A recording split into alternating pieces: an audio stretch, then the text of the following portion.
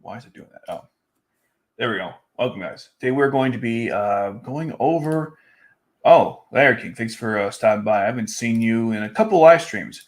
I think this is a good one for you to attend, though, because we're going over Resurrection, and you have, I think, pretty good takes on the film. Hopefully I do as well.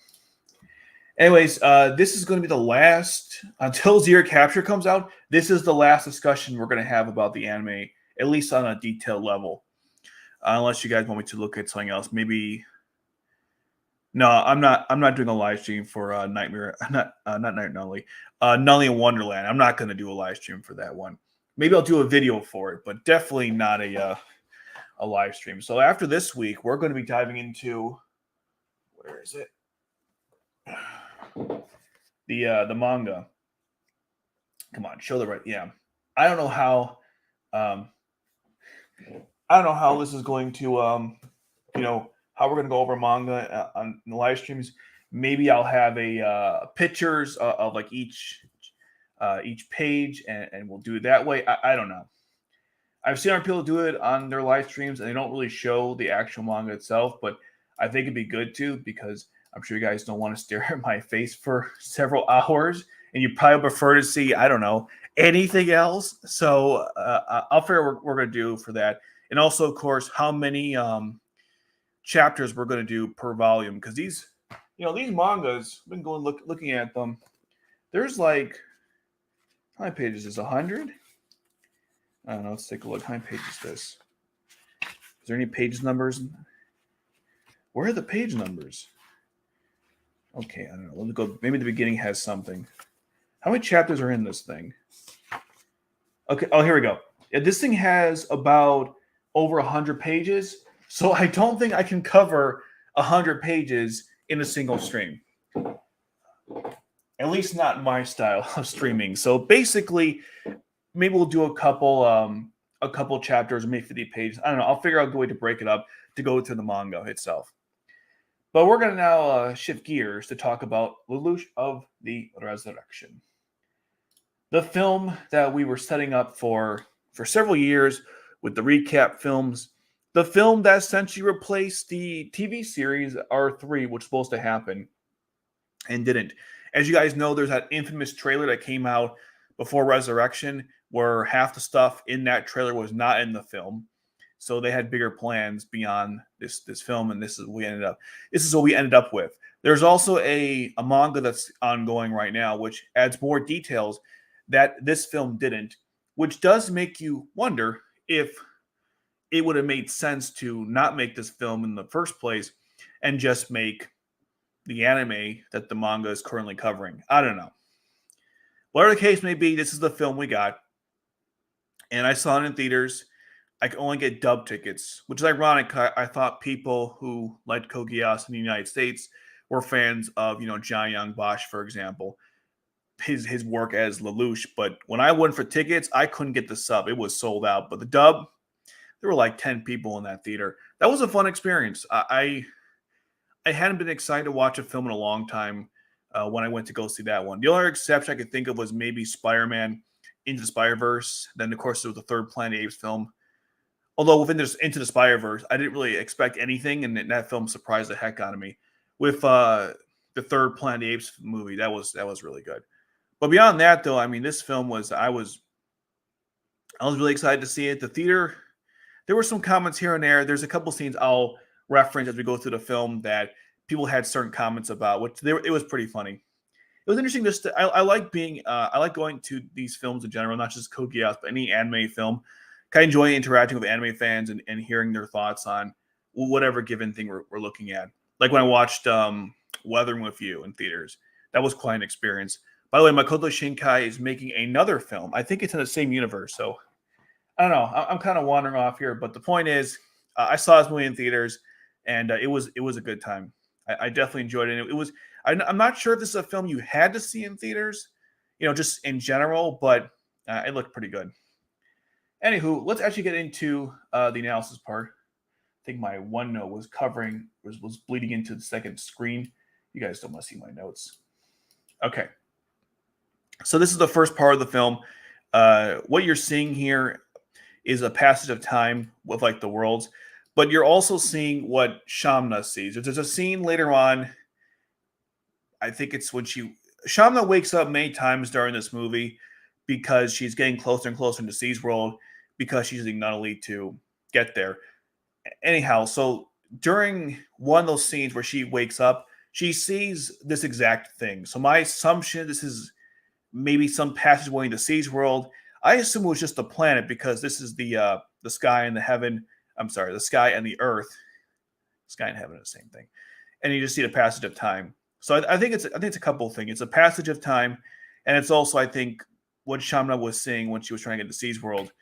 Uh, this is interesting, by the way. This purple circular object, I believe it covers this white object in C's world when Lelouch is in C's world.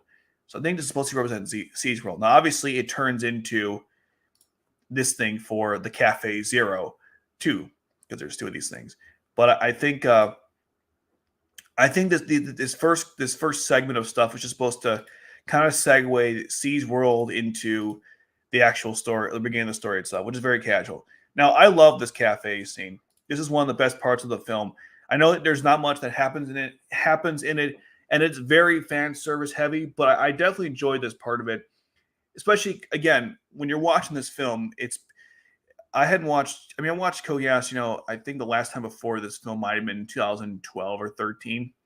But it's the same story. The characters they grow to a certain point, then it ends. So to see them the next level of how everyone is doing, I don't know. I really liked it. It was very nostalgia heavy, of course, but there's nothing wrong with that. And that was one of the parts about this that was so engaging and interesting. You have like in this picture, you have Toto, and you also, oopsies, I muted myself for a second there. Anyways, you have Toto and Chiba in the back here. There's Rakshata, Sayako, the three girls who probably Karuga. I believe this is Futaba. I forget the other two. I always forget their names. Gino, that's Valletta, Nato, their son. I believe I think it's Hungu and Zhao, and there's Kento. So everyone's just together for a get together for a long time. And something interesting about this, and I'll bring it up later on as we go through this, but I think they all know, and maybe this was obvious, but they all know what happened at the end of the res. They all know what the record was about, and I'll explain what I mean as we go through this scene. So here's another aspect of it. There's Minami and Kaguya, of course. Minami's always with the young girls. So there's Ogi, there's Valletta. Again, everyone's at this nice event. I just like how you see Colin. I forgot to mention she welcomes us into the story. And I think if anyone character should be doing it, it's absolutely Colin. And this outfit she wears is this might be my favorite outfit in the entire story. Just there's that flower in the hair. Oh my god, it's too adorable. Anyhow, we see Valletta with their baby. This is their baby. So it's been like over a year since the Zero Requiem. There's a Gurren toy here. For some reason, I don't have the image of it, but there's a Gurren toy here, and that plushie that Colin was wearing in turn 5, I believe. Yep, that's their baby. Obviously, it looks more like Ogi, not Valletta. It's a great scene. Apparently, Ogi is not prime minister anymore. I guess he didn't want to. I guess he couldn't handle it. As Tamaki says, you need brass to be brass or something. I don't know. God, Tamaki is so obnoxious in this film, but I don't know that they. I guess he didn't want to do it anymore. Of course, who's in charge of it? I'm not really sure who's in charge of Japan now that he stepped down. They didn't really explain that. It doesn't matter. We see Gina with Colin now. If this is supposed to be ship baiting, I doubt it, but they are together on screen. And throughout this film, and maybe I'm wrong, I think they were trying to get Colin to stop liking Lelouch in a romantic way anymore, which is kind of frustrating because if they were going to go that route, they should have had a more heart-to-heart scene. If you guys have seen the video I made, which was all Colin and Lelouch scenes in the anime, in this film, there's a scene where she hugs him much later on in the story, and unless I'm mistaken, that's the last scene the two of them share that's any bit intimate. There's a part at the end of the film where Colin and Suzaku greet Lelouch after he wakes up when he returns from C's world, but she just welcomes him. They don't talk about anything, and I'm kind of frustrated because if Lelouch Now Lelouch in the story has come back. He's not hiding from he's not hiding it. He's not keeping any secrets. There's no Zero Requiem. It's over now. So why can Colin approach him and say, "Hey, when you told me to live, what were you talking about?" And you think that would have came up in this film, but it never did, which was kind of frustrating. I like Colin's role in the story, but for some reason, when they had Lelouch talking, I'm sorry, they had no scene of the two of them having that type of conversation. I think it's implied. Again, I don't know. I think it's implied that Colin was basically moving on from Lelouch because she hugs him in that one scene, and then she kind of like says, "You know, you're kind of different now," and then she just kind of walks away, and that's the extent of their conversation. Because I like this film a lot, okay? But one thing I don't like is that the shipping, I know this is like a minor nitpick, I guess, but well, actually it's not because at the end of the film, you know, C2 and Lelouch, spoiler alert, I guess, they become a couple. So of the three couples going into the film universe, not the anime universe, well, the original anime universe, it seemed like Shirley was the one who was supposed to be with Lelouch. At least that was my assumption early on watching it. Colin, I mean, it wasn't going that direction. And C2, it just seemed coming out. I think it's great when the two of them get together at the end, but at the same time, like, you know, it's a little weird that Shirley brings back Lelouch because she loves him, but then Lelouch wants to go with C2. C2 wants Lelouch to come back to life because he has to fulfill her promise. But when Lelouch comes back to life, she never brings up the promise and basically leaves him to do something else. So it's a little weird. Um, it doesn't really hurt the main parts of the film, but the ending of it is extremely bizarre to me because you would think that these things would have came up in conversation, and it just kind of never did. It's one of the things that it's one of the reasons why I think this could have been better off as like a TV show or something like that, because it's just kind of weird how that all like maybe I didn't think about it the time when I watched it, but wouldn't it make more sense if like I'm not sure how you even would resolve these conflicts. I guess Colin talks to Lelouch and she says, "Listen, I understand why you told me to live, and whatever. I'm going to move on." And I don't think, like, I think we had something, but I don't think it was really real or something. And then she moves on, maybe. And then she like calls Lelouch up, and Lelouch tells her like, "I'm not really interested," or I don't know, or they have to resolve that because it's just bizarre that Shirley basically said she loved him on the phone. Now, granted, it was C2 and not Lelouch, but that's how she feels going in. And I assume Lelouch knows this, and C2 definitely knows this. And, well, you know how this film ends. I'm kind of on a tangent here. It was something I was thinking about as I was watching this movie. And yeah, the relationship of this film could have been could have been handled better. Okay, that was a long tangent. Let's get back to the actual part of the film. That was a rant there. Okay, so during this scene, they show you these picture of people who died in the past. Now you have Asahina, and that's Yoshita, and there's Zero. Now I think Zero is listed here because everyone in this room knows that in the Requiem, Lelouch died to make peace for the world. So everyone in this room must know that uh, they must know what Lelouch did. Otherwise, he wouldn't be posted on here. Obviously, this is not Suzaku as Zero. This is Lelouch as Zero. I assume they can't put Lelouch on here because that might cause some issues for whatever reason. I guess maybe someone walks in like, "Hey, isn't that the former evil emperor?" Like it may not go so well, so they have to cover up as Zero. But I think everyone in this room is privy to what happened in Zero Requiem. Also, Shinkai, that's the most important part. But everyone listed here is that Shinkai is listed here, and one of the big failures I feel like of the rest of the recap films, they don't show you how Shinkai dies. They don't even talk about it. You're telling me you couldn't have like Tianzi here and say, or even Hangu and Zhao, Shao, they're right here. They could be like, "Man, it's been like 3 months and Shinkai passed away. You know that illness got the better of him. It was really depressing or something." They don't even talk about it. It's kind of bizarre to me. Like if Shinkai died, I don't really care either way if he lives or dies. But they could have at least discussed what the hell happened. I mean, yes, he was coughing up blood, and apparently he was running out of time. That was the supposed that was going on in the story, but I could have been a little better in my mind. Okay, anyhow, after that sequence plays out, they tell you a little bit of it's been a year since Zero Requiem, and they called this, by the way, I think I wrote down what this is called. Okay. Yeah, they called the Miraculous Tomorrow. The UFN was reorganized. That's because the Principality Britannia became the Principality of Britannia, so it's a much smaller nation now. Nully is in charge, but she has like literally no power.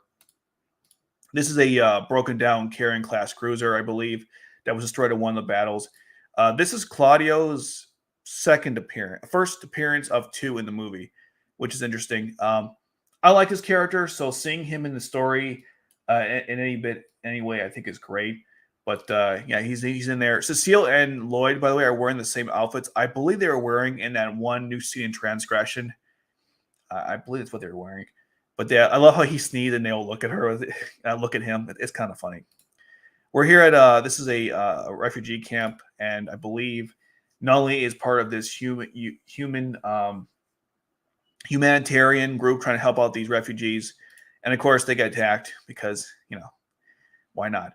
By some terrorists, which are actually the Zilkstan forces. So that's kind of what starts the plot off. And again, Nully's like, I want to help you guys out, but I have no power, so I can't do anything. By the way, that's a G1 base, if I'm not mistaken. See, it's pretty cool. So then while he's talking, we get the terrorists and they attack him again. It's the Zilkstan. Now, one thing you guys should probably know is that this is actually the second time this attack has occurred, because if Suzaku gets captured by Shalio and they had a whole thing planned out, that means they must have done this once and it didn't work out, and then Shalna killed herself. They went back in time and they planned the whole thing out. So when Suzaku would go back a certain step, he'd get caught by their net. So this actually happened twice. I'm sure you guys figured that out too. It's the time travel in this story isn't too complicated. You just have to accept the fact that there's certain consistent things that are happening in every single timeline. We'll get to that later on. So here's the terrorist attack. Everyone runs away. For some reason, and this kind of bothered me, they're running away while Zaku gets into the abomination. That's the new version of the Shinkiro. But while he does that, they get captured. They're still in front of this G1 base. They couldn't get inside of it. I don't know. Okay, so this is a really nice image here. It shows you all the nightmare frames from the past show, from the anime, and there's a lot of Easter eggs. Like you have the Gekka, Gunru. Those are the EU ones. That's a Sutherland. That's a Gloucester. And I don't have the image here, but there's also the Gurren Mark 1, which was the first model that Shamna made. It became the Byakugan, which is what Orpheus pilots. There's also that that nightmare frame you guys mentioned in my transgression analysis. It was the Toro one, the nightmare frame had it looks like it's a bullfighter from also Oz Reflection. It's actually in this film too, by the way. There's a Spire nightmare frame. I have no idea what it's called. It kind of reminded me of an Alexander from a distance, but when up close, I wasn't sure what it was. But I think this actually makes somewhat sense because Zilkstan is as you guys know, it's a country that its only real import is war. It's barren. They have no resources, so they make weapons. They make a lot of them. So it makes sense they could have had these nightmare frames. And according to Rakshata later on in this movie, she tells Schneizel that, hey, I'm familiar with the area. Why didn't you send me instead of, Pudding, which is obviously Lloyd. And Schneizel explains his reasons. So I'm wondering if Rakshata helped out with the development of these nightmare frames in the past, because, again, she's familiar with the area, whatever that means. Anyhow, here's Shalio. He's one of the main antagonists in the story. There's two, him and Bitter. Technically also Forgnar, but I think it's really just these two. So because he's attacking, we get into this Maharoba. I hate this nightmare frame. I know it's supposed to be ceremonial, but I hate it so much. So during the conflict, Suzaku goes in there to obviously fight the forces. He mentions, by the way, and this is something I was thinking about, where he says that because they're attacking, Lelouch's peace is ruined. But according to, I believe it was Lloyd at the end of the film, there are actually other places that are war-torn right now. So it's not like Lelouch's peace was as, I guess, thorough as Suzaku is making it out. Because apparently there's other areas around the world that are having lots of problems. And even Collins said at the end of the show that we still have a lot of things to work out. We're working towards peace, but we're not exactly at there yet. So the idea that this one conflict ends everything Lelouch was doing, I don't think that's a fair assessment by Suzaku. I kind of get where he was going with that, but still, I think it wasn't just the fact that people weren't fighting. It was also the fact that people were working together to make better solutions to the world. It wasn't just that no one's attacking each other ever again. I'm like, I think that's a simplistic way to summarize what the Requiem was about. Maybe it was a mistranslation. I don't know. Anyhow, so he's fighting the Maharoba. He's kicking ass despite the fact having like literally no weapons besides swords. He rams through all those nightmare frames, including this spider thing. I don't know what this is. Then we see the Nagishun main, which is really cool. It's this gladiator. I love how this thing looks like a mixture between, a gladiator, but also it has like a schemer, one of those Middle Eastern like curved swords. I don't know. It's just, man, this thing is so cool. It's just too bad he has to be the pilot of it because I don't like Shalio. I don't like Bitter. They're both very annoying characters, and their deaths were extremely pleasant. And I don't like, I mean, that's a weird way to put it. Like, I was happy when they died. If that was the purpose behind the writing, I guess it succeeds. But man, God, Bitter and Shaw, they were so freaking annoying. So Zaku was doing pretty well. Then he gets electrocuted by this device. Well, not him, but the nightmare frame. He's out for the battle. Then we see this nice zoom in of all the nightmare frames. And this is what I was talking about earlier. So we have this in Akatsuki. That's a Gloucester, a Sutherland, the Nagishumane, and another Sutherland. This is like the pure blood version. Apparently, they have these things called sand. I wrote the name of it. They're called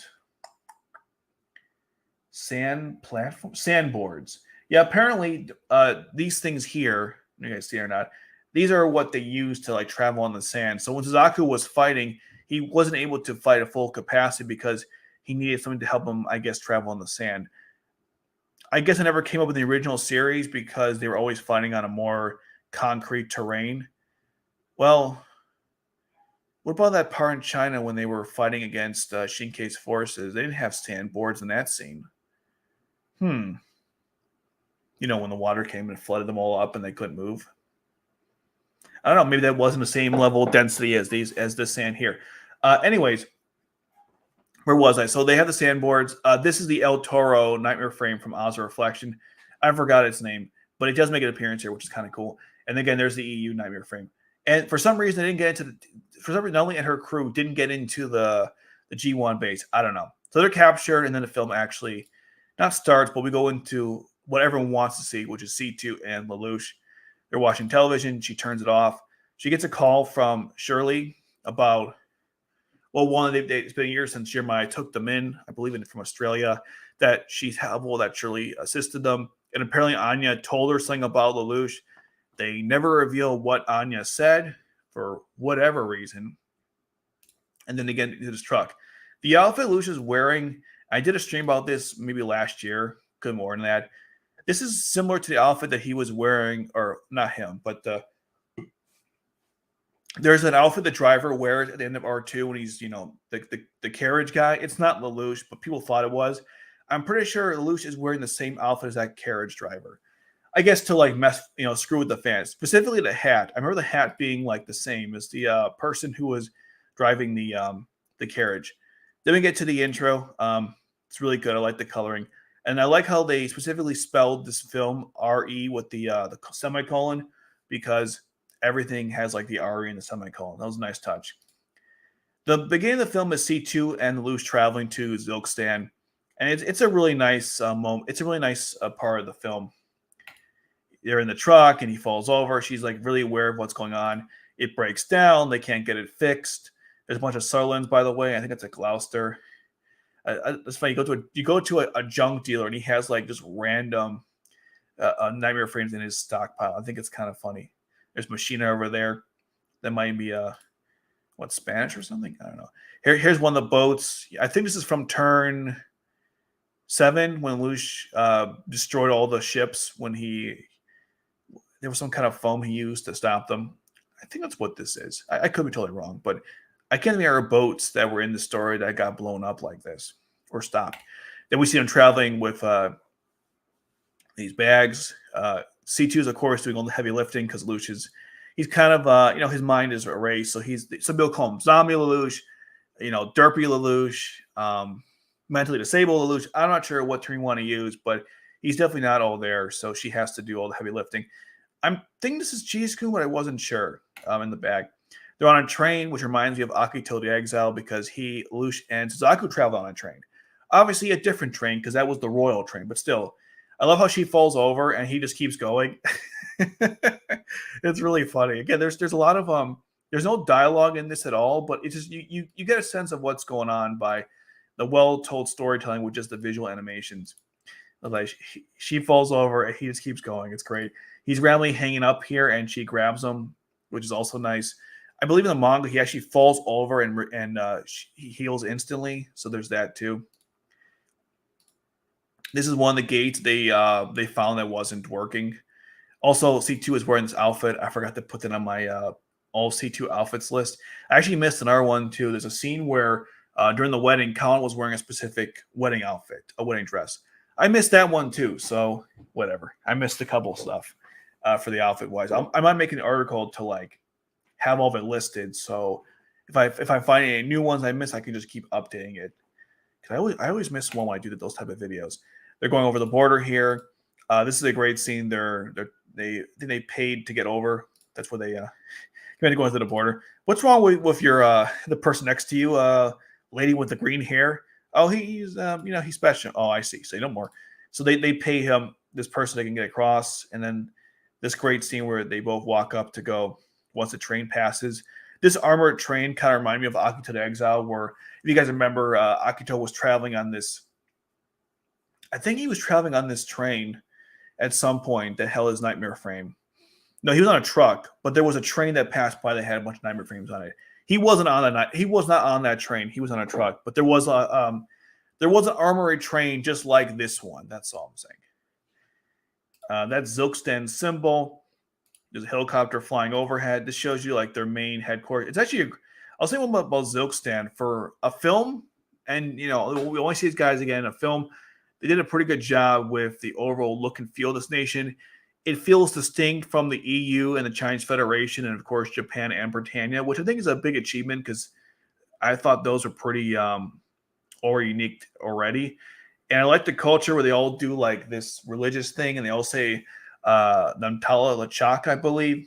I'm sure I didn't get that right, but I like how they spend a lot of time with this culture. You could definitely see there's a history there, and there's a lot of, as they say, story that's not told, but you can kind of visually understand it. So that's good. I'll give them credit. They did a good job developing this nation.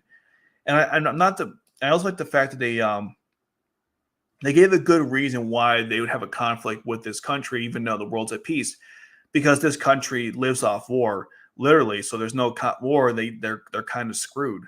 I mean, that's kind of a messed up situation to begin with because you basically profit over people dying.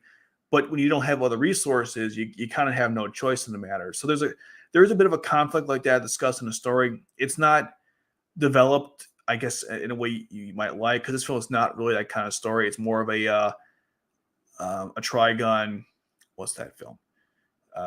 Badland Rumble or something, where it's more like a one last ride with the gang again.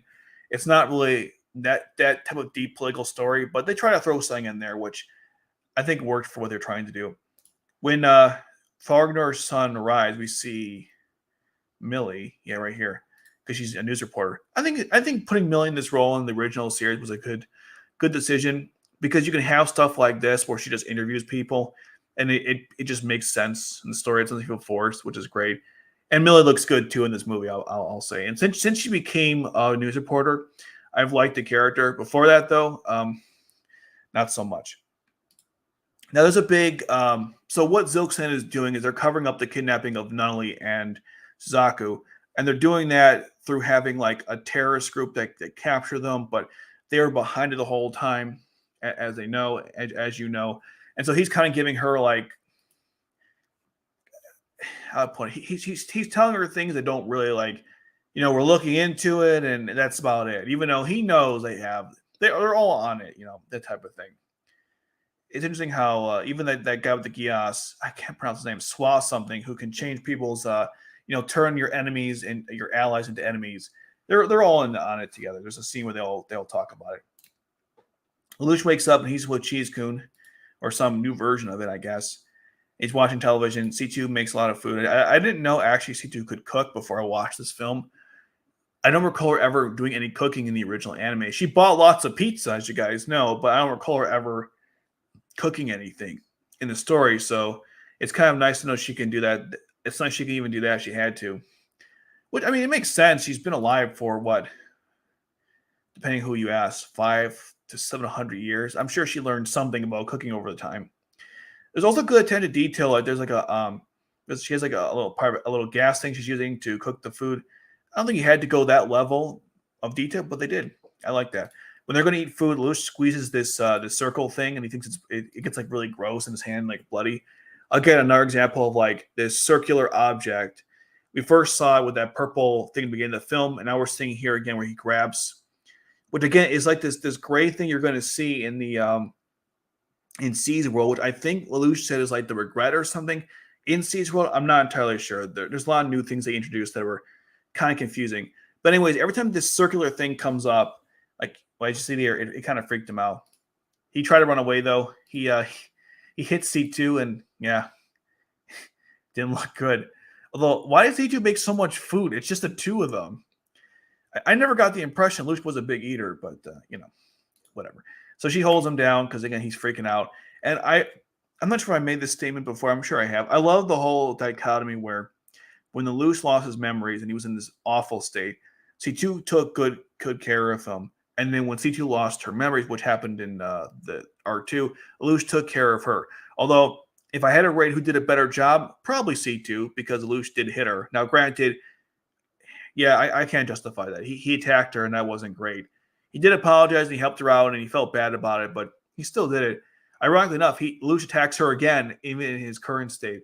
But C2 never did it to Lelouch. She took good care of him. It's an interesting dichotomy, of course, between the two of them, how at their worst, they still took care of each other, which is why I like this whole back and forth. Again, one thing that does come up in the story, and it only happens once, and it's at the very end, when Lelouch comes back to life, he didn't want to come back to life. C2 tells Zaku that this was my idea, not his. So you would think at some point Lelouch might talk about that with C2. And they only talk about it at the very end of the movie. And I'm thinking, wait, but you didn't want to come back to life. Don't you think you should be a little more upset about that if that was a clear problem? Because she tried to resurrect him in C's World, and this is what happened. And it didn't work out because I think Marion and Charles were holding his memories or his mind or something. So my thought is, like, why did she I don't know. They never really had that discussion in the story. And I don't know what it is between C2 and Lelouch, but they do like so much stuff to each other, and yet they never talk about it. Like, this is a little off topic, but in R2, Lelouch finds out that the entire time C2 was working with Charles and Marion and V2 to start the Ragnarok connection. This whole time she was lying to him. She even tells Zaku that she was lying to Lelouch. And there's no conflict. Lelouch should say, hey, how come when you say you know who V2 was, you didn't know who V2 was? And how come when you said that you weren't aware of Charles, but you didn't know about Charles? And why did you say, why did you lie to me and not tell me what's going on? I mean, it never came up, and it was kind of the same thing here. Again, there's one conversation at the end of the movie where Lelouch says, you brought me back to life against my will, and then you leave me alone. And the problem with that scene is that it kind of is played off for laughs. Like, that's a serious question he's asking her, and I didn't take it that seriously because given the whole tone of the scene. One of the problems with this film, there are certain conversations that should have happened, and they kind of never do. Anywho, back at the hotel, as nightfall passes, because the guys show passage of time. See, night falls. The same hotel they're staying at, by the way, is the one where Colin goes to attack them. Also, this is a random nitpick, but so C2 is using a tablet, if you guys notice, and maybe I'm wrong, but did tablets exist in the original series? I know that in Akito, they added them into the story, but I don't recall there being tablets like that in the original series. Again, it's a very minor nitpick.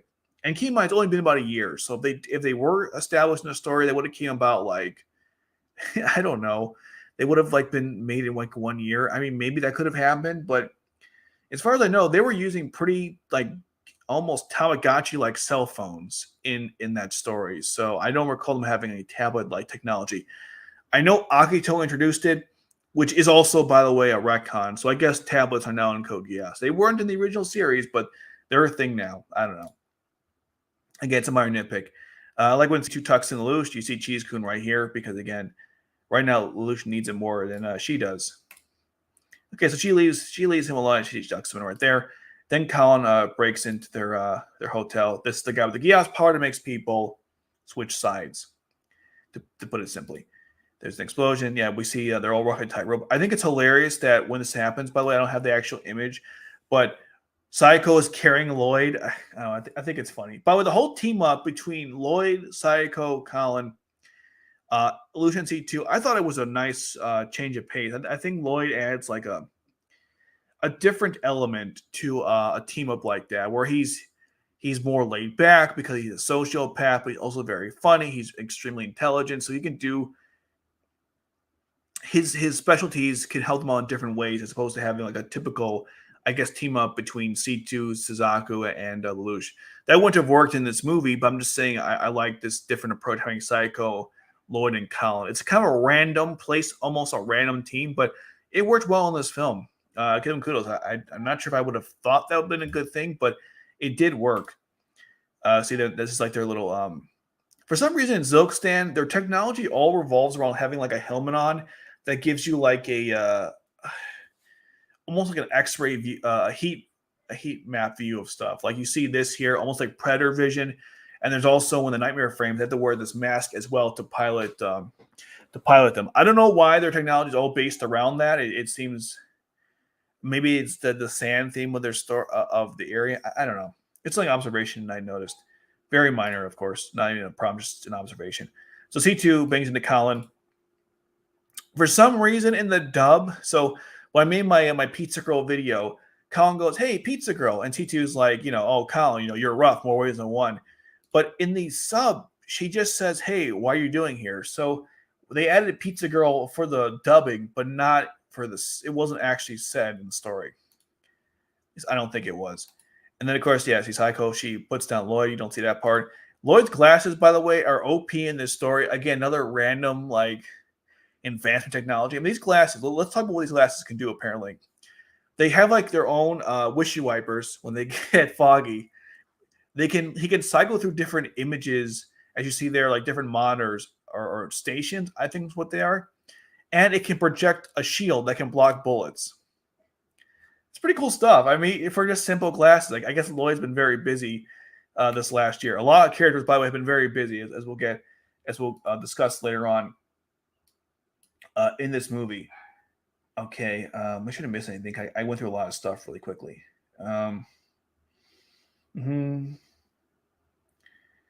Okay, I think I didn't miss anything.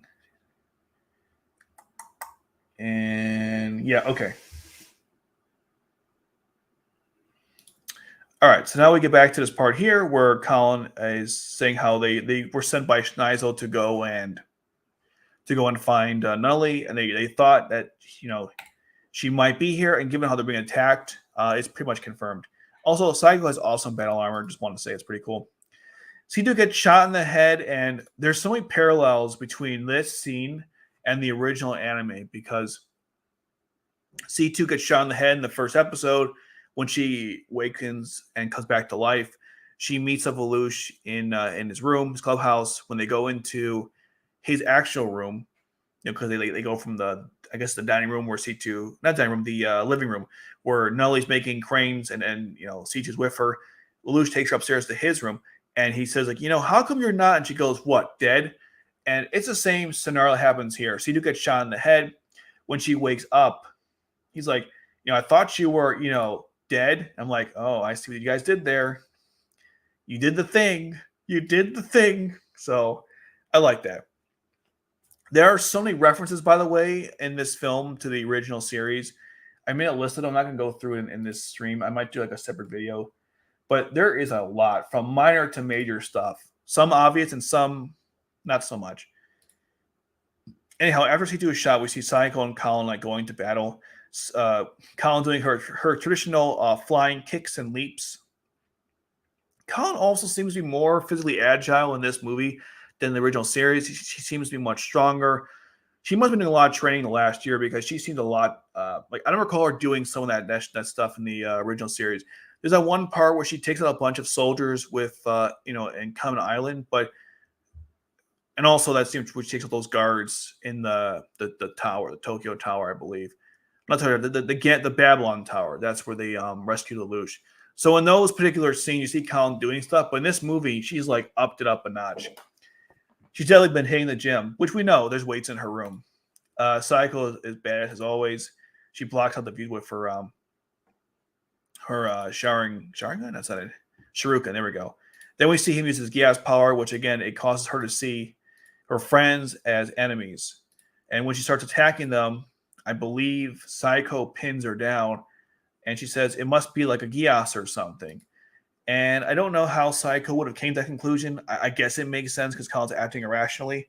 I don't want to get to the whole. I don't want to get to the whole rant about how people don't know how Geass works or what it is, but I'm going to assume, for sake of argument, that I know Lloyd knows how it works because he was literally there when Lelouch used it on like 1,000 people, so he's aware of its functionality. Does Psycho know how it works?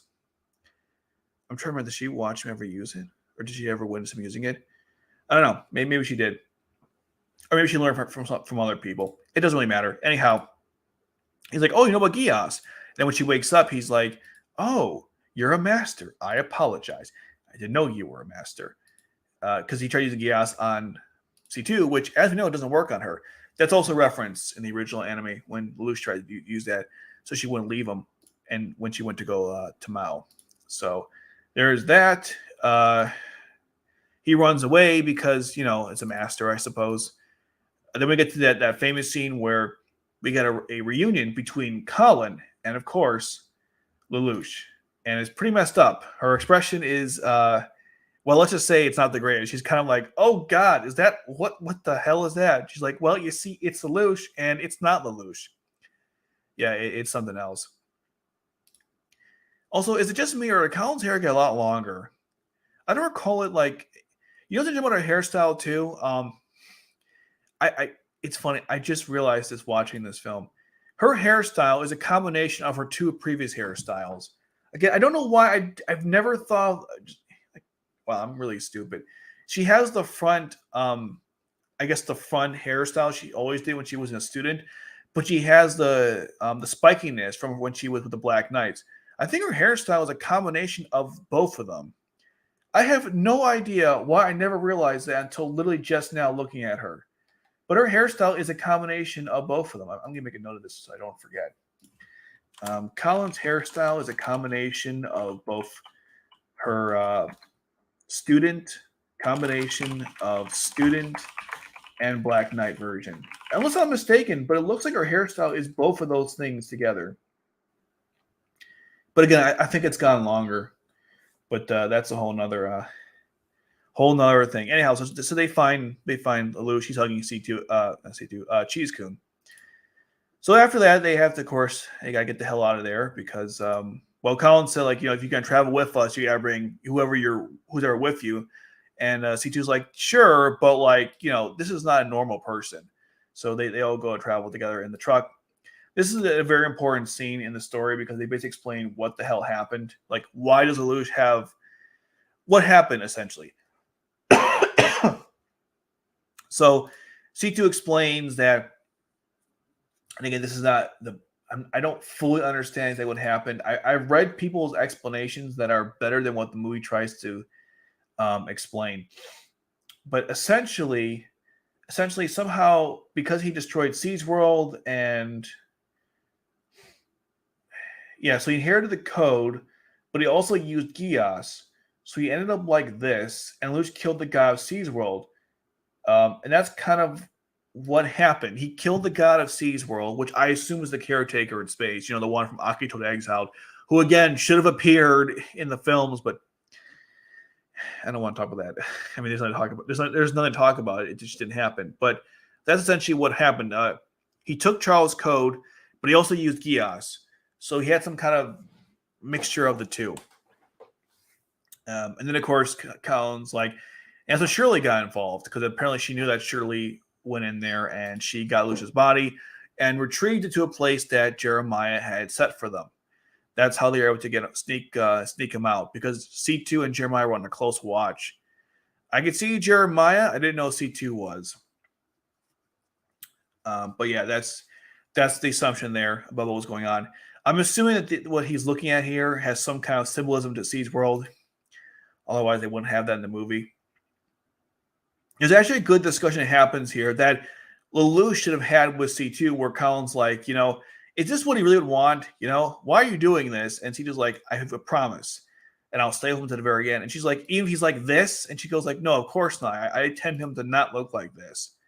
But it does bring this whole question about, like, is bringing back Lelouch the right thing to do? And Colin's like, I'm not sure if it is. Also, funny enough, there's two things about this scene that are kind of funny. Number one, Lloyd is sleeping the whole time during his conversation. He only wakes up when C2 is like, well, you see what happens is in C's world, it has like a bunch of body parts, and when one of mine gets injured, it replaces it. And Lloyd's like, oh, like a mirror backup. It was kind of funny. He's like sleeping the whole time. He's just, they're literally talking about Lelouch becoming, coming back to life, how she resurrected him and only partially got his mind so trapped, but at least got him alive again. And Lloyd's just sleeping through all that. But when she mentions a mirror backup, he's like, whoa, what? What'd you say? I think that's funny. Lloyd's sociopath / interest in science never fails. It's also funny when she pulls out the knife, Lelouch, like, you see his eyes? I'm going to zoom in. Do you see that? He's like, whoa, what are you? It's kind of funny. But like a second later, he goes back to what he's doing. I think it's it's really funny. There's a lot of like small stuff in this film where if you pay attention, it's pretty funny. she puts out the knife, and she's like, whoa, and then he just goes back to what he was doing. It's kind of funny. Yeah, this cheese coon doesn't have the hat from the original one, so I'm not sure where he got it from. I say where she got it from. So there's that. We're going to plan to get Lucia's memories back. They want to go to the, I think it's called the Amru Gate, which apparently was part of the Geass order, and they think that's the best place to go. It's actually by a prison where Suzaku is being held. They're going to go there and hopefully resurrect or get Lucia's mind back. Meanwhile, we go back to that temple, and so we see the main dude. We just saw before, the Faulkner guy, who was like, yeah, we don't know what's going on. And then meanwhile, oh, this guy looks familiar. The terrorists who attacked them earlier? Oh, I guess you guys do know what's going on. And then, of course, this is Shamna. This is one of the main antagonists in the story. So there's Shamna. I think I said Shalio and Bitter, but I forgot about Shamna. How could you remember Shamna? Jesus. Shamna is also the main antagonist in the story. She's telling Faulkner's son to go and get Shalia, who's currently beating the crap out of Suzaku for some reason. Shamla, like I mentioned about her before, I think the creators tried a little too hard to make her attractive looking. They succeeded, but they tried a little too hard. Like her Geass shaped staff. And by the way, when you use her Geass power, it actually, you see this image appear, this symbol appear at the end of the animation of showing it. Anyhow, so he says Natala Chuck, and he goes, takes care of it. Then we go to the whole prison, which, by the way, I'm sure you guys noticed the parallels, but this whole setup for the prison is just like Babylon Tower, where you have the tower, you have the bridge, there's only one entrance, and similar situation too, where Lelouch has to defeat Kalaris, and he makes the tower fall on him. In this situation, Lelouch has to defeat Faulkner, who he doesn't actually, they don't collapse the tower or the rocks on him, but he goes in there and gets killed. But there were very similar parallels between those two parts in the story. This one, the film, and then of course R2 turn 2. So yeah, here's Suzaku, and Shalio is attacking him. Now, what he's asking him during the beatings is he wants to know simply, how is it that during the battle, you're fine for a couple seconds, and all of a sudden you just become like godlike? Now that's, of course, his power, the Geass ability for him to live. Shalio doesn't really know what that is. So Suzaku isn't really telling him, and he just keeps whipping him, which is whatever. Also, Shalio can't see about this covering. He can see, but it's not, his vision is definitely obscured. That could be why everyone else wears them too, because Shalio does. I don't know. Anyhow, after the whipping is over, we see Shalio traveling with some troops. And they mention how there's a bunch of people who are more and more refugees. C2 is doing this thing so they don't suspect her. It's a nice little subtle scene. I guess they don't know what C2 looks like. We get one nice fan service scene to start off with Colin putting on the straitjacket outfit. Only this time it's a newer version of it, but we have to, of course, we get like one nice fan service scene. Look, it's Code Geass. What do you expect? You also get a nude scene later on too, which I'll talk about the theater's reaction to that when we get there. They're all putting on the different uniforms. Again, this was not C2's plan to get Lelouch, but that's what they're going with. They go in the truck, and we get this funny scene where Lloyd's making some comments, and Psycho's like, "We're about to go, Lloyd." So he falls in the back. It's kind of funny. Again, Lloyd for some reason, he just adds so much to this group. It's weird. I wouldn't consider him comic relief. He just adds some lightheartedness to stuff because, again, he's a sociopath. So, he wouldn't really feel the same way as everyone else does in the scene. So this is what I'm talking about. It's far left is apparently this Geass organization, and I think it was a splinter group that left the Geass order, 300 years ago, according to C2. Oh, something else too, I forgot to mention. When Shalio leaves, and people have asked this for years now, how did he get up the stairs? Does the chair have rocket boosters? I don't know. So he doesn't. We never explained how he got up those stairs. Anyway, so when they get into the prison, this is a funny scene where he says, "Listen, these people are to be executed, but keep it down low." And they're like, "What's wrong with that guy?" Lots of drugs. I was like, "Oh, it's so funny." I love these. The jokes in here are quite humorous. I'm not gonna lie. They're quite humorous. Okay, so when they're in the elevator, I used it for my my thumbnail. So Lelouch first looks at C2, then Colin. Then he freaks out looking at Colin. She makes like this funny expression on her face, which is the thumbnail of this video. It's really funny because she was kind of annoyed that he got freaked out by her. Okay, so then we get to them going to they're in the jail cell right now, as you guys see. This is all set, of course. The guards are actually, the prisoners are actually guards. That's Victor's group of mercenaries, I suppose. And I think Colin's hair is back to the way it was normally. I could be wrong there. Anyhow, while they're doing this, Lloyd, he's going through the different, he's typing on stuff. He actually finds Suzaku, and he goes like, "Oh, what a pity." Eventually, after they get to a certain point, they go and break free. Colin does most of the heavy lifting during this scene, and as does Sayako. When they're done, taking everyone out, they give Bitter the key card, not knowing that he actually isn't really a prisoner. Then they go downstairs to the underwater section, or it's full of water. It's not actually underwater, but that temple area to enter C's world. At least that's what they're hoping. Yeah, this is the part. Lloyd's going through the stuff and he finds Zaku. He's like, what a pity. He's doing some code here. I'm not really sure what language this is. It looks like it's commented out too, so I'm not sure what he's doing. But anyways, he breaks in and finds Suzaku. They head downstairs, and C2 is able to. There's like this device, this thing here. That's not it. Well, there's a thing she turns, and her code lights up. So I'm going to assume that there's just things C2 can activate with her code. I assume that's how this works. There's another time where this happens where Charles shoots a light in her face. Well, it's not really her face. At her code to start the Ragnarok connection. So I assume there's just certain Geass, I don't know, mechanisms that can only be activated with code. I think it's what they're implying here. I know it's not really I might be overthinking it, but that's what it looked like to me. Anyhow, so they activate the mechanism, or she does, C2. The water goes away, and Colin's like, where's the water going? And Lucia's like, He goes like, don't worry about it. It's not a big deal. And then eventually she falls over, starts crying, and Lucia's like, pats her in the head. It's kind of funny. Again, there's little scenes here. I think this is a way of Colin's dealing with Lelouch's reappearance because she can't handle it. She basically, in a weird way, she had to move on with the idea that Lelouch was never going to tell her why she had to live. And so she had to figure out on her own. And she kind of moved on, assuming he was dead. So seeing him alive kind of complicates things. again, the film never really says this. It's kind of implied, though. I wish the film had said this, but they kind of don't. Again, Psycho's like, poor unfortunate soul. Faulkner's arriving in this really badass tank fortress thing. It's pretty cool. Kind of like how Colaris came with a G1 base. And he's essentially letting Bitter handle this for now, although he kind of wants to get involved too. So there's that. While C2 and Lelouch head over, Colin and Psycho keep watching what's happening. Eventually, you know, things are going to go down.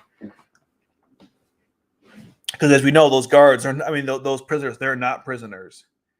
I like when C2 holds Lelouch's hand before they go in there. And then they, of course, she puts her hand on it and they get to travel to Siege World. It's a very nice, it's a nice scene. And then, of course, we this cool animation. We see like the blue, the purple, and the green. I assume green is C2 and purple is Lelouch. For some reason, purple is one of his. You know how like when he's in the Zero suit, you always see like the purple colors. It's either purple, green, or one-time blue. I think. How are we doing in time? I might want to read some comments. Ooh, we're about an hour in. Jesus. Okay, I should read some comments real quick here. I missed anything before I do that? No, we did not. Okay. Oh my gosh, a lot of counts. Okay, let's go through this really quick. Howdy, welcome to Zoe, Kevin Gamers, Amy fan. I saw the film too in theaters, so it was pretty good. Ladder King, oh my god, work sucks. Understatement of the year. Yeah. Oh my god, work does suck. Okay. Black Knights, it's morphing time. Yes, because it's Giant Bosch. Hello, son Kenny. When the film was coming out, I had been writing Lelouch X C2 shipping fanfics on the obsessive basis, so them being shipped in the film meant a lot to me. I think the writers knew that too. So this refers to My More Power Rangers, because if you know Giant, yeah, that's right. It's funny, whenever you ask, whenever you ask a Giant Bosch in general, when he goes to conventions, it's always the Power Rangers. It's never Bleach, Trigon. Oh no, it is Bleach. It's never Trigon or say something like JoJo. One time JoJo, but it's mostly My More Power Ranger than Bleach. Code Geass never gets discussed much. I like Colin's boobs. You and like half the fan base on the Code Geass Reddit. I hope the manga handles the Colin X situation better. It's like the movie writers wanted Colin to move on, but without ending her romantic feelings for Lelouch. That's basically what happened. I read a critique online. That's basically what it summarized it as. It was like they made Colin move on from Lelouch, which is fine. I think that's probably best for both people, but they should have done it formally in the story. Like have Lelouch say, listen, or Colin said, listen, Lelouch, I liked you a lot many years ago, but you know, think you're different now. And I realized that, you know, I don't think we were really meant to be together. And I get the impression that C2 likes you more anyways. And there was a whole, you know, when I fought her last, you were kind of doing your own thing at the time. She basically was defending you, and she said you were going to make her dreams come true or whatever. So I think I think you're supposed to be with C2, and I'm okay with that. And I'm not okay with that, you know, that type of thing. And I see you care about me enough, you want me to live, but you don't really feel that way as a romantic partner or something. But there's no real closure on that. Actually, go back robots. Something I love with the film is that C2 is very front center. Yeah, C2 is a major. That's very true. Well, Zero did officially die twice after R1 and by Charles, and the Blind Second Battle of Tokyo. No, that's true. Yeah, but I'm pretty sure the one they're referring to in that scene was Lelouch as Zero. In fact, I think that picture specifically was him in like doing. I think that's pretty much that was Lelouch as Zero too. So well, obviously, there's only one time where everyone was Zero, and that was not that scene. The creators had no reason not to have Colin and Lelouch scenes. Had no reason not to have it. Besides time, like the film timing, you're absolutely right. They should have had something. If I was to handle the whole Colin Lelouch relationship in Resurrection, I'd add a scene where both have a discussion, such as Colin's feeling for him continuing the next comment. Don't read that part. Just kidding. Aftermath, maybe Colin gives Lelouch a farewell kiss, and maybe Lelouch loves her too, but he loves someone else, AKC too. Colin feels sad, but understands. Yeah, something like that, where it's just like they just didn't. I know that relationships aren't like the biggest thing in Code Geass, but I feel like in this story, in this film, if you're going to bring back Lelouch, and he's going to be like just normal Lelouch. He's not going to be Emperor Lelouch. And Colin can ask him that question. I want to ask the question. I don't want to bring this up, but you remember how in the newest Star Wars film, uh, I think it was, what was it? Finn was like, Ray, I want to tell you something. And then after they come out of the sand, she's like, what'd you want to say? Never mind. It's like, come on, don't do that. And that, I know it came afterward, but that's my first thought of a story where it's like, hey, why don't you just tell Lelouch now that Lelouch can actually answer your questions honestly, has no reason to be deceptive. Why don't you ask him what was going on there? But they don't really have that type of scene. It was kind of disappointing. It could have been a really simple one too. It bugged me that most of the Nightmare Friends in R2 weren't interesting in R1. The new ones looked like they were trying to be too hard to be dynamic. I mean, I suppose, but what's wrong with having custom Nightmare frames for all the major characters? The R1 were more of like, let me hear my answer correctly. Most of the Nightmare frames in R2 and after were interesting than one side. Okay, the ones R1 were more mass-produced models, like the Glasgow, Sutherland. Although the ones in R2 were also mass-produced, like the Vincent Vard. So I don't entirely agree. I don't mind having like more, I guess, cartoony design Nightmare frames. I like Gundams. It's very similar to that. I think the curved swords are called Dao sabers. Maybe I'm not like an expert in that sort of thing. Middle age warfare. I wish Illusion and Resurrection should have been a 2 parts of a trilogy instead of a single film. That could have been cool. Yeah. Bashamilow's look is a bit cool with the skirt and shield on his arms. If it had more of a vivid head, then I'd love it. Oh, you mean the Nagichumen? Weren't those sand things Suzaku used in Narita? Did Suzaku use Narita? You know what? I think he did use them. Hold on. Give me a second. You know what? Now that I think about it, I think you're right. He did use that in Narita. Hold on. I think you're absolutely right. Let me go to stage 11. I don't know why I'm blanking on that. If so, that's a reference to that episode. Let me see. Yeah, he did. Here it is. You're absolutely right. Right here. Good call, dude. He totally did. That's right. Okay. Colin and Shirley could have bonded over being in their friend zone. Yeah, oh yeah, that would be funny. True. I would personally have ended the romance. The romance so Colin can move on. I'm also biased. Never saw Luke having any feelings for Colin. Well, there's not much evidence for it, to be perfectly fair. It's risky to give Lelouch no dialogue for the first half hour of the film. I think it worked out, though. I think it worked out. Shelly versus Rolo. Oh, definitely Nagi Shumain. I mean, that thing's a 10th generation Nightmare frame. Now, if Rolo uses his Geass power, then he probably wins because Nagashima would fall to the ground, and Shelly is the most nimble person. If they fight, like let's say over the sea, and he uses the Geass power there, I think Rolo would probably win. No Geass power though, just Nightmare frame. Then definitely Shalio would win.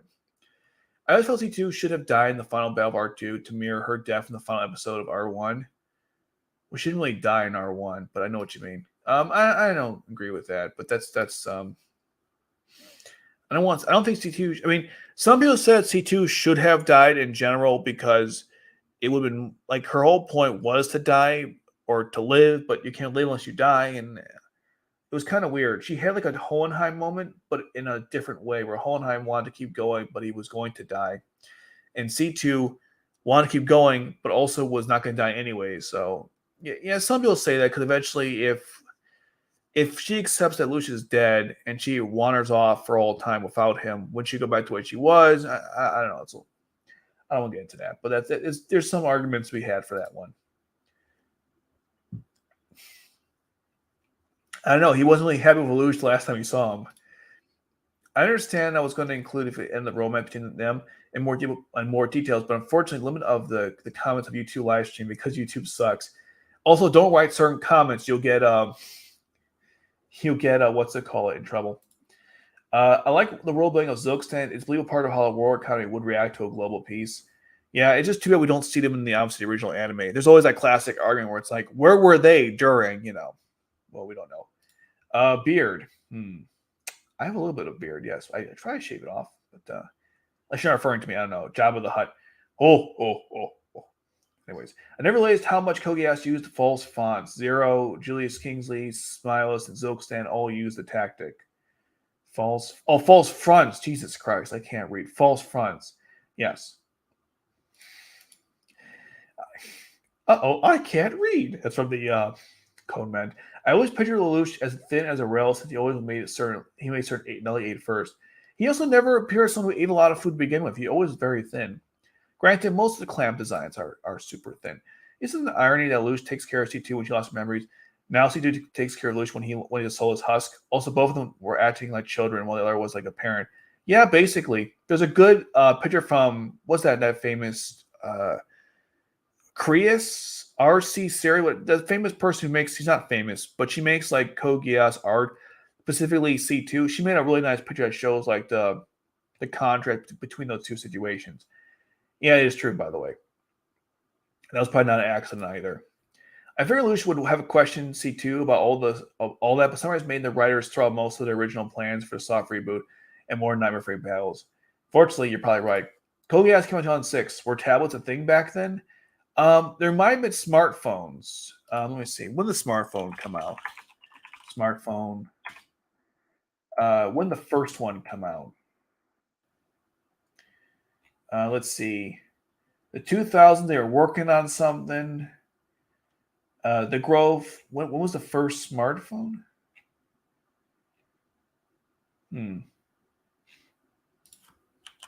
First smartphone. I actually don't even know what was the first one. So it's about 20 years old. There was like some, it says here 1992. Okay, but not that type of smartphone. That's not a smartphone either. So it's like 2007, I think they had smartphones.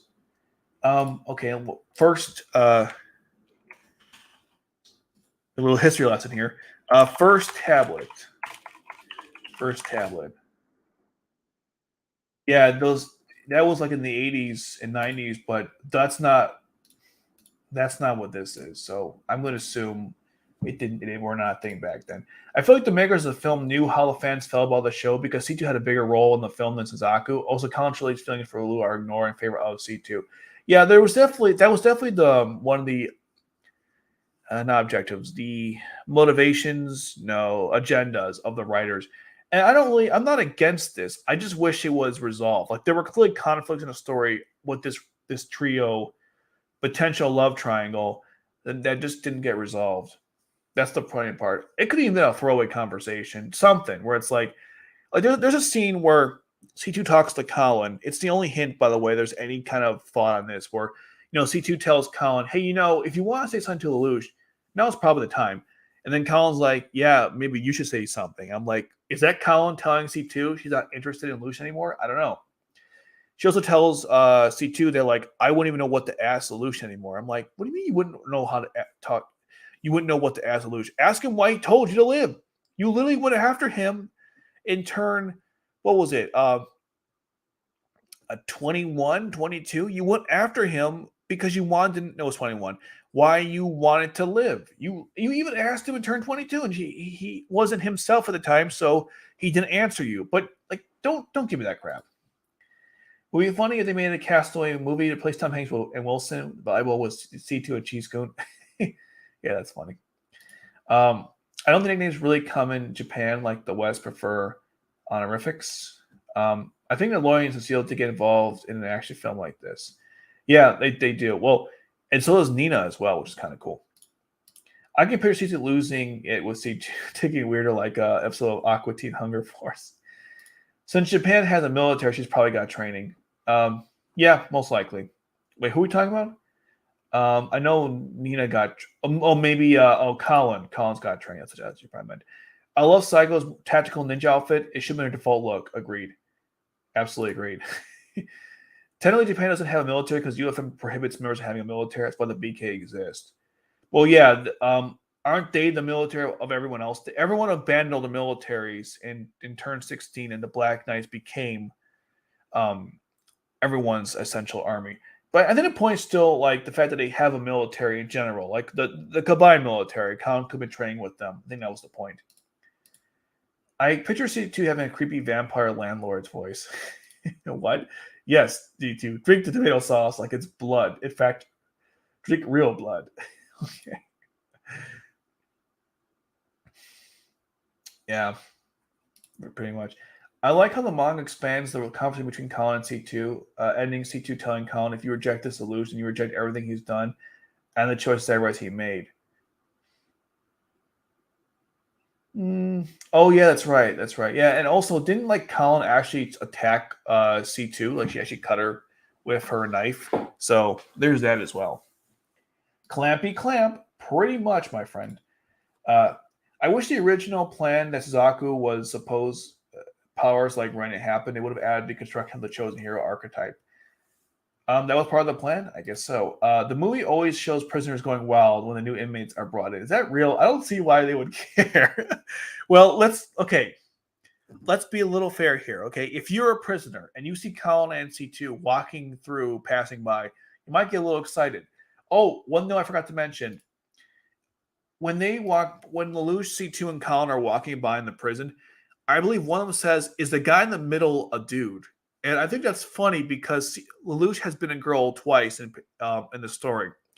There was the cross-dressing event where he pretended to be a girl, and he also pretended to be an exotic dancer for the Chinese Federation. And in both cases, he looked like a girl. So I think it's funny that one of the guys was like, "Is that a dude in the middle?" That's pretty funny. Uh, oh damn it, my what does that? Freaking StreamYards. Shamla Schwally, that's his name. Yes. Explain me why you didn't capture C2 and her buddies of hers. So I didn't feel like it. Didn't feel like it. That's basically what happened. Yeah. You know what's funny? Lucius making an L pose. Yeah, he is because of the way he's sitting. That's right. It's sad Giant Bosch is known for power and Code Geass. They're both opposite in terms of quality. Okay, first of all, that's a little I don't like that because Power Rangers was awesome. Okay, it was my childhood. It was probably most of your childhood. It was a fantastic show. Was it extremely corny? Sure, but so was everything else back then, like Sailor Moon, Samurai Pizza Cats. I'm probably that one. The Genyu Force. It's a very stereotypical thing where it's like the villain of the day, and they use the Megazord, take it out. Look, when I was a kid, that was important. As I've gotten older, yes, Code Geass over Power Rangers. But the time, though, I mean, when I was a kid, I can't say that same argument. And most people talk to, or I can't feel the same way.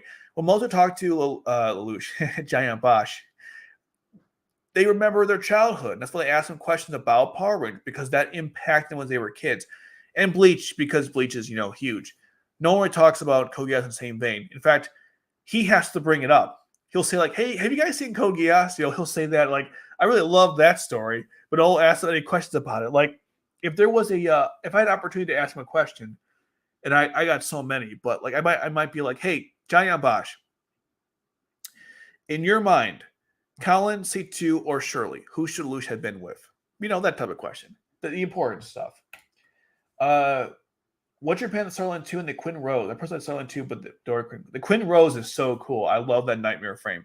And I'm so pissed. I know it's like I said love, now I'm pissed. I'm so angry that Cornelius' badass nightmare frame, and don't get me wrong, it's really cool. Hers and Guilford. I'm thinking the whole time, why couldn't you have had Cornelia fighting in R2? I know I ranted about this many months ago, but I'm going back to the rad.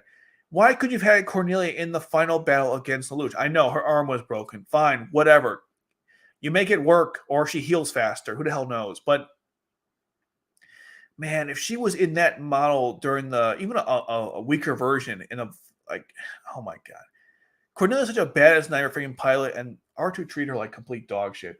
But I'm sorry, yes, the Quinn Rose is awesome. I went off topic. The film should not be best animated film of the year. I don't know. I think Weathering Review was better. That just wasn't Weathering Review 2019 as well. I think Weathering Review was better. Just saying. I'm surprised this movie didn't bring up Lelouch with all the girls since the show established that the deployment was a stable of the Britannian royals. I don't know. I guess that wasn't going to be a thing. To be fair, Power had a around before after Code Geass, especially with the series. Also, Super Sentai is more popular in Japan than Code Geass. Guys, I will be right back. I'm not holding it. I gotta use the bathroom. I'll be right back.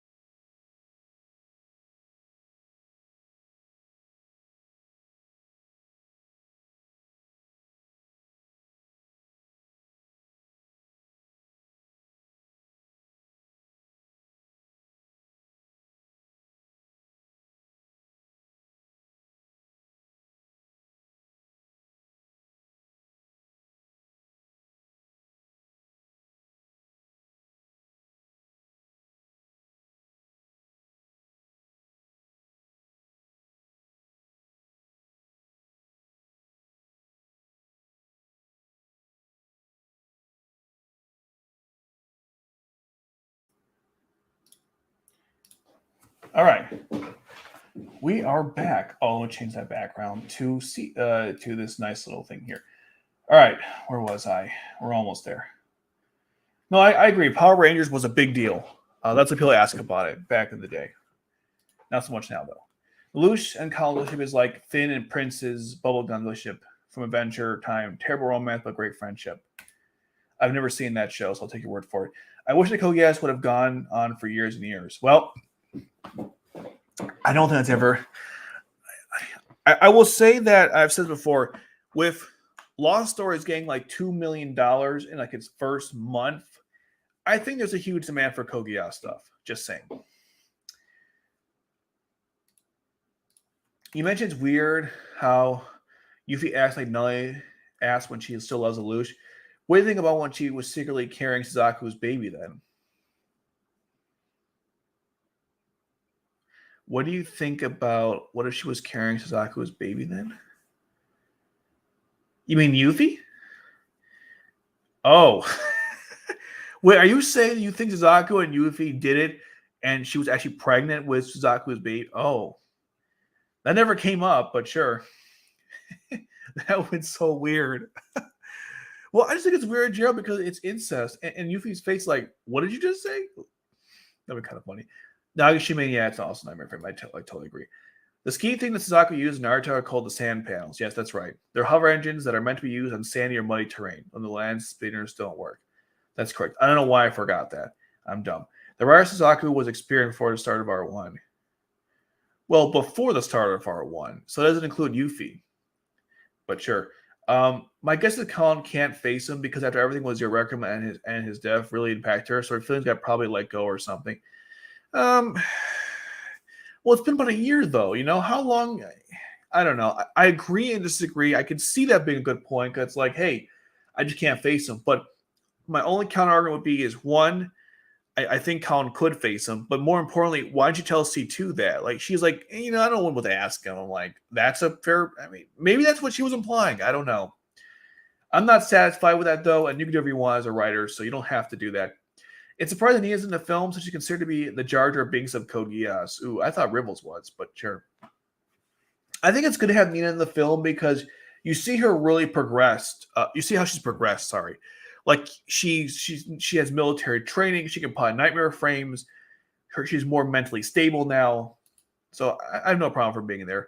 By the way, topic, I'm surprised you didn't include the third option, both when you post of what's more important to C2. Oh, both. Well, I wanted to see which one was more.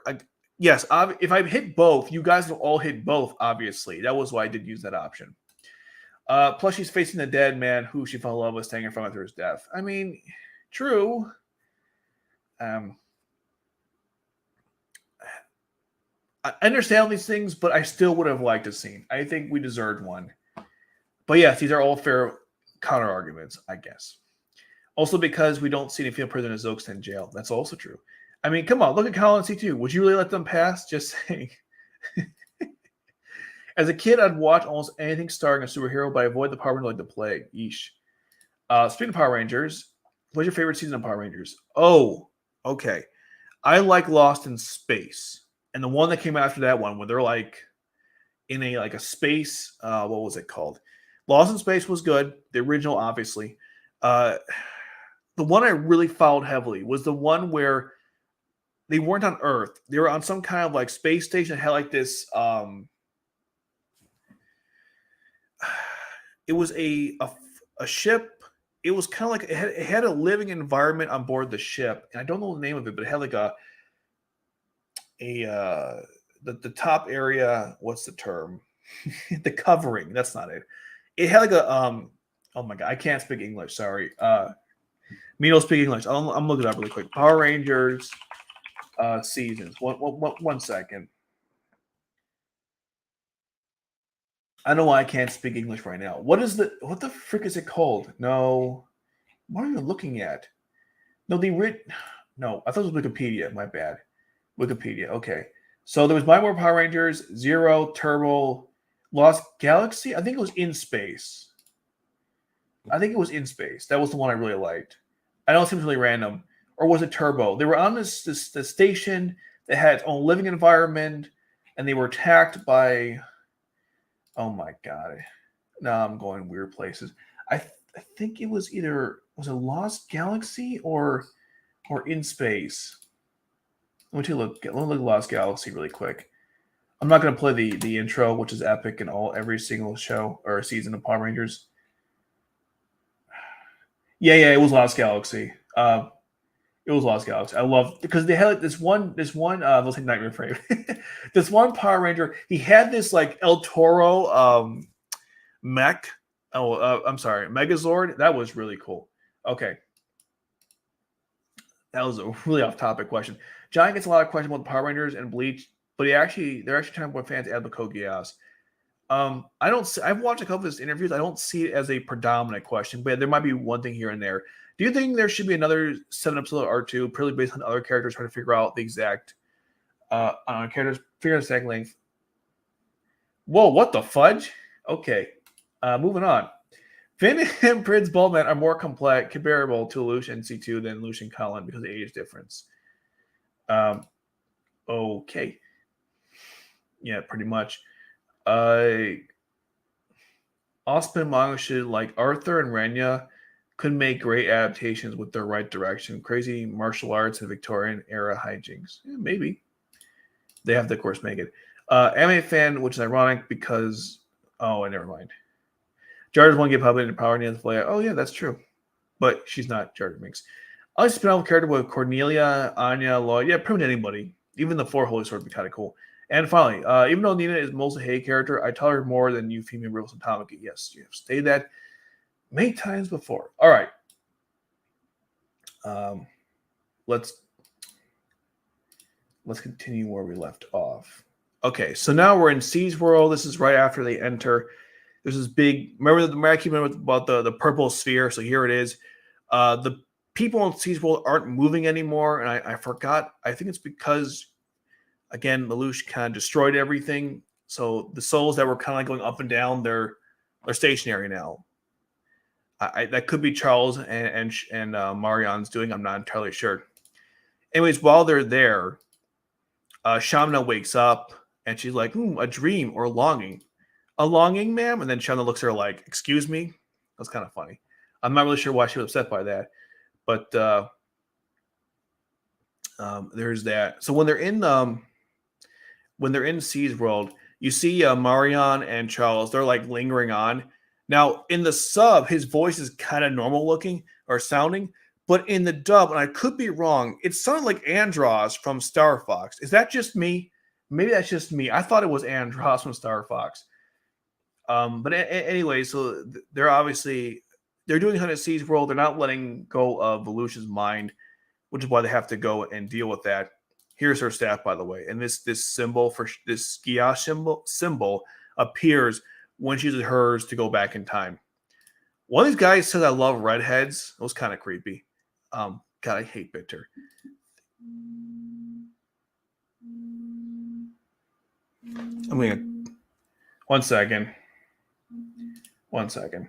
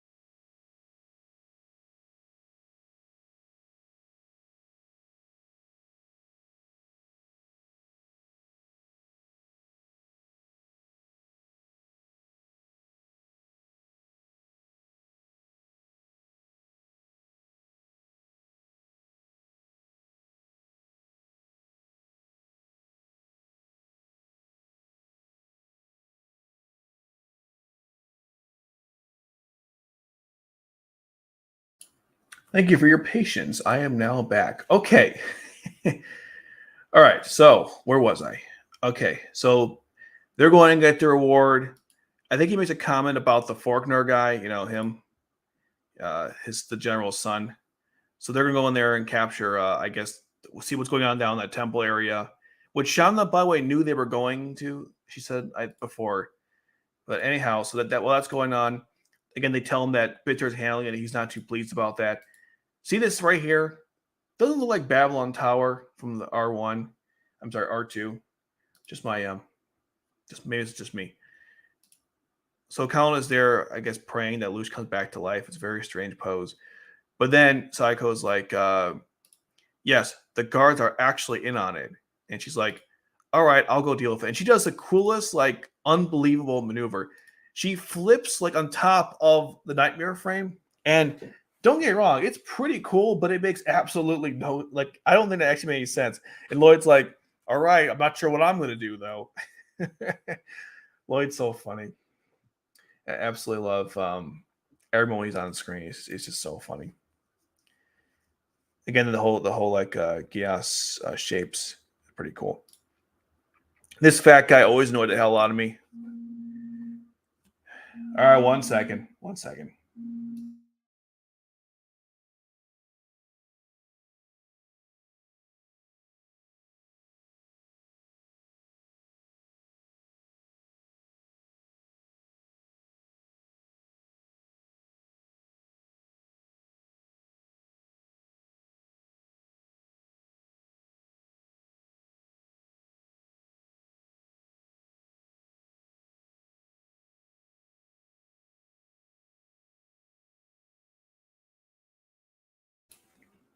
Okay, so yeah, so this fat guy, I don't know, he kind of annoyed me. All right, so let's see where we're at. Right, so what happens to Colin? This is kind of a cool thing I mentioned in one of my videos about Colin's nightmare frame ability.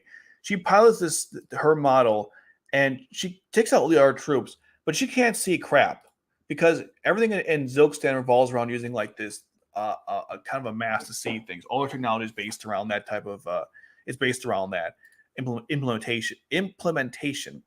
So Colin's able to take the units out, and she can barely see what she's doing, which is impressive. I like how he tells the guys, like, stop shooting, I can't hear. He wasn't actually laughing, but it was a joke I thought was kind of funny. But there's like, that's impressive considering you can't see. And of course, Zaku's just kind of, in his own world. C2 kind of has second thoughts at this point. She's like, you know what, we probably shouldn't be here. But unfortunately, Lucia's consumed at that point, so she can't really help him out. Eventually, Bitter and Colin get into like a draw almost, basically, and he it's not good. He guts her in the stomach with his knee. Bitter's kind of crazy. I thought Colin would do a better job in the fight, but whatever it is, whatever.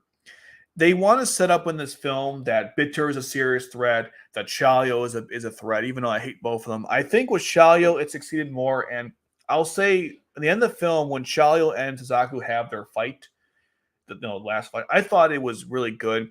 Bitter and Collins was kind of disappointing, and I'll get into why as we proceed. This guy has like these explosive plastic or clay. It's kind of cool. And they use that to, of course, stop, I think, Sayako. Then Bitter's like, so who are you with? The Black Knights or whatever? I don't know. Again, like, I don't know. It's just, no. This animation, by the way, of all Seas World is well done. I love you see C2 flying around. It was really good. In the theater, I'll say what in the theater, this was actually a really cool scene. Because again, I guess in the theater it looks better. The quality is HD. Like this in the theater was really cool. It was one of my favorite scenes in the entire film. Shamna awakening from Sea's world, or trying to enter Sea's world, and she's trying to find Lelouch. And there he is. He gets consumed. She cries because she thinks he might be dead. We get to this scene where we see a bunch of ghosts from the past that help out Lelouch. Now, if you don't know who they are, I know basically all of them from the outlines and also just deductive reasoning. So it goes Yuffie, Rollo, and I think it's Orbe, Senba, and then it's like the Inoue, Yoshita, and then I think it's the Kyoto, and then I think the last person might be Clovis, I don't know, or Marion, and then you see Charles at the end. That's the the aura of those shadows. In case you were wondering who they are, Yuffie and Roll are the most obvious. I mean, Yuffie, you literally see a girl who has like Sailor Moon's hair. I mean, only Yuffie has that, and they of course give back Lucia's mind. CG wakes up and she's shot, and man, um, I didn't choose, by the way, how these photos are taken. Basically, how I set this up, I kind of had to take snaps every couple seconds. And if you want the brutality of how CG being shot, like how brutal it was, there you go, man. This is a damn, like they really shot her good. And this kind of reminds me of what happened with Mao. I assume that's what they were trying to reference here, because he always gets shot in this show. And they're like, oh my God, she's still alive. Let's put her on acid next. I'm like, these people are messed up. Because she's a master, but they don't really care.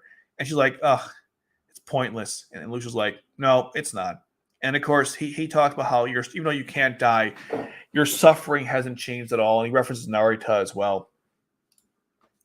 It's an epic moment. And the music that plays during this scene is phenomenal. It's so good. So freaking cool. Then he tells them all to die right now. And they're like, what? Now, before he uses the Geass power, because he's like, you're not armed. He's like, I am very armed. So you see Saeko and Lloyd close their eyes because they know he's by these Geass, I guess. It was cool because they both know. At least Lloyd knows how it works. And this scene's pretty cool. And just like at the beginning of R1 and R2, we have a scene where Lelouch tells a group of people who threatened him to kill themselves after a philosophical speech. The two guys slit their throats, and he blows himself up. I don't know. Meanwhile, Bitcher's like, where's all my men? Oh, that's right. They're dead. Lelouch helps out C2. She tells him, welcome home, Lelouch. I like that. It kind of reminds me of like a Wizard of Oz. Again, more images of the prison. And as you see here, again, it looks just like the Babylon Tower. Before I miss anything else, let me make sure I didn't miss anything. Before I continue, let's see if I didn't miss anything. Oh, I forgot to mention, when Lelouch uses the Geass power, they have a brand new animation for how it looks like when it goes in someone's mind. But what's interesting is that when Swaggy, I forgot his name, when he uses the Geass power, it uses the old animation style. They improved it, of course, for the film, but it's the same animation. But for Lelouch, they changed it. Is that because his Geass has changed because he also has a code now? I don't know, but I noticed they had a new animation for Lelouch's Geass, but with the other guys, it was the same as the old one. Anyhow, back to my notes real quick here. Yeah, that's it. All right, we get a really awful scene. It's one of the worst in the film. So we see a Bitter with Colin, and he's like, "What do we do with her? Normally, I'd let you have her when I was done. When I was done with her." I'm like, guys, are you joking, casual about raping Colin? Wow, okay, but no, she's gonna be a gift. Now, maybe Bitter was just kidding. I don't know, but wow. And of course, we have to have Colin in this outfit because it references both technically. It references Silence of the Lambs and also that scene that Colin where she was tied up at the end of I think it was turn 10 or 11 when she was captured by the Britannian forces. I'm glad we brought this back though because everyone loved this scene. And by everyone I mean like nobody. It was just. So Lucius obviously working. He's told that Colin was taken to the infirmary, so he has to go deal with that. And Psycho goes to rescue her, and thank God nothing happens there. Then I love how C2 and Lelouch start talking about what's going on in Zogstan, and it's so casual. It's like they've been like doing this for years, and he just got back to life. But because the two of them are so close, they've been talking like it's been yesterday, and it's a really nice part of the film. It's very subtle, but I do enjoy it. And there's a cute part where Lloyd walks in and C2's pointing a gun. It's very subtle, but she's pointing the gun right here, and she drops it when she sees it's Lloyd. It's pretty funny. I definitely enjoyed that scene. But seriously, though, the guards joking about raping Colin, not cool at all. But yeah, they were talking about the political climate, how like the brother runs the military, and the sister is like the spiritual leader. And of course, Lloyd tells them about Suzaku, so they go and save Suzaku. He wakes up and he sees Lelouch, and he sounds detached. He's like, Are you back? He goes, maybe. Maybe. You're like, you lied. Why'd you do this? And he beats the crap out of him. And honest to God, because their ends happened to both of them, and specifically to Suzaku, I don't blame him for attacking Lelouch here. Then C2 is like, it's the most important thing I mentioned earlier. She says, like, hey, I brought him back to life. It wasn't Lelouch's choice.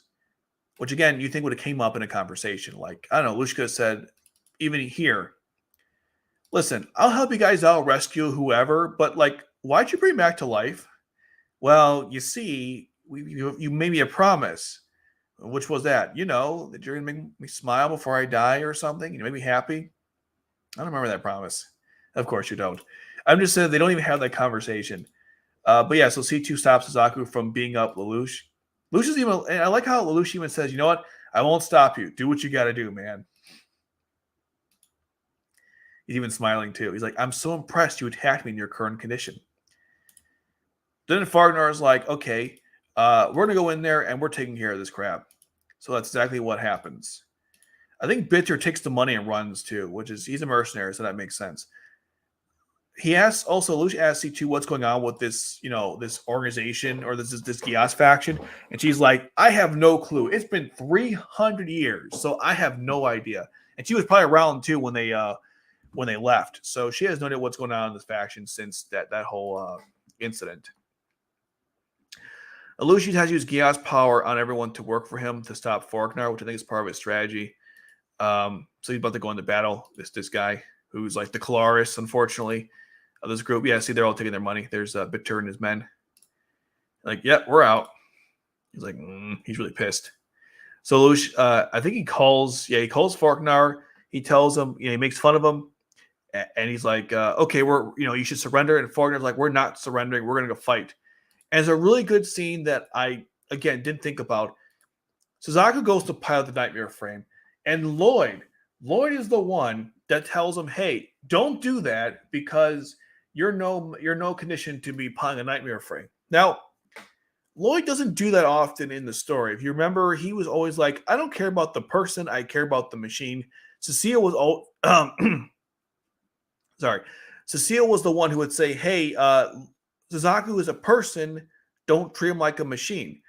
But here you have Lloyd telling Suzaku, you're in no condition to pilot this Nightmare frame, so please don't. And it's good growth for Lloyd. It's a good scene to just show, like, he's changed a lot over the years, where he didn't really care much about Suzaku in that way, but now he does. So it's a very subtle, but it's a good scene for people who watch the original series and seeing Lloyd kind of grow as a person. I mean, he told Cannon in that party, I'm starting to grow up now.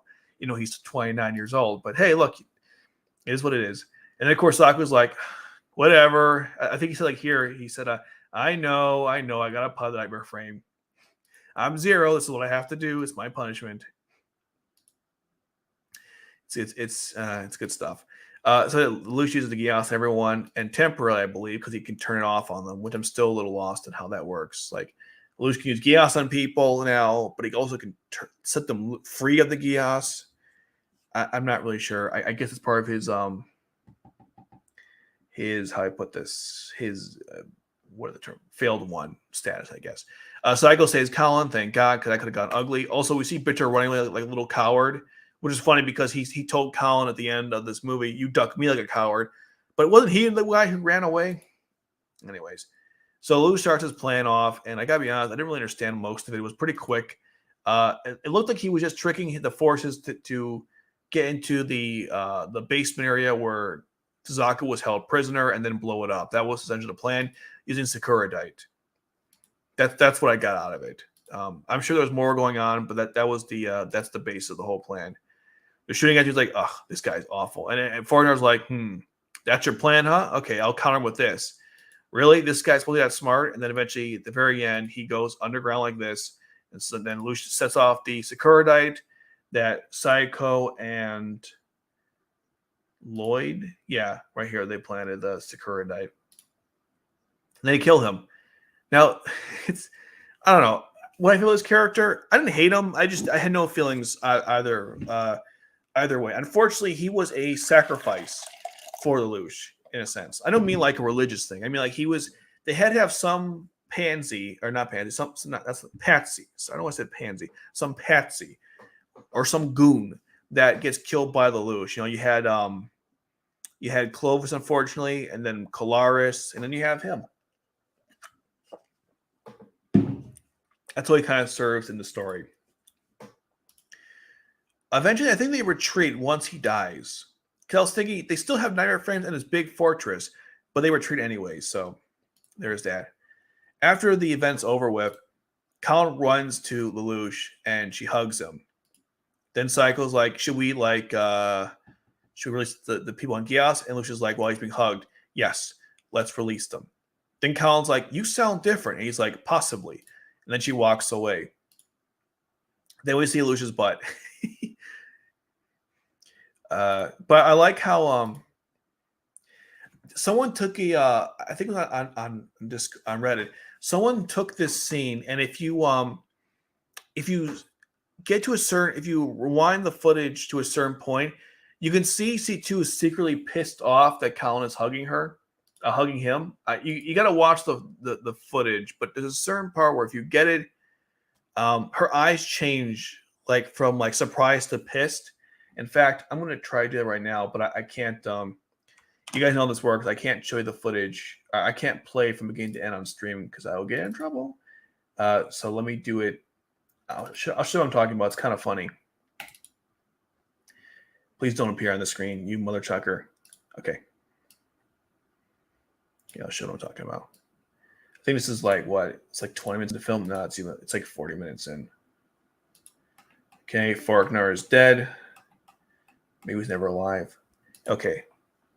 This is muted, right? Okay. I'll show what I'm talking about.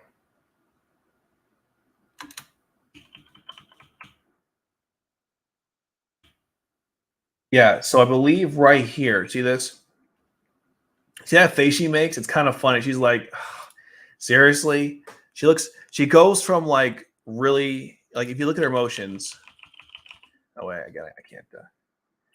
can't do that. Which is really YouTube's weird like that, but okay. She goes from basically like almost surprised to like, like, oh, what are you doing? And then like her eyes go like they widen, and then she's just like, She was kind of pissed.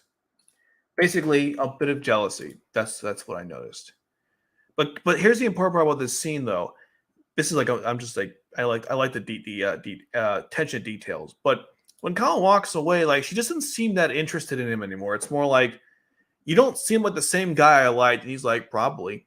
Because Lelouch did change as a person when he came back. There are some subtle hints of him being less aggressive and I don't know, vicious, but like he was a little more willing to sacrifice people. Here he seems a little less willing to do it. He's changed. There are some things about him that just seem different.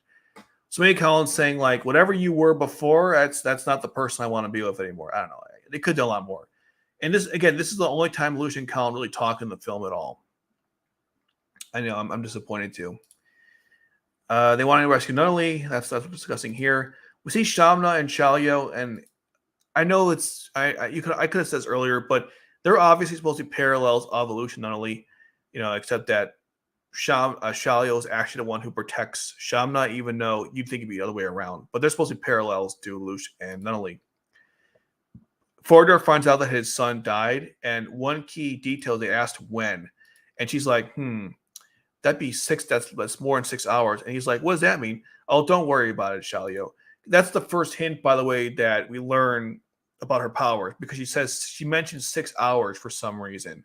It's a good foreshadowing in the movie. Unfortunately, they can't save his son, and funny enough, he kind of forgets about it, which is kind of sad. And of course, we see Bitter and Swaggy. I can't pronounce his name. Yeah, but to see they're all in on it, which is what we already knew. And Nellie's in the top because she's using her to get into C's world, or something like that. Here's the UFN headquarters. It's pretty cool, actually. Meanwhile, we see Raksha talking to Schneisel, and she asks him, hey, why don't you send me in there? Because I know the area. And he's like, yes, that's true, but I need you with me. Here's Cannon, by the way. It looks pretty cool. All right, 1 second.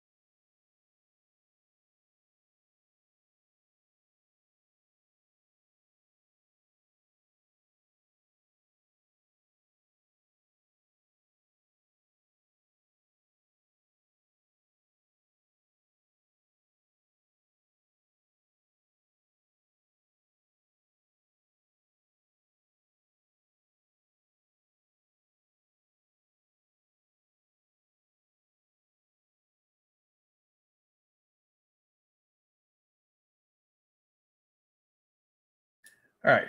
Shouldn't be on the phone too much, but this is what happens. Okay, so these are prodigies, by the way. There are new characters introduced into the story. One of them is Shanti. This is Shanti. This is Rakshata's sister. She literally identifies her as her sister. That's how we know. In case you're wondering. I think several of them are working on the Nightmare Frame stuff. Shanti actually sent the frame codes for the Lancelot and the Gurren. Now, Canon said something to Schneizel, which is, hey, should we use the Lancelot? It was kind of a symbol of tyranny. He's like, yes, but I wanted to protect Zero. And so his eyes turn red because the Geass power is still affecting him to serve Zero. And Shanti's like, I knew you would send one. You'd want someone for the Gurren, so I did already. She seems really sad for a child, and she definitely looks like Rakshata. It's I guess they're both prodigies when it comes to building nightmare frames. There's actually a third. She's probably not related, but there's another girl who works with Rakshata in Lancelot and Gurren too, who's also Indian. So this is them, by the way, setting the forces. Also, I believe Snagel is confirmed, or Saiko and Lloyd confirmed that Nully and Suzaku were taken hostage by Zilkstan, so they're taking action to go rescue them. So this ship here is sending them supplies, as Lloyd tells Saiko. Then we get this really cool scene where Lelouch puts on the Zero suit. But this Zero suit is different from the one that you might be used to because they added a couple things, specifically the back. The back has, there's this bead from his hat when he was Emperor, and the back looks like Suzaku's outfit he wore when he was the Knight of Zero. So I love the details there. Also, it's really cool. It's kind of funny, rather. When he puts on the suit, you see like 2 seconds of C2 doing this. Because if you guys remember in the original series, C2 always got bored of his antics. Like when he would, Lelouch always had like these crazy almost performances in front of lots of people. And C2 was like, yeah, this is stupid. Why are you so dramatic? It's funny. There's like little, again, they obviously, they stacked this film up with references, and that's definitely, that was definitely a good one there. So he becomes Zero again. He also says, as his famous line, no one wants to kill or those who are to be killed.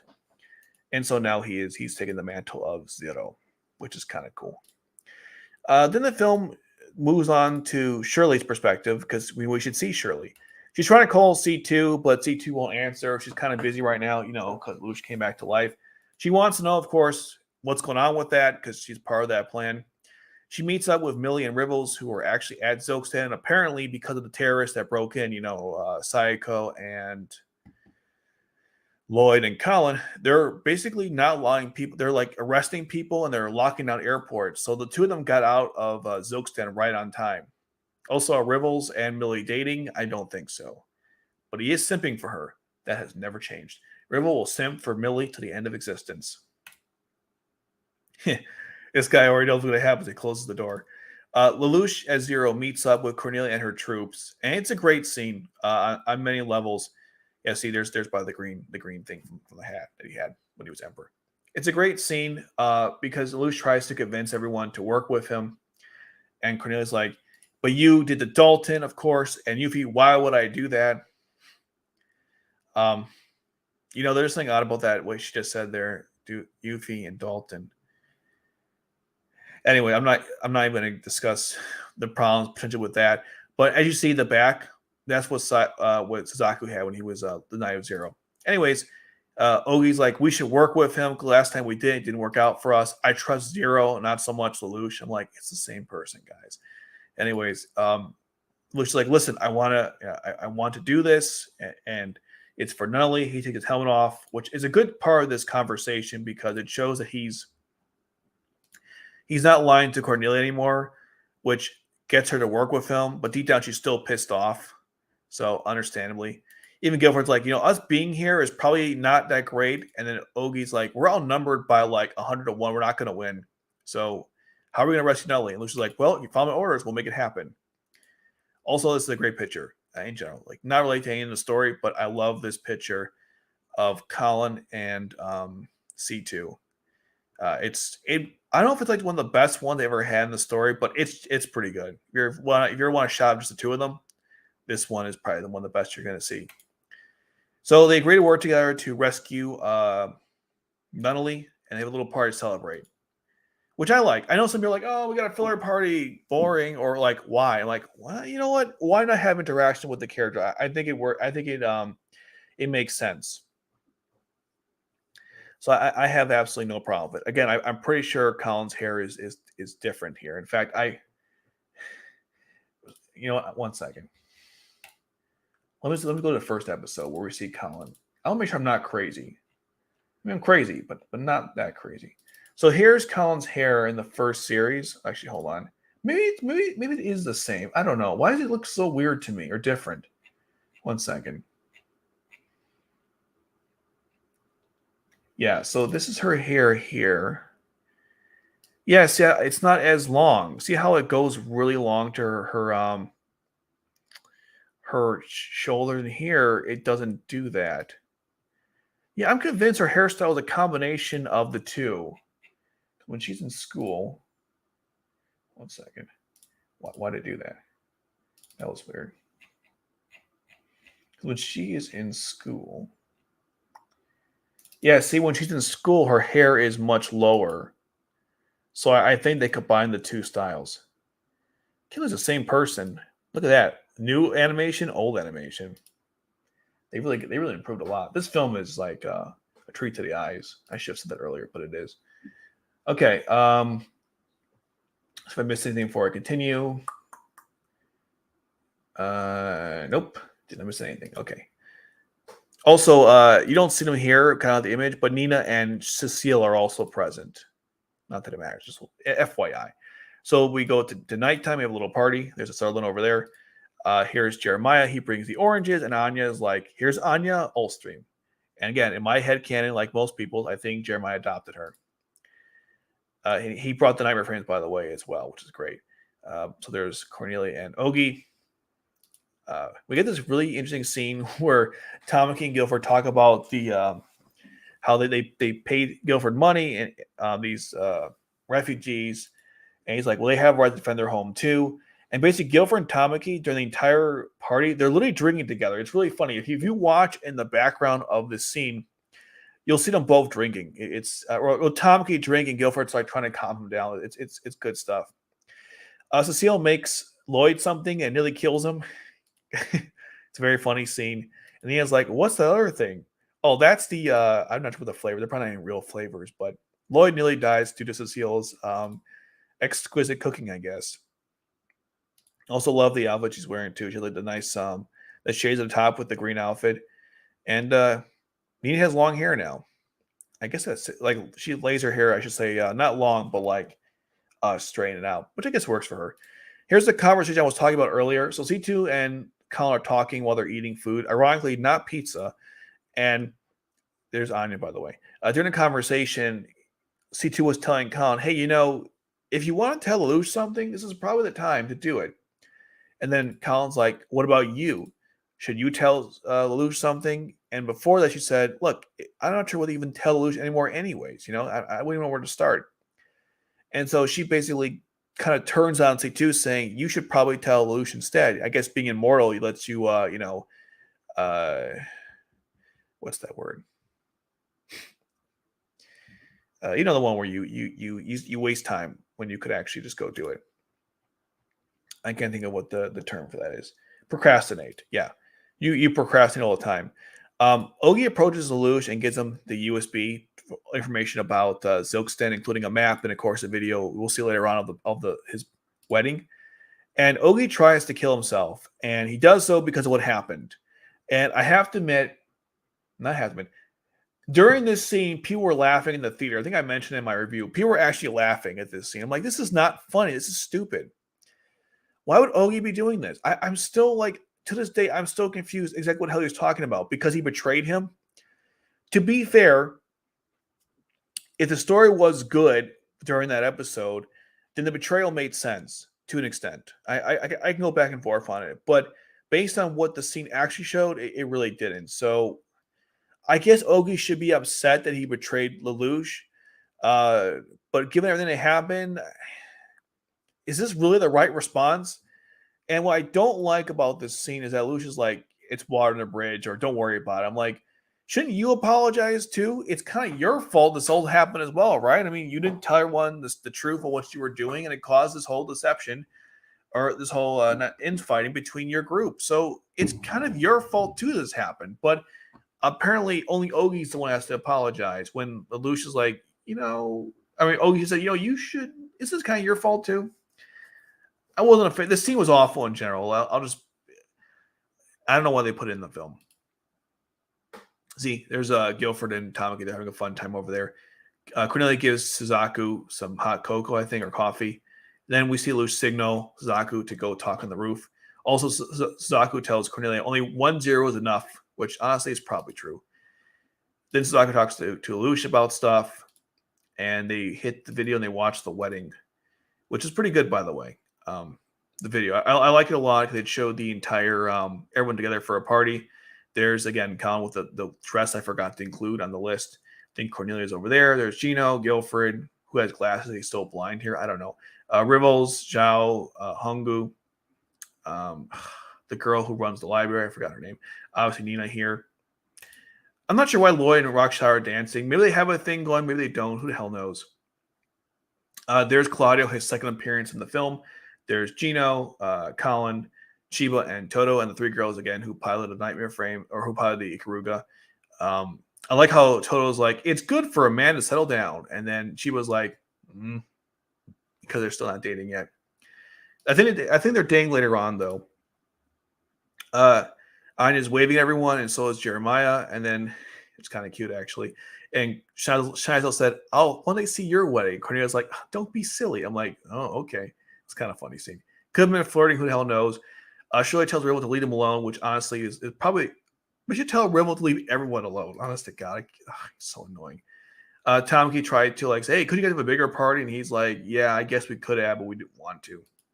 Also, there's a scene where all the prodigies are running around and Minami is staring at them. I'm not making any accusations. I'm just saying what the film shows us. Also, Colin and Kento talk to again the pink hair girl. I don't know why I keep forgetting her name. Her. I put her on a list. Her name always kind of goes in and out. Here's the Glinda Knights. So you have this is Alderin, Marika, Leonhardt, Nadiet. I think that's the wizard, like Zephon. I think that's her uncle, and I forgot her name and his name too. I just don't care. I mean, I care but not care. I love the reference though in the movie to the Oz reflection. I think it makes sense too. They would be here since they, after all, support Nunnally, and they became pretty close during that time. So, which also kind of makes you wonder why didn't they show the Glennites saving Nunnally and whatever. We're not going that. We're done. I'm not hashing that again. This is a scene where same wedding scene, but you see Millie, Sayako, Nunnally, Kaguya, Tianzi. I'm not sure this is Zhao, and this is Margaret. She's the leader of the EU right now, in case you guys didn't know. So basically, 3 girls run the world. You have Nunnally, Tianzi, and Margaret. So she was invited to the wedding as well. Yeah, that's it. And of course, Nunnaly's like, it's okay. We don't need formal titles. And Sadako's like, see, this is the world you saved. Which was like, can we play it? Just joking. Eventually Sadako was like, you should be Zero, not me. And Lucia's like, listen, dude, I could be dead at any time. I don't know what the rules are of C's World. And I think you could argue he's breaking the 4th wall by saying, like, look, dude, I may not be in the next Code Geass, whatever. This might be the last time you see me. So, no, dude, you're Zero. That's how it is. Whenever the writer, I'm not sure what the rules are. Probably indicating the writers don't know either. But more of the actual in the story itself.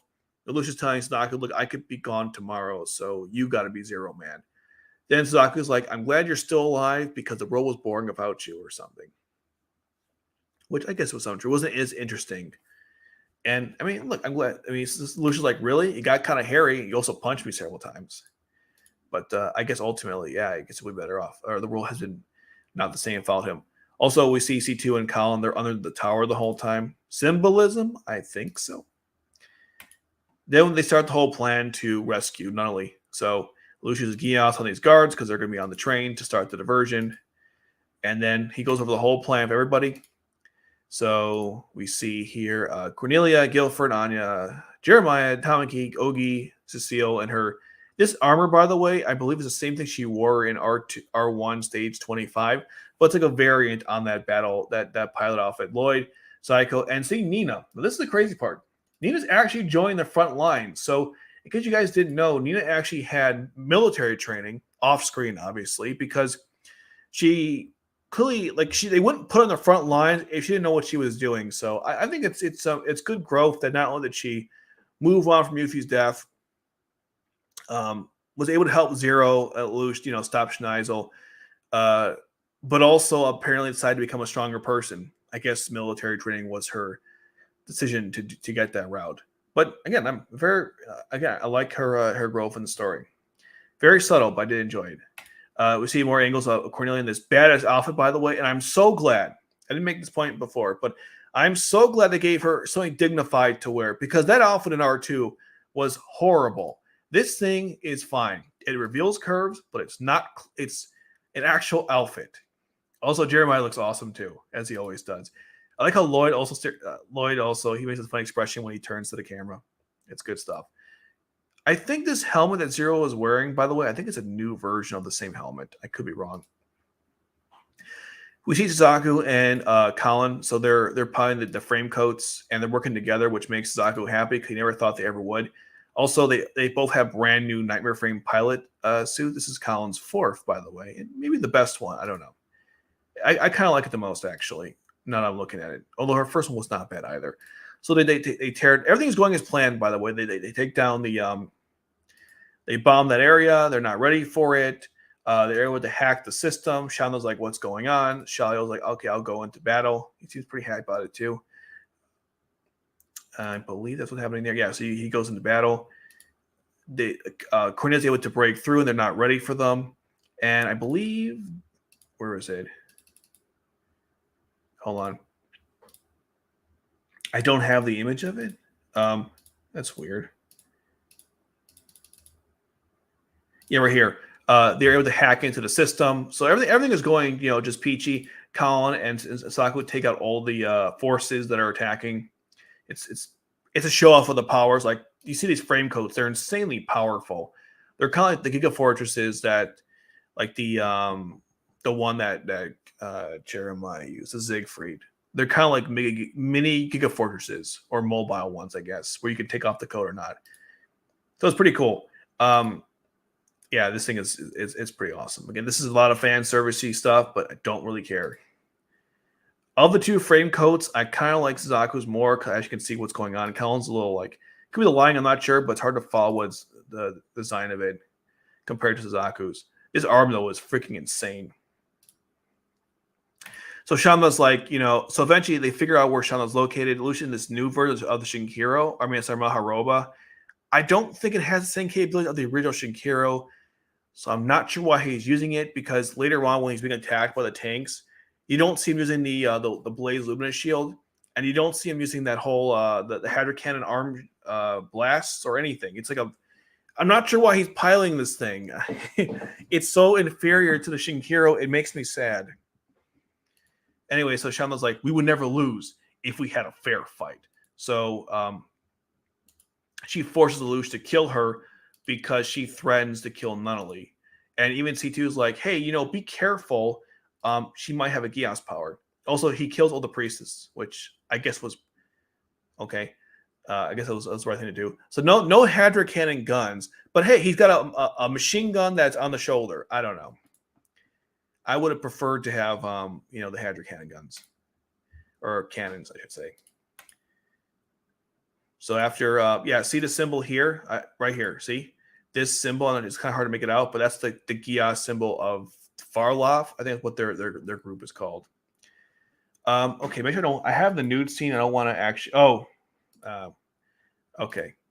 I'll skip to the end of this. But in the theater, when Shamna walks to Shalio about how she wants to help out the her people, you see her nipples, and I remember people like, "Whoa."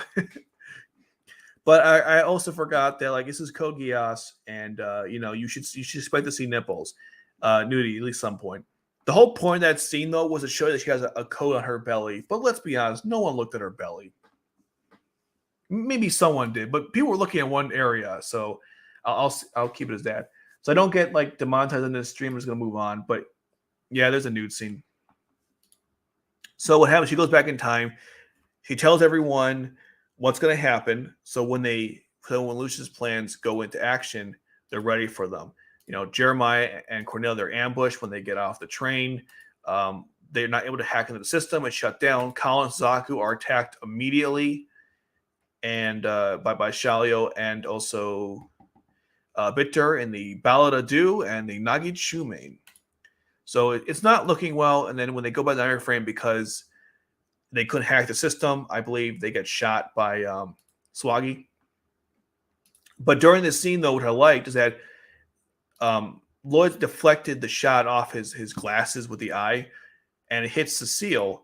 Didn't like that part, but I like how when they're being attacked, you see Nina like using the glasses as shields to protect them because she was trained to do that, while Lloyd tends to Cecile, although he's not a medical doctor, so I'm not sure exactly how that's going to help. Also, somehow Psycho is able to resist the Geass power because sometimes she's attacking them, and sometimes she doesn't attack them. I'm not sure what was up with that. But they realize it's clearly a trap, and so they're, it's not going well. And this kind of starts this whole situation where, you see here, Shinkiro's using Avis defense systems. Again, I'm dying inside watching this. There's the Gakoi, because the mob robot was taken out, so they went to the Gakoi, which is it's a really cool Iron Frame. It's not finished, but in Super Robot Wars 30, it is finished, so you can definitely see it. You can use it there if you want to. Also, Anya helps out. Her role in the story is not that significant, which is disappointing, but she's at least there. She's helping out. Even though her Iron Frame is really OP, and if she wanted to use it, man, it would have been a different story. Anyhow, they get into the Iron Frame together, just like old times, and things aren't going well, and Lucia's trying to figure out what to do. Meanwhile, Shanla's like, I'm so close to getting this T's world. I'm going to reform the world or something like that. I don't know. She's crazy. She wakes up, of course, and they're explaining the situation to her. And she doesn't care if Nelly lives or dies. She just wants her as a connection. I believe one theory people are saying about Shanla's plans was to use Nelly's connection to Charles to get into Steve's world, because she needs 2 codes. So she thinks she's using her connection to Charles and, of course, her own code to extend the power that she has. So things aren't going well. Lucius is freaking out. He doesn't know what to do. Zaku's having problems fighting Shalio. Colin gave her arm to stop Bitter, and it failed horribly. She's like literally trapped. So he's having issues. So he's not sure what to do there. Meanwhile, the Black Knights in these really awesome uniforms are talking to the Zoksten. I guess they're politicians, and asking them, "Hey, what's going on? Why, were they kidnapped or not?" And they're like, "We don't know anything." And Gino's not too pleased. Also, Gino is separating Chiba and Toto. I think he's a little, cock block in there. I don't know who this person is, but she's a secretary for the Black Knight. You see, Gino he's pretty pissed.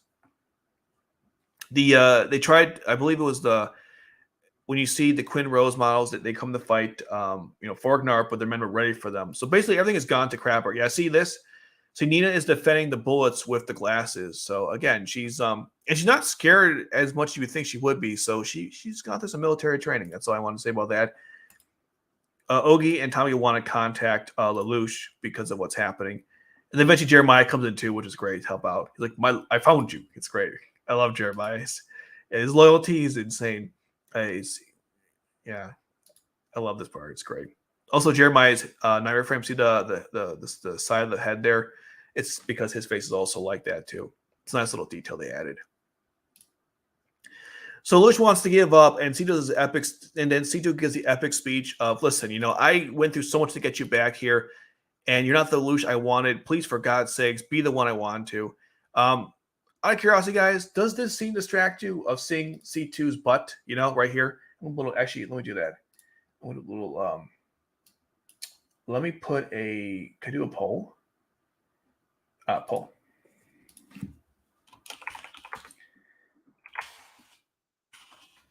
Does C2's outfit distract you from this scene?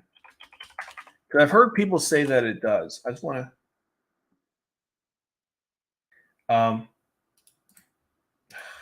Oh my God! Please. Oh God. Okay. And yes. No.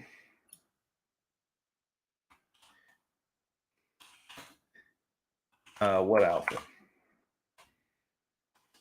We'll just pick those two. Okay. Wait. Oh, I see. Let me close it out. There's no option. Okay. Okay. Let me guys let me know if you because in this scene, some people have argued that in this scene, C2's butt. I know this is it's what you expect to get, I guess. Was distracted. Like there's supposed to be this emotional scene where she's pouring her heart out to him, and then they pan out to her butt. So we're like, this is really distracting. I don't know. I don't think it was, but I get it. I totally get it if you were if you were feeling that way. But anyways, eventually she's able to get him to snap out of it. He's like, you know what? Okay, we'll save Nunnally, and we'll enact my plan to figure out what's going on. And eventually, to help him out, Ogie and Tommy contact Lelouch, and he's like, but everyone can hear this. He goes, that's perfect, excellent. So what we'll do is he sent a whole message out saying that, hey, I'm I'm Zero. We're about to start the next phase of the plan. Got to change my battery soon. And by doing that, she's like, well, what's that going to do? It'll just confuse everybody. They're like, wait, Zero announced himself? It was a good scene because everyone's like, what is the next plan? Because they're not sure. And Nina's like, well, it doesn't matter anyways. If we broadcast ourselves, we're screwed anyways. I like how the two characters who figured out what Luch wanted to do was Nina and Cornelia. No one else understood what the hell was happening. But Nina's like, well, it doesn't matter anyway, so I guess why not? And Cornelia's like, this is absolutely perfect. By him announcing himself, it gives us time to escape. And Gilbert's like, I don't get it. Exactly. You never do. So I do like how at least someone figured out what Luch was trying to accomplish by announcing himself. They also try to figure out, like, okay, Shamna must have a Geass power. That was their hypothesis. So they try to figure out, which one they have. And the way they do that is by simply process elimination. They're also trying to figure out, like, okay, like what could her power be? And they essentially he came with like 8 plans, and C2 enacts one of the plans, and by the way they respond to it will determine what the Geass power is. That's essentially what Lelouch is trying to figure out. And Chandler's like, what's happening? She's kind of confused. Also, I think it's funny that only Millie cares about the fact that she says here, hey, what happened to Fargner's son? He's kind of dead. He doesn't show up anymore because he died. And I guess she liked him. Who the hell knows? Anyways, she so Shamla goes back in time because what's happening now is Lucia's preparing a counterattack, and she's kind of concerned. She shoots herself in the head, and Fargner freaks out. He's like, what? Because she's like, yeah, it's faster if I just do it this way. It kind of reminds me of, and this is kind of a sad, it's not a completely different topic or show, I should say. Remember in South Park with the Coon and Friends when Kenny kept killing himself because it was faster than actually like traveling home? He was like, you know what? I'm going to kill myself. I'm going to bed, guys. And he shoots himself. This kind of devolves into that in a less joking way. But I was like, when he shoots himself and he keeps going back in time. Yeah. Also, again, the Geass symbol is shown here.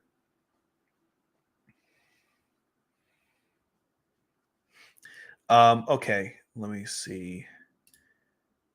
We're doing pretty well. I'm going to go change my battery, then I'll read some candidates. Okay. I think I'll just... and I've got to change my camera. Give me 2 seconds here.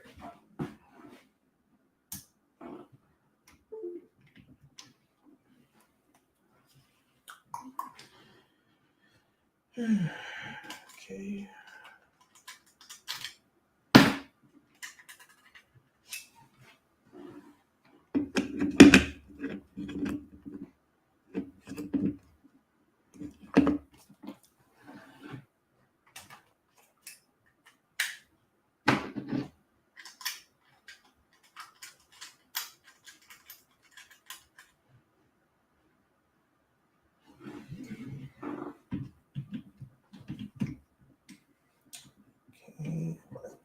Let's go.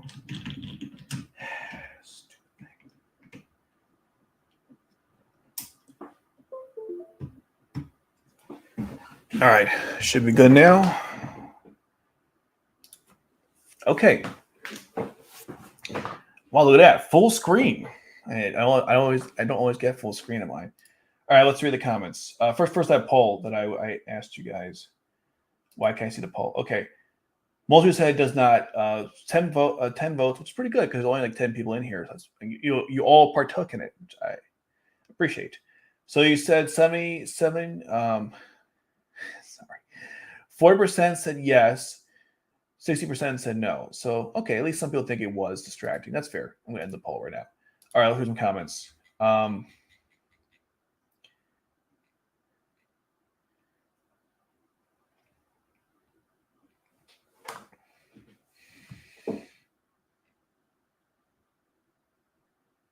Okay. I wasn't surprised when Charles showed up. I mean, if it's Siege World, you would see them. Well, in this case, they can't let him go, you know. Shamna bugs me. She's the most Caucasian woman ever for a Middle East queen. I would prefer it if the show went all in and made her look like an anime with blue. Went all in and made her look all anime with blue hair, eyes, and blue hair and rainbow eyes. Yeah, I mean, I'm not going to comment on like the skin tones in a Middle Eastern country, but there is some point you made about how they don't really look like they're in the Middle East because they are. By the way, there's a when C2 opens the tablet to look at the different the country they're in, you can see that they're right by Saudi Arabia, I believe. So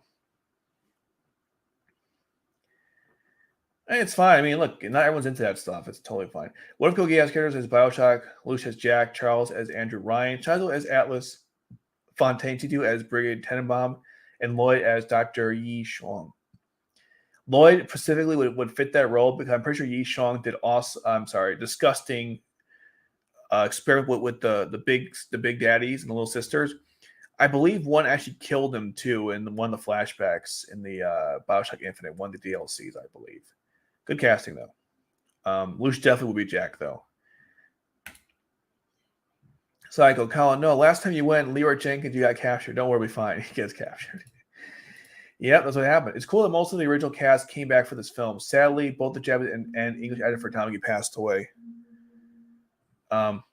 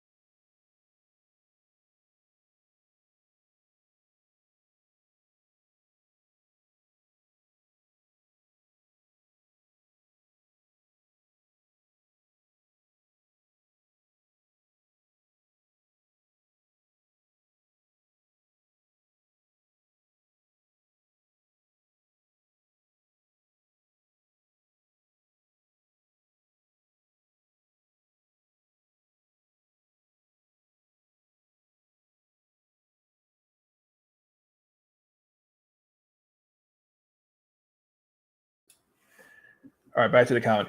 Yeah, unfortunately, yeah, his original one for both. I know didn't the film start with like a R.I.P. to Tamaki's voice actor? I thought it was in this film. They had a little, or maybe it was one of the other ones. They had R.I.P. for him. Okay, he did pass away. That's very true. I did know the English one passed away too. Really? Let me take a quick. Really? Let me take a quick look here. That must have been recently. I just don't remember that Tamaki. Right. The time it comes up is the one from Orin High School Host Club.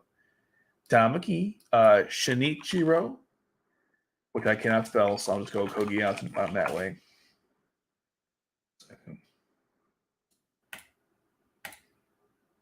I did not know he passed away. Let me see if I can find him. No, I didn't want to remove. I meant to. Yeah. He was voiced by Lindsay Michael. This guy's dead? I didn't know Lindsay Michael is dead. Let's see. Lindsay. Please, computer, please cooperate. Lindsay Michael. Yeah, he died. Right before August 31st, 2019. 56 years old. He played Kisuke in Bleach. He played Joe in Digimon and Ray Amuro in the 3 Mobile Suit Gundam films. He was in Fushigi Yugi. Who's Tomite? He was Gatsuma in Data Squad, Naruto. He was in Big O, Zach Bell, Wolf's Rain, additional voices. He was a taxi driver in Cowboy Bebop. Okay. But we know him as Kisuke or obviously Tamaki. Okay. RIP, man, to Lindsay Michael. This one's for you, man. I did not know. I knew the Japanese voice had passed away. I didn't know that Michael Lindsay passed away. So yeah, RIP, man. I didn't like Tamaki wasn't always my favorite character, and that's putting it lightly.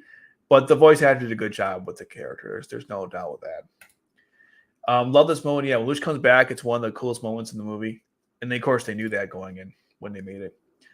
Lelouch didn't have to order those people to die. He could have told them to be nice and peaceful from now on.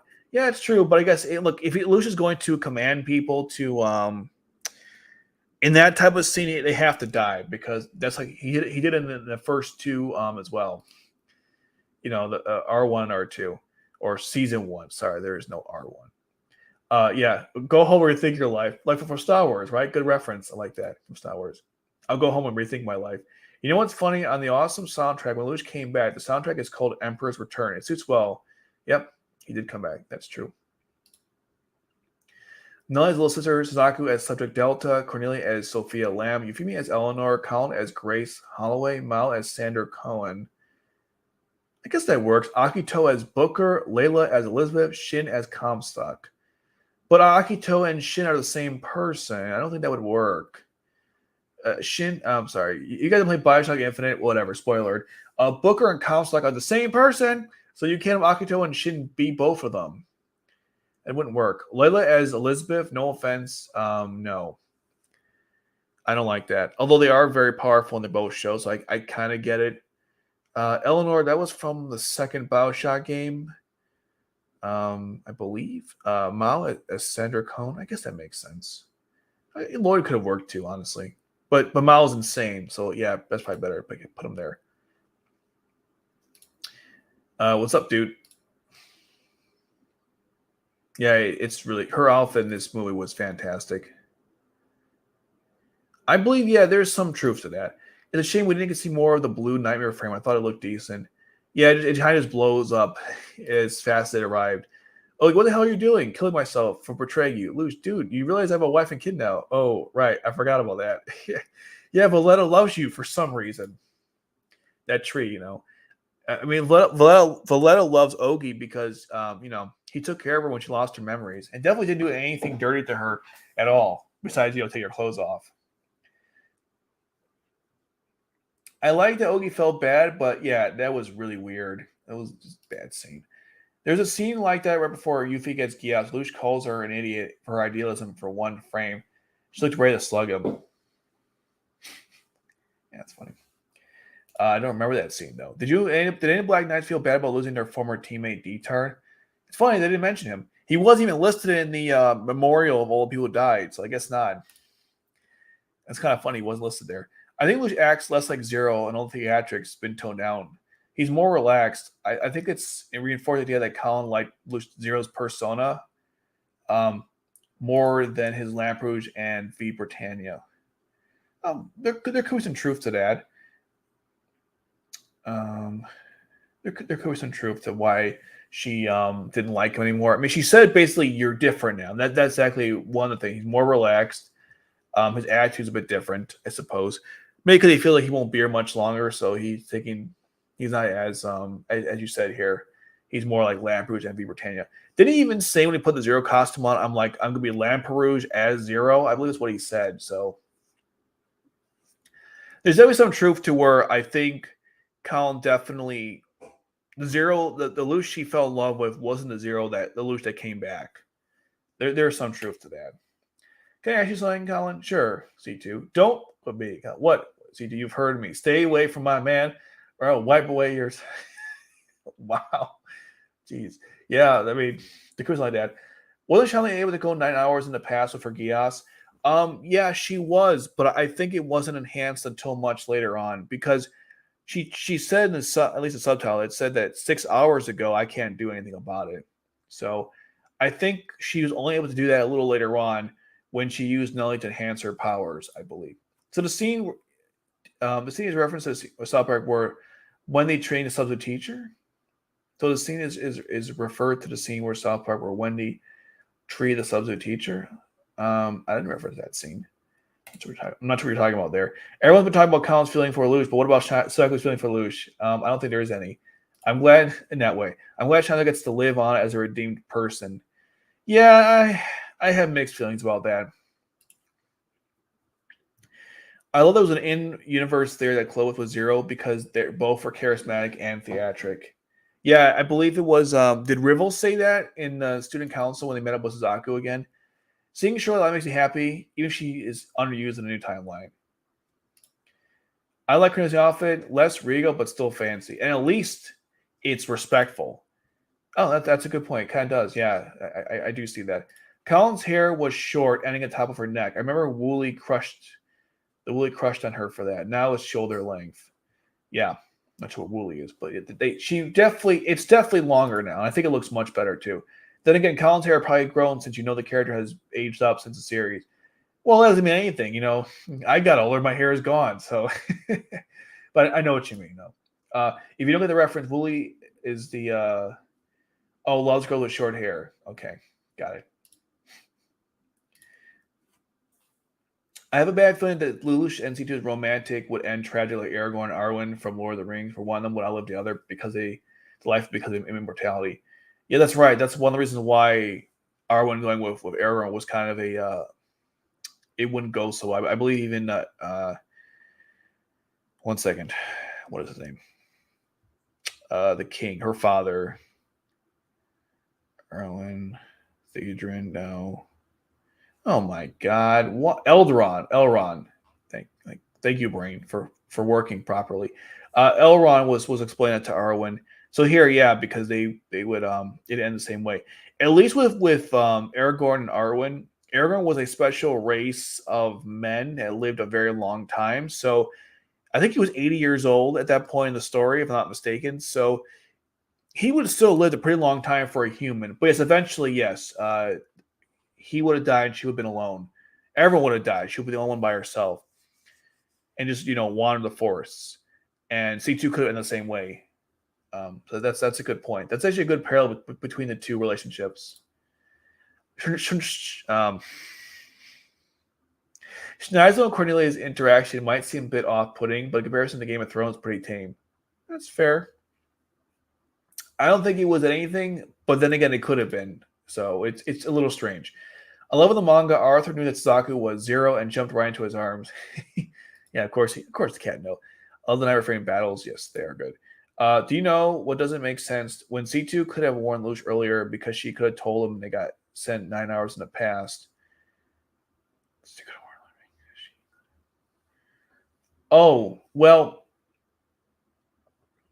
the problem is, I see, I'm about to say something. I don't know if it's the right way to put it. I think the way that time was working in this movie was every single time Shamla goes back, the same events kept occurring, which was Lelouch executes the first plan fails, then Lelouch freaks out, then C2 pep talks him. This happens, by the way, this whole meeting with the Black Knights and the Zilkstead officials. And then after being the pep talk, Lelouch comes up with eight different plans, and C2 picks one of the plans, executes plan, and then if it fails or succeeds, she knows like Shamla must have done something to ruin it, tells Lelouch about it, and he adapts his plans accordingly. So now we got that out of the way. What you're asking is, if C2 is not affected by the Geass power, if they go back in time, could she have just told Lelouch that they went backwards in time? I don't know, because I don't know if that's how it worked. I believe it's all crazy. I think it's still, even though it's like different timelines, I think the actual order of events still remain the same.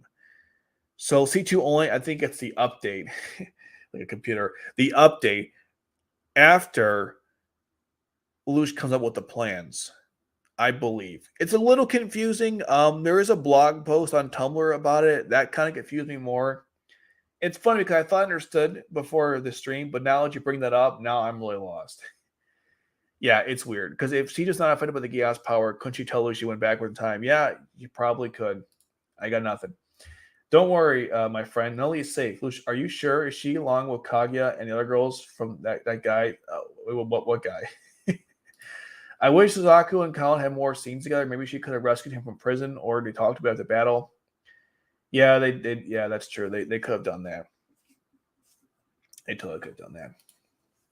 Like, remember, C2 doesn't get offended by Geass, so it's just weird for this to happen. No, you're right. I'm thinking about it, and you're kind of right. I was trying to rationalize that, like, as you said it, because if the Geass doesn't affect her, well, that's the thing. See, Shanla's power, I think it sends her back, not anyone else. So, but then again, her power doesn't really affect anyone in particular. It just sends her back in time. She doesn't use Geass on anybody. So, now, you know what? I got to think about it. My head just had an explosion. I'll think about it later. She's a cool villain. Yes, I agree. A little cliche and obviously overly sexualized, but still a cool character. Psycho is technically trained in the military, so she can probably differentiate between people because she learned about that guy's Geass from the C2 earlier in the movie. I mean, maybe, but she still can recognize from friend from foe. Non-fight versus question. Lloyd Asplin from Code Geass versus Dr. Yisheng from Bioshock in terms of character, important story creations. I'd say Lloyd, although didn't Yisheng work on the Big Daddies, which is a big part of the story. So, what's more important, the Big Daddies or the Nightmare Frames? So, whichever you value more would be the winner there. I don't know who programmed Jack. I'm not sure if that was Yisheng or not. Again, it's been a while since I played the game. Hey, Pride Month. Even though I've never been officially confirmed, I confirm Alicia and Saku are bisexual. All right, that's totally fine. Wow, Cecile has a booty in her outfit. See, Cecile's always had a booty in her outfit. You're talking about this, right?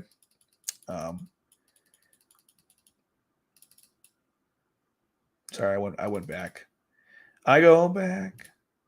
Well, I get in trouble for saying that. Yeah, of course. She's always had a small hourglass frame, not a large one, but a small hourglass frame. So when things aren't going well, sorry. Hope you guys didn't see nudity there. I'm going to the past for these images. Yeah, see? Yeah, she totally does. There's a reason why she's the best girl in Code Geass. You don't have to look farther or harder than that. That's all the evidence you need, my friends. I'm, of course, being facetious. Also, forgot to mention who is more sociopath, Lloyd or Shung? Oh, definitely Shung. I don't think Lloyd. Lloyd has a little bit. Shung, oh my god, I didn't give two crap about those kids. I think about what the big dad and the little sisters. I mean, it's disgusting. You know what? The scene probably should have happened because he too was not affected by Shana's Geass. Yeah, I know. I'm still thinking about it.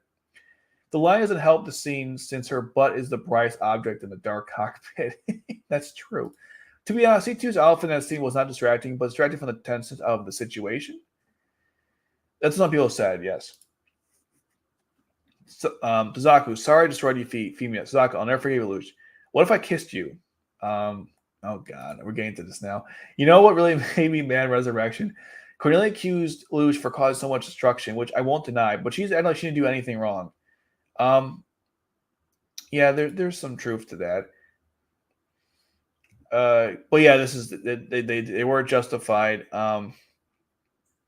But yeah, Cornelia wiped out a whole ghetto, and she supported most of the government. I mean, she's been in the military for what, seven plus years, so she definitely did a lot of probably messed up stuff like conquering different nations and stuff like that. So, I mean, just because the government sanctions it doesn't mean it's okay. I don't have to give you that. I don't have to say anything to examples to prove why that'd be the case. If we're being honest, Cornelia was more racist than Lelouch. She killed so many people as well. She can't act innocent, thinking she's 100% better than Lelouch. I don't know if she's better, but she doesn't like him for what she did to Dalton and. Oh my God, where are we? Dalton. StreamYard always does it. It's so annoying. Dalton and Euphemia. Yeah, that's why I'm confused.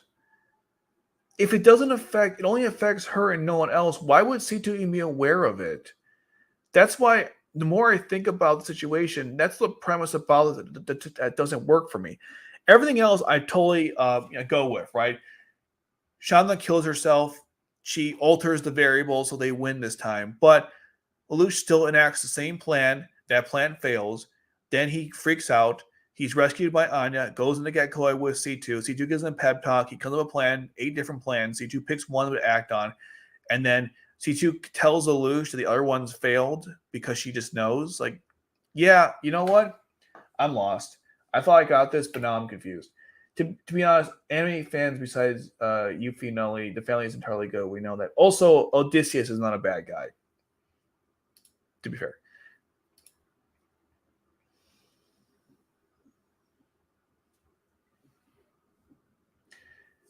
I didn't get that impression. Look at what she says. After all the people you killed, Yuffie and Dalton, what gives you the right to help us or use us? I mean, yeah, exactly. It wasn't more of like a better than exactly. I don't think she was thinking she was better than. She just was kind of upset with what he did. Like you have the goal to ask for help. Yes. But Odysseus was not a bad guy. What's your favorite Diamond Friend design in this movie? Okay, it's a tie between the Nagitsu main and the Quinn Rose Model Z, the one that Cornelia uses. I think it's called the Quinn Rose Model Z. Which ones I did not like was the Maharoba. I didn't like the what's it called? The Gurren special type. Not a fan of that one. I think Safety Element was much cooler. Um, and I can and the Balladoon, the one that I hate that one. But the Quinn Rose model I think was my favorite. Then followed by the Nagitsu main, and then I guess to get Koi. The rest of them, I mean, they're okay. I don't know why, but Colin's Nightmare Frame, I didn't like it. I think the Safety Element is just much better. I think she means like why should I risk my mind and my soldiers after you done to me? And Lelouch tends to use people like pawns, unlike currently respects her men. That is very true. We've already seen that. Like I understand what you're going at again with lots of people, but the way she All right.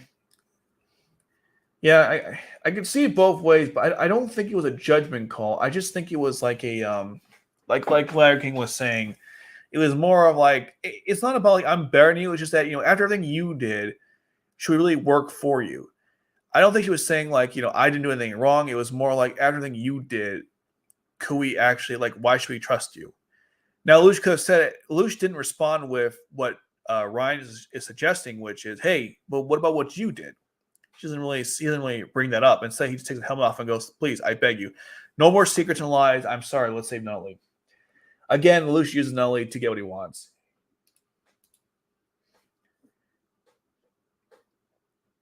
Right, which is what you've pointed out before and what I would agree to.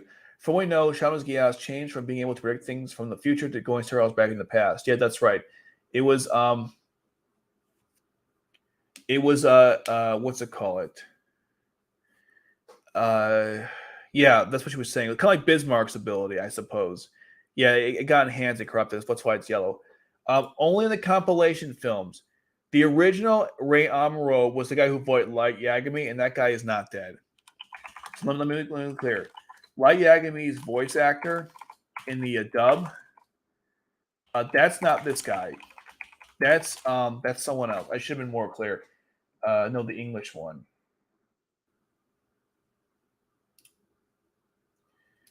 The dub voice. Where is it?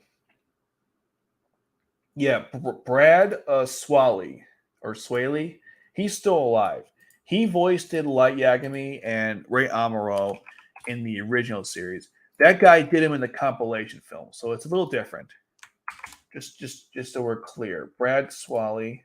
So he was, I believe, he also was Rock, by the way, in Black Lagoon. I forgot about that one. Yeah, Mobile Suit Gundam. Wasn't he Ray Amuro? Oh my god. I thought he was Ray Amuro. Yeah, he was. I'm like, I know, yeah, he was Ray Amuro in the original, the voice actor for Light Yagami. In the recap films, or whatever you want to call him, he did the voice, this guy. So the Ray Amuro is not dead, or the Light Yagami voice, just to be clear. I agree. I absolutely agree. If they want to redub Code Geass, you have to have him in there if you want to do it.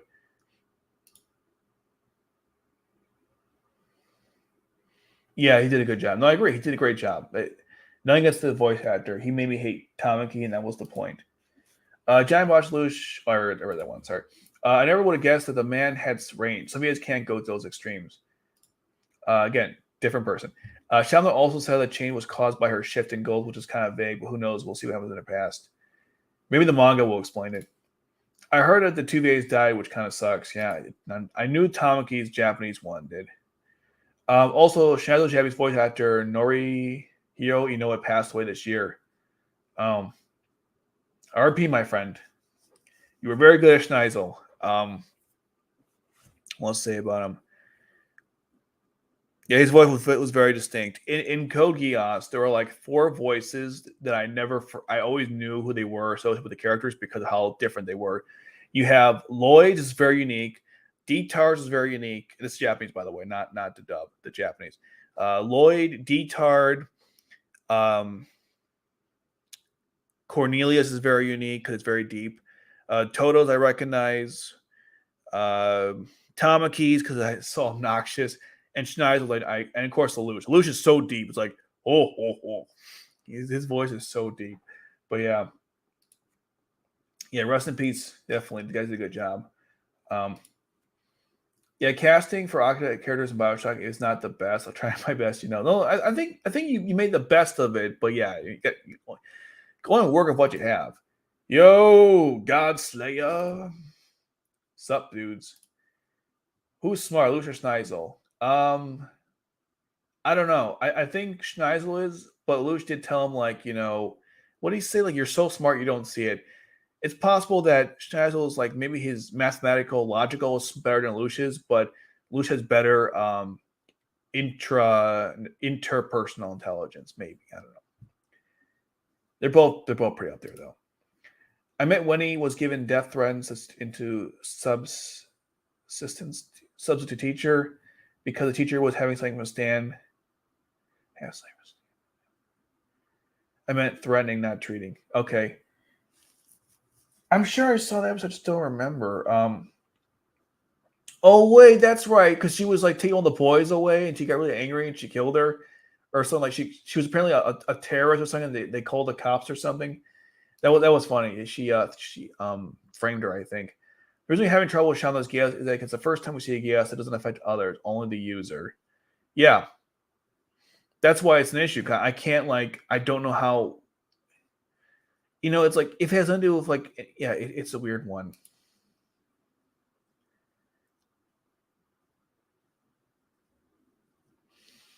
Yeah, which is kind of odd because then the Geass, that means the Geass was failing then. If she was able to recognize her friends from foes, so yeah. For the question, Jack was programmed by Susong and Tenenbaum. So yes, Jack was programmed by Susong, but Koban with Tenenbaum. Okay, I forgot about that part. So then definitely Susong then over Lloyd because that's like a big part of the story. Like I imagine Bismarck Future wouldn't be able to see a code holder since it analyzes who's like around him, like Mao. Probably. Why is Lucio physically weak? He doesn't work out. I don't know. Does that mean that Shanla created multiple timelines that possibly caused Janissary Code when she died? We saw her friend with the Geass were scattered across the world and caused C to travel with Lelouch. I don't. She did create several different timelines, although according to one interpretation, even though it's different timelines, they all follow the same continuity. So to put it simply, there's like a tree. The tree has multiple branches, and all the branches still go in the same direction. They're not like going this way; they're all going straight ahead. Just different ways to get into the same outcome.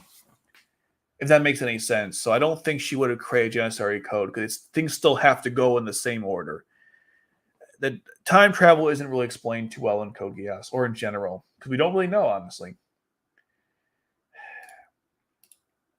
What do you think of the Suigetsu? Do you think it's better than Zangetsu? Suigetsu. I'm not sure what that is.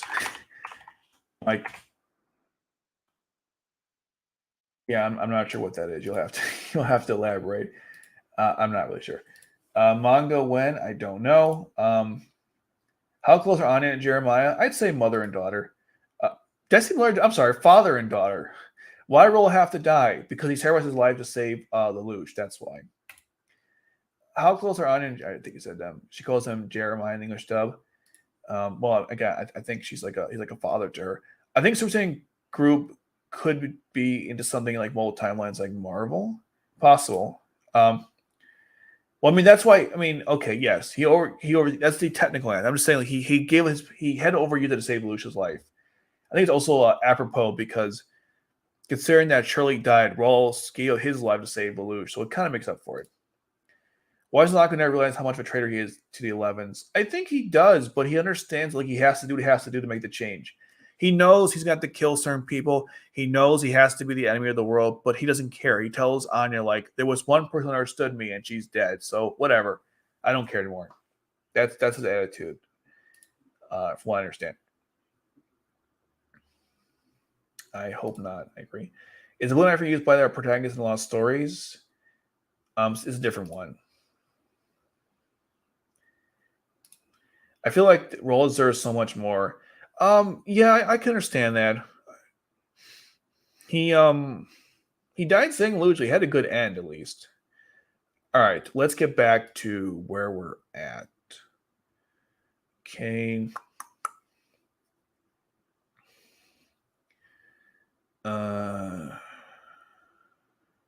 Okay, yeah. So the Geass power that Shamla has, by the way, is yellow, and I don't know why they made it yellow, but it's yellow.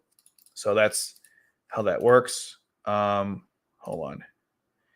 Although Shalio during the fight against Izaku, I just want to say outright, it was just really annoying because he's just like, "I'm going to beat Zero and triumph." I'm like, ugh, it's so cringy.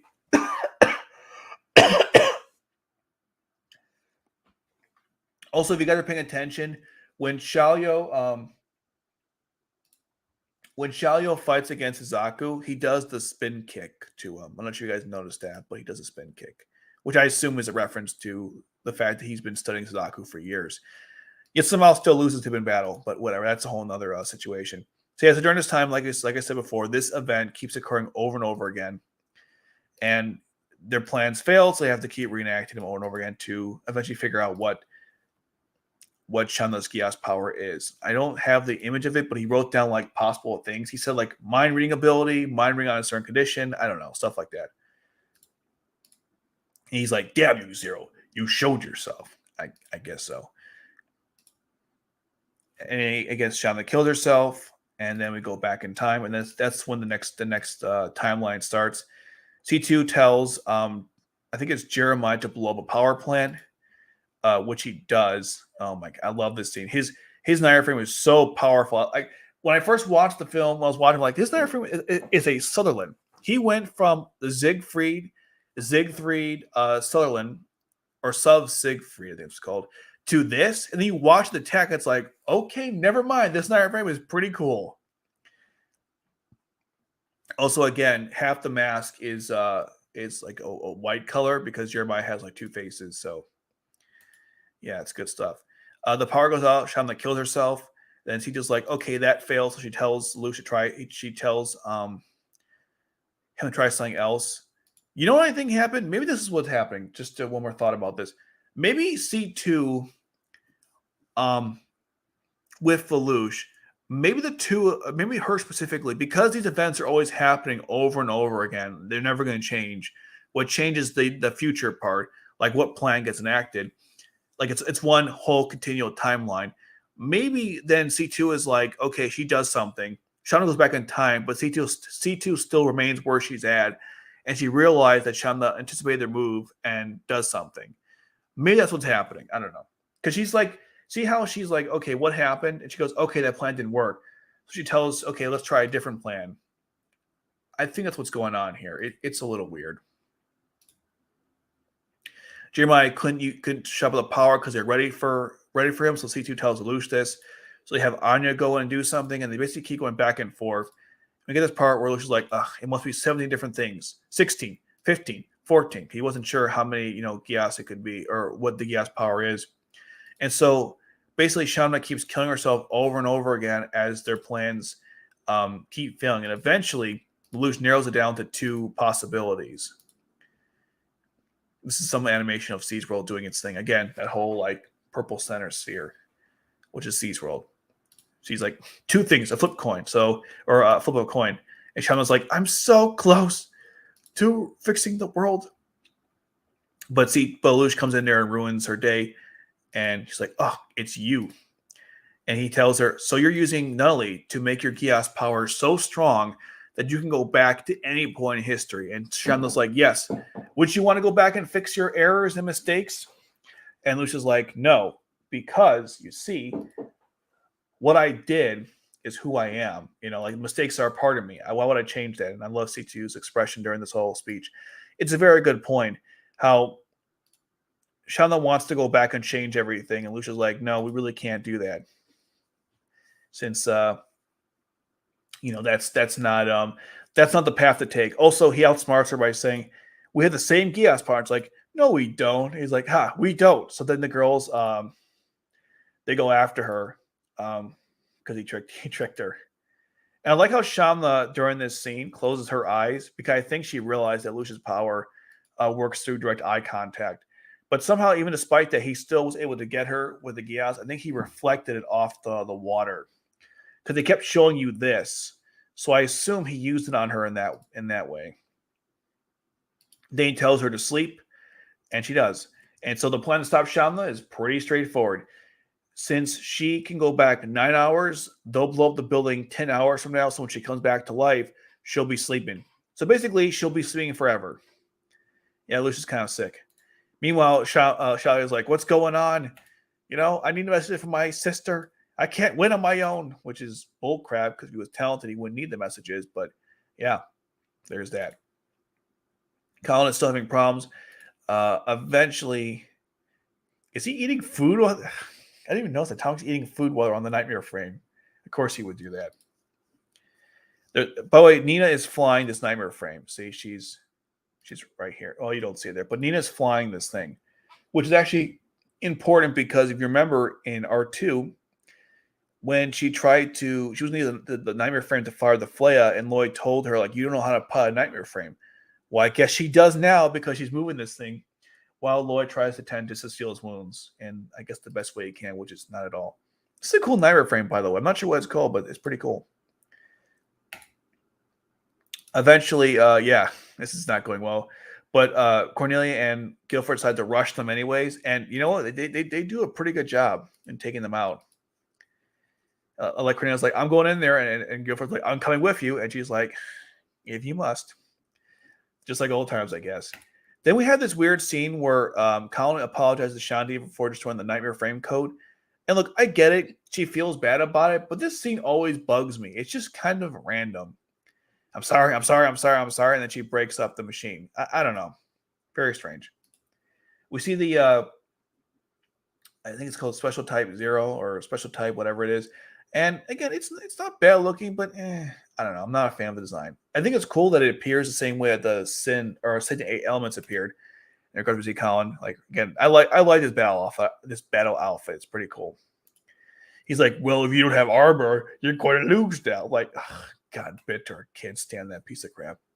And then, of course, Shai's like, okay, I'm leaving. And then Suzaku is like, I can do this. He destroys the frame coats. And by the way, when I was watching this movie in theaters, I knew they were going to destroy the frame coats and use the actual nightmare frame. But they were saving it to the very end, you know, because it's fan servicey. So I knew they were going to show both the Lancelot, the new version of Sin, and the special type. And then, of course, we'll see that the live command activate. That was pretty cool.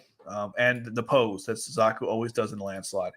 I love both of those fan servicey scenes. They're great. I guess Lelouch tells the girls they can leave because they're all running out.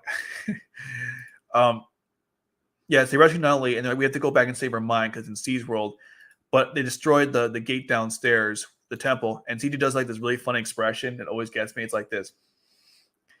Like, of course. That's good stuff. Swale tries to kill them, and oh man, it's great. Again, Cecile's not doing well, and Lloyd, for someone who's a sociopath, cares a lot about her. She gets electrocuted by Nina, which is a great scene. He goes like, ugh, the energy thing. Well played. Again, I don't have the image, but it shows like Nina literally like in the nightmare frame activating the electricity to kill them all. And by the way, there's a lot of guys here. So Nina actually, unless I'm wrong, this is the first time Nina's actually killed someone directly. The Flea killed like millions of people, but she never actually did it herself. So Nina has gone from a very shy, timid girl to a crazy a shy racist girl to a crazy maniac racist girl to a less crazy, no longer maniac, but still kind of crazy girl to a military, I guess, tame girl. I don't know. She went through a lot of changes in this story. Just saying. And she saves both Lloyd and Cecile and Sayako. Yeah, because she's over there piloting it. Yeah, there she is. See, and he's like, oh, well played. So she's gone through a lot of changes. I have a lot of respect. Also, she had time to put her hair in a bow during this conflict. Cornelia is messing people up like it's no one's business. And I love this scene. And I'm also sad, like I mentioned before, why couldn't this have been R2? This is like Cornelia destroying people. Like this should have been an R2, man. But hey, whatever. We got in this film, and so I'll take it. Because Cornelia's a badass pilot. Look at this. She's just this whole scene of her just killing everyone and then finding Forgnar at the end. It was such a good scene. He takes out her leg, which he basically incapacitates them. But he's like, okay, man, shoot her down. Kill us both. I think Lelouch takes her off his cloak and puts a nully right there, and then they both go into C's world. I love this scene, by the way, when they both enter. Lucia's C2 is like, you go that way, I'll go this way. And she's like, I could have got myself. And he's like, no, I must do it on my own. So he finds Nully, and she's, of course, shocked to see he's alive. Her expression is actually quite interesting. I mean, she's like, where am I? And wait, you're alive? It's something else. C2 tries to explain to Shamna about how she's going to be wandering like life and death forever. You could leave. I could send you back. She's like, no, I'll be here. It's fine. And it's been a long time, obviously, since she left the Order. And I think she tries to convince her not to go down the path that Charles did. I believe that's what's happening here. Also, I'm kind of confused why this is still a thing. I thought they were all frozen in time, but now the souls are moving again. I don't know. Again, there's some stuff going on here that I'm a little confused about. I think she wants to stay here when Chalio dies. And then I guess when he dies, she'll be free. I don't know. Also, this thing here, this was referring to earlier, this weird membrane circle thing. It becomes purple later on. I think that's the regret in C's world. Again, I'm not really sure. It's not clearly stated. Colin destroying like everybody with her weapon, which she could have done. I guess she could have done it without this unit, but whatever. It's pretty cool. Again, I don't know what it is. I like the safety elements a lot more. One reason why is because the arm could like extend outward and blast different enemies. Here, it's just one gigantic wave surger blast. I guess it's fine, but I would have preferred the safety elements. And I don't even think her armor detaches in this version anyways, which is kind of sad. But there's like, my men are dead. Whatever, I'll get the money itself. Oh, I forgot to mention, I'm looking at my notes here. So Magisto Omega, which is the power that Nagi Shumane uses, which makes after images. So you see the Nightmare Frame, then like a bunch of versions of it appear. That's the Trans Am from Double O. Forgot to mention that one. Oh, Jeremiah calls Cornelia Princess. I assume without a habit because Cornelia is not a princess anymore that I know of, unless they restate her. No, they destroyed the whole aristocracy. So she's not a princess anymore. So I guess he called her out of habit. Anything else I meant? I finished here.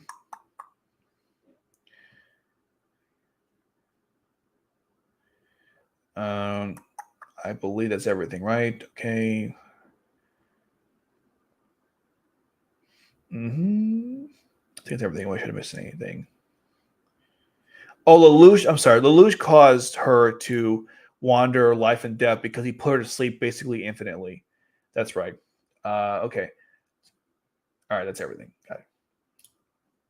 All right. Back to it. So when Gurren, or should I say, Colin finishes off Bitter by making a drill arm, and it like pierces his nightmare frame and blows him up. I don't know. It was pretty sad.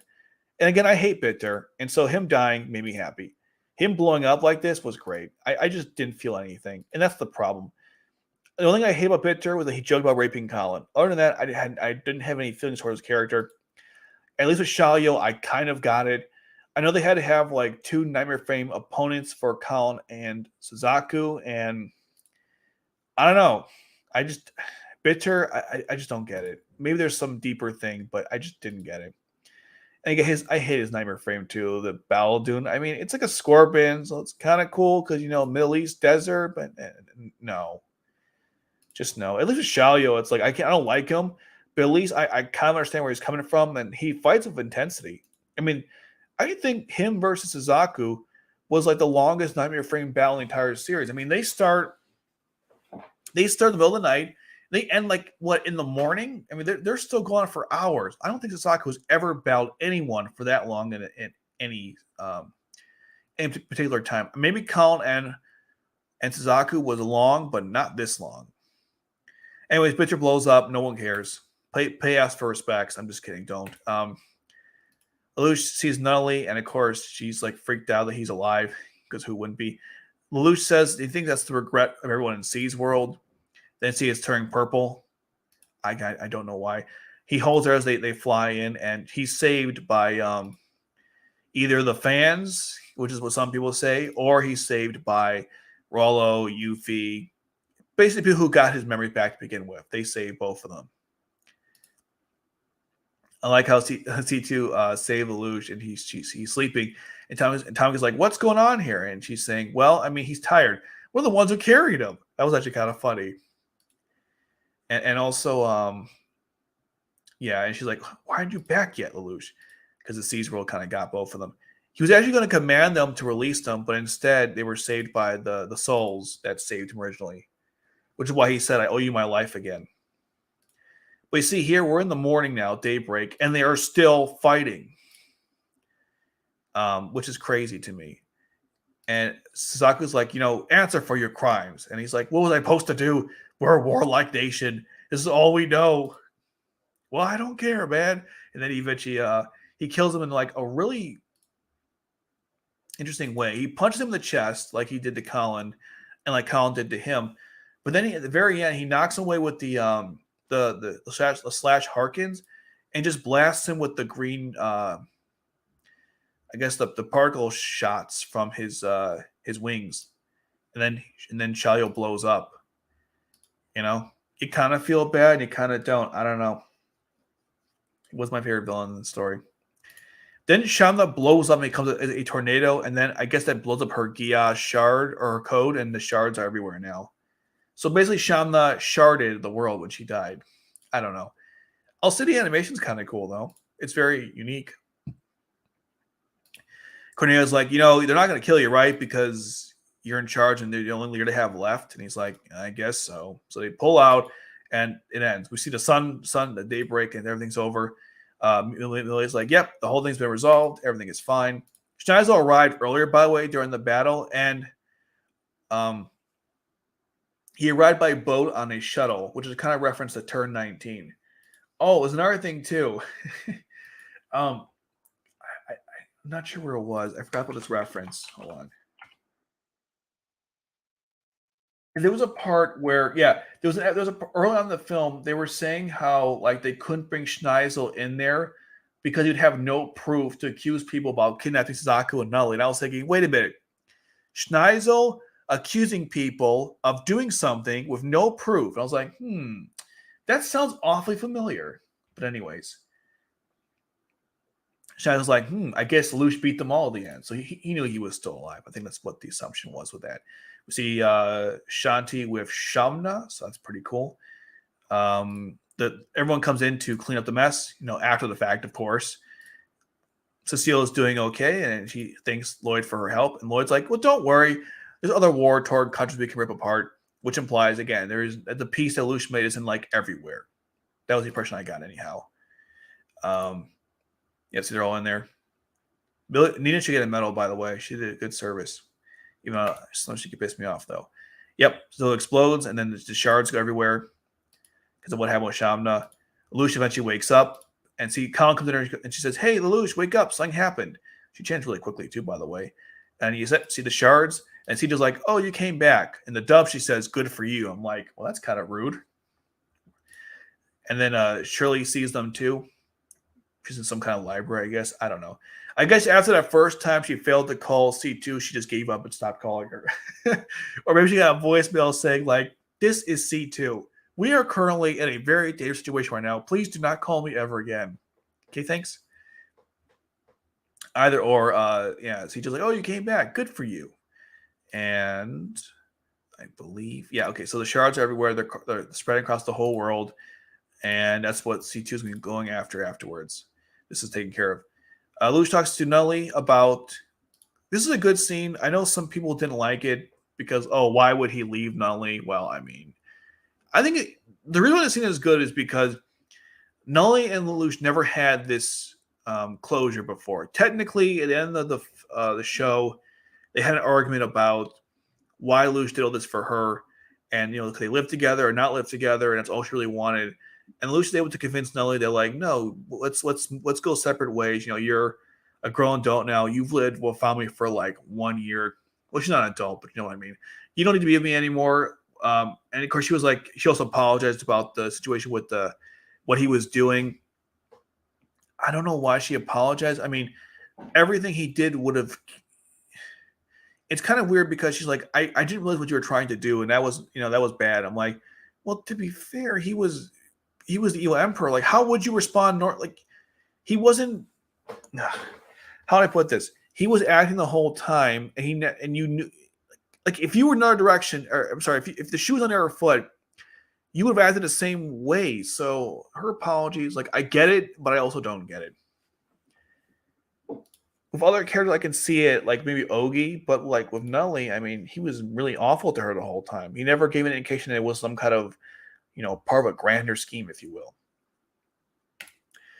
But anyway, so Zaku told, Lelouch told Zaku, like, you're Zero, not me. So it's a good scene between Nully and Lelouch, regardless, though, because again, they get closure, and that's the most important part. There was no closure at the end of Arc 2 for them. C2 does something really weird. She brought back Lelouch to fulfill her promise, then leaves him for some reason. Then Colin's like, hey, here's your cheese coon. She's like, okay, thank you. I'm going out to do stuff. You might see me here and there. Tomke's like, was this the right thing to do? And Ogie's like, I guess history will decide. Oops, little head there. Yeah, it was like history will decide. Then C2 walks away, but Lelouch runs really slowly. And she's like, things never change because Lelouch is in bad shape. And she's like, listen, you want a servant, go somewhere else. I like how she keeps scrunching Cheese Coon's face to make it look angry. Because, that's it's kind of funny. Like, she keeps she really like makes the face scrunchy. That's obviously not an accident. She's like, well, go to Shirley or Nully or Kaya, whatever. And she goes like, I'm leaving Nully. And she smiles because like she realizes that they should go their own way. And I don't want to beg into Shirley or Kaguya yet, so can I just be with you? Okay, fine, but what do I call you? And of course, he says, L2, and she cries because it's a proposal of marriage. I assume that's what this was, and so they walk together, and they are essentially a couple. And the C2 shippers are now, which I think is the biggest one of the three, are happy, even though she totally cock blocks Shirley, and they kick Colin out because reasons. But whatever, it's fine. It's an alternate universe. It's totally cool. After they're done walking, or we see them walking with the rest of the refugees, notice how he, by the way, has the bag on him. He takes it from her, which is nice. And now they're going on their journey to get the Geass shards that were destroyed in that temple. We see Colin, and she's apologizing to Shanti about what happened to the Nightmare Frame Code. I mean, I guess seeing Colin here is fine. I could think of better things she could be doing, but it's fine. Then we see Millie with Lloyd, and I kept thinking, what, are they actually dating again? I don't know. They seem pretty close. Cecile's face is great. That's all I have to say. It's just great. Then we see Anya and Jeremiah, and the Psycho is here in camouflage. They're picking oranges. She seems really happy about it. I'm not sure what they're doing exactly. I think they're in Australia too, picking oranges, and there's like a machine that helps them out too, which makes sense because Jeremiah is a cyborg. Then we see Margaret. I'll go to the big one. Margaret, Nunnally, and Tianzi with Minami in the background, and she's holding a little doggy. The leaders of the world, people. 3 little girls rule the world. This is Chiba and Toto, and they are with Ogi and Valletta. and I believe it's a double date, because the way Valletta looks at Toto, I think at this point they're dating. That's what some people say. I guess I can't really disagree with that. They probably are dating at this point. This is not, by the way, Toto's baby. Someone on Wikipedia thought this was Toto's baby, and they put like, oh, Valletta and Chiba. I'm sorry, Valletta and Chiba. Chiba and Toto are married and have a kid. Like, no, this is Ogi's baby. Can't you tell? Look at the hair. See, this like Superman Thunderbolt. Come on, it's not their kid. I don't know who said that. It's really frustrating. Then we see that Zilxa has joined the UFN, so I think things will be better. I'm not sure they're going to solve their economic crisis because they have no resources to share with the rest of the world, but they're working on it. By the way, Kage never got taller, so I guess she never did get to Lelouch's height. Oh well, sad face. This is Shirley after Lelouch calls her, telling her he's still alive. I don't know what comes after this though. Like, I mean, imagine Lelouch is like, "Hey Shirley, so I'm alive. Oh my God, can we like go out or something?" Yeah, that's the hard part. How do I put this in? I'm with C2. Bye. It's like I don't even know how the comment goes down. Like, what the hell did he tell her? That yeah, I came back to life. It all worked out. Do we go on a date, Lush? We can't go on a date, Shirley, because I'm with C2 now. So she could be crying of joy right now or crying out of sadness. I don't know. Then we see this is Zero. Suzaku is Zero. Arthur, by the way, who has not made one appearance in the film yet, and then some random stray cat. That's the end of that. Lush and C2 are in their wedding outfits, I believe. That's what this is. And then there's like they're by a pit of people. They're all one person trying to climb out at least, and he's like, "Well, if you want Geass power, you'll be a different time, different world, and you'll be isolated," which is what C2 tells him to start R1, or not start R1 before he gets the Geass power. But for those who had the resolve, then the film ends. And what's so sad is when I was in the theater. Okay, so let me explain a couple of things, like some backstory here. When I was in the theater and this end, I was like, oh my God, are we going to get more Lelouch and C2 working on like capturing Geass shards from opposing Geass users going forward? And then someone looked up for me. They're like, hey, this is a 10-year plan and they're going to have a bunch of new stories coming up. I got to tell you, I was so optimistic when I read this about the 10-year plan. I mean, besides the films, like the recap films, like, oh my God, 10-year plan, Lelouch and C2 doing stuff, more Geass, like this is so cool. And now we are, not to be a downer, but now we are pretty far in this 10-year plan, right? I think it started, 2016? Sorry, my eye, sorry. 2017, right? So 10-year plan. We are, what, 8 years into this 10-year plan? No, that's not right. Not 8 years. Because we have approximately, I could do math, 2027, I guess, would be 10 years. We're 2022. So we're 5 years into this plan, and we only have 2 gacha games and this film. I hope to God there is more coming out besides that, because I'm telling you, when I walked out of the theater, I was very optimistic. So some thoughts about leaving the theater too. Someone said was funny. They said they brought back Shirley, but why? Like, what was the point of bringing back Shirley? I was like, I was kind of agreeing because I didn't watch the films, so I didn't know there was a big setup for it. I remember people like they didn't explain why Shirley came back. I was like, oh my God, it was funny. People had a lot of mixed feelings about this film. When Shamna was naked, people were laughing. They thought that was funny. I think people were mostly excited during the whole thing. When Lelouch proposed to C2, I don't know if there was any cheering in that scene. There might have been. There might have been cheering because the people really wanted. I'm trying to think of any other things that for the theater, because it's been like several years. I don't remember. That might have been it. That might have been the last thing I remember. Did Lelouch give C2 a ring? I think that's what you're asking. I don't know. I don't think so. But I could be wrong. Okay. I'll read some comments real quick. Oh, it is Eliza? See, I wasn't sure if that was Eliza. That could be. Okay. Okay.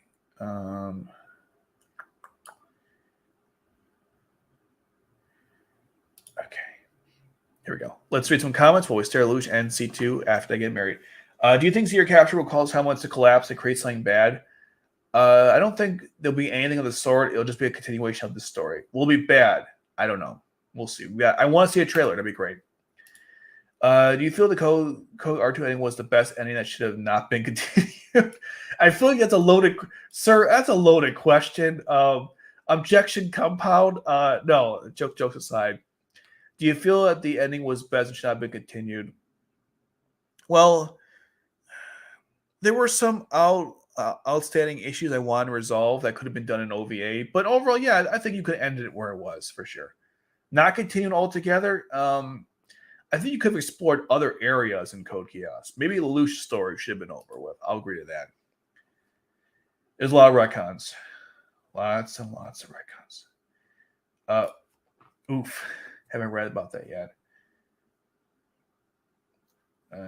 Hold on. How did the code come to the Code Geass realm? I believe the caretaker of space and time allowed it. How did V2 get a code? I don't know. They don't explain. I think actually they kind of do. It came from Shiori from Right Out of Darkness. She was like the first V2. So there's a little explanation there. How did none get the code? Probably the same way C2 did, through the same process. Where did the code come from? Space or God? I don't know.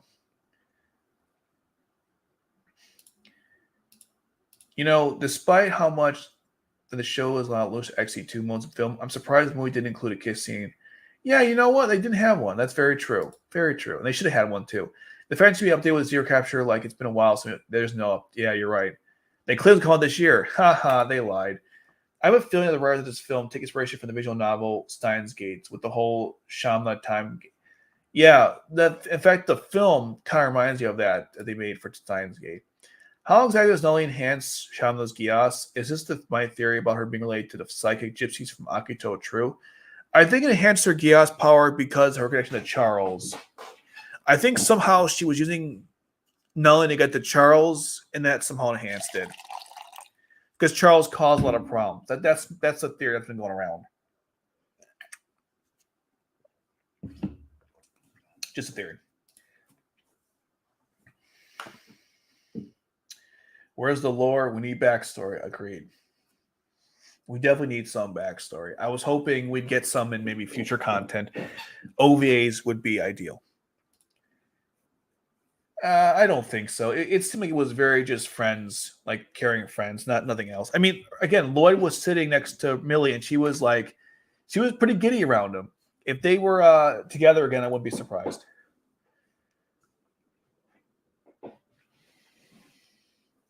Well, they had to because they were going to lose otherwise. Which character do you think benefited the most from the movie? After her treatment R2, I'd say the movie redeemed Cornelia.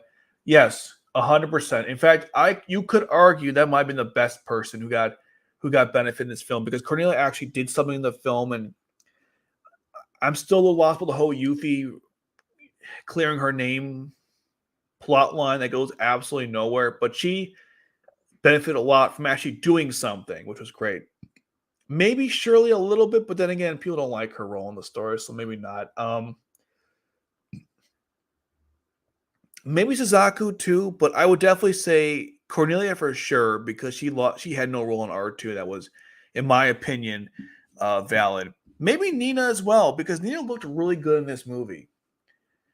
I really think Nina was up there with Cornelia. They both they looked good in this movie.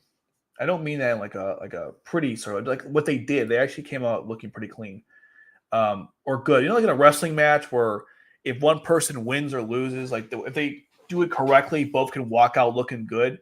Well, Nina and Cornelia walked out looking good. If Lucian C2 had a wedding, I imagine Jeremiah as the priest, Suzaku as the best man, Colin and Shirley as bridesmaid, and Nelly and Anya as the follower girls. I don't think Colin and Shirley are going to attend this wedding. That'd be really depressing, especially as bridesmaids. I'm not saying they wouldn't do it, but that'd be really depressing. What about Kaguya? What would she be? Probably a flower girl with Tianzi too, I imagine. Unless you want to keep it like hush-hush.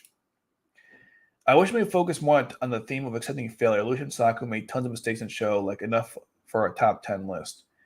I mean, it did kind of set failure because Lelouch did tell Shyamalan I wouldn't go back in time to change my mistake because that's what made me who I am. So there's some truth to it. There's some accepting failure. I could see Lelouch brushing off the offer, but Saku and Colin should be tempted to say end up with their special people. Wait, would be tempted just so they end up with their special people. Not sure what you mean by that. He was pretty shameless about it. Shows about crazy world fights magic powers. I'm not explaining too much. Yeah, I mean, there were some things in there too, but yeah, they could have expanded upon it. I have a feeling that the frame code and offense mode for Lancelot and Gurren type special take inspiration from the Kamen Rider Kabuto from Master Fighter form. I'm not sure what that is. Unfortunately, I'm not an expert in mecha stuff. I wish I was, though. Probably. That wedding would not go. That's what I was thinking, too. Yeah, if you have Colin and Shirley, ooh, I don't think that would go well at all. There'd be a lot of problems.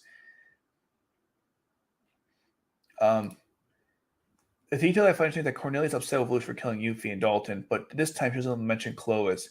I guess she just owned him. Look, no offense, no one liked Clovis. Clovis committed a massacre of his own free will. I'm really shocked it never occurred to Lelouch to make it a public knowledge. I thought he did. Didn't he announce it in Stage 8 that Clovis killed a bunch of innocent people and that's how we killed him? I'm pretty sure there was a whole broadcast and Dietar played it. No, they made a public knowledge what Clovis did that I'm aware of, unless no one believed him. Someone like only in Gavin Zero's Flowers and Game War Recruits. Love song is revived. Yes, it is. It's a good song. Well, to be fair, they've been dating for a long time, just not not in the traditional sense. I give the film a 9 out of 10. Not as good as the show, but still a great film. I'm glad it happened. I'd give it like an 8 out of 10, 9 out of 8 out of 10, 9 out of 10. The reason why I rate it so highly is not because the film is the greatest thing ever, because it's not, but more important because it gave me what I wanted. I just want to see the characters that I liked come back together for one mission.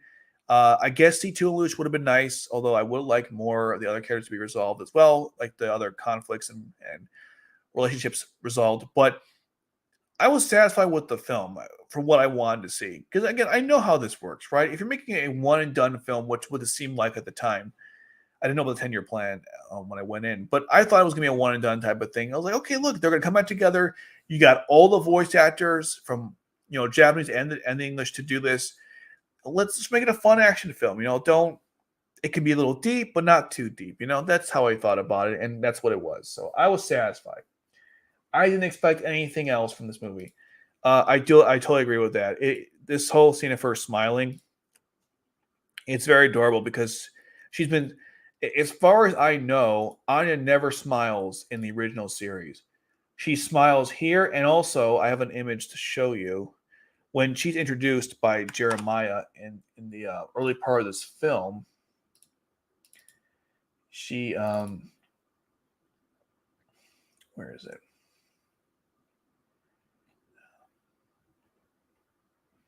But one quick thing too. See this? I guess not. Why didn't it load up? Why don't you load up? Oh no. What's going on? Yeah. I don't know what's going on. So you see, here's Jeremiah Sutherland, and see how it has like that half the face because it's robot. I thought it was kind of cool. Now to everything. File Explorer, what are you doing? Okay. Here it is. See. Where's Anya's face?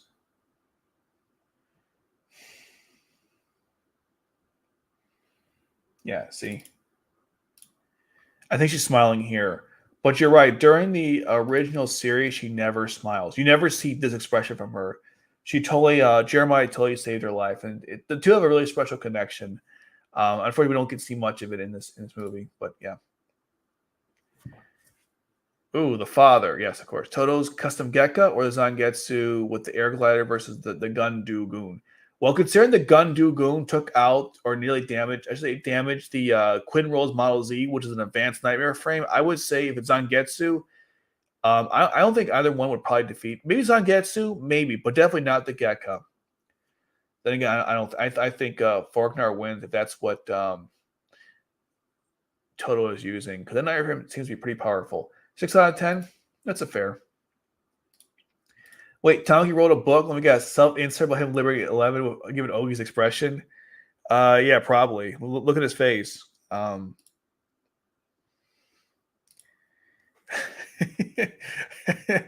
kind of samurai story too. I don't know.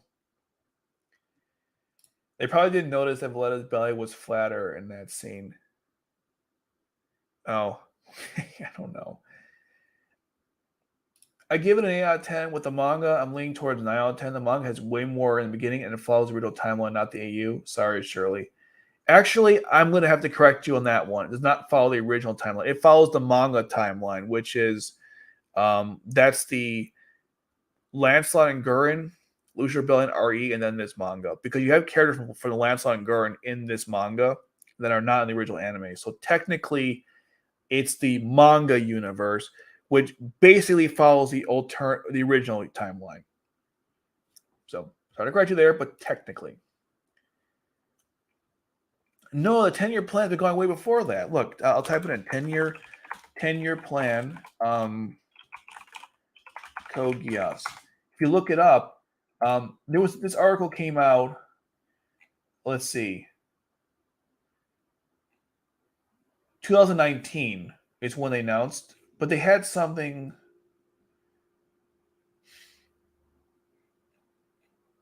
Okay. So we're only okay. I guess it came. I thought it was 2017, but it was 19. So we're pretty early into it so far. Okay, that's good.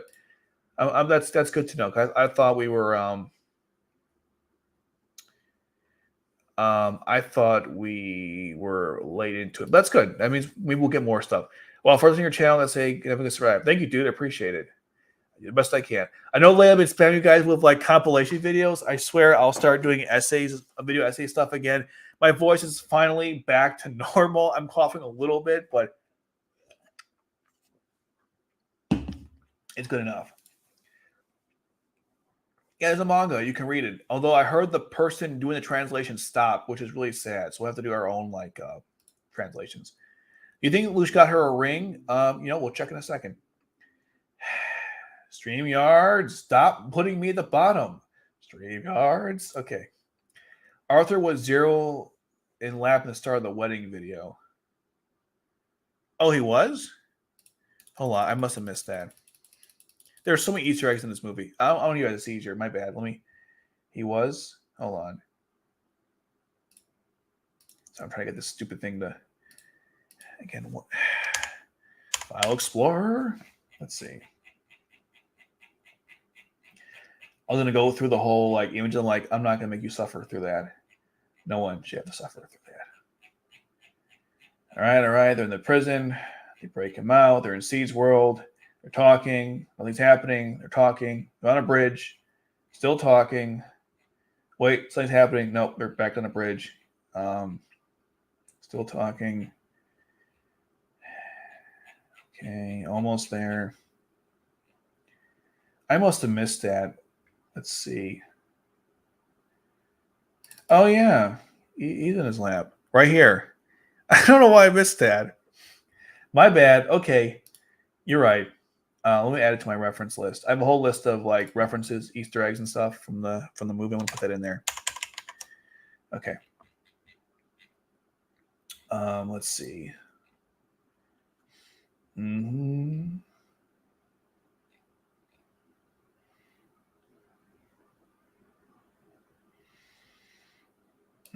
Okay. Suzaku has Arthur in his lab. Okay. I know I missed that.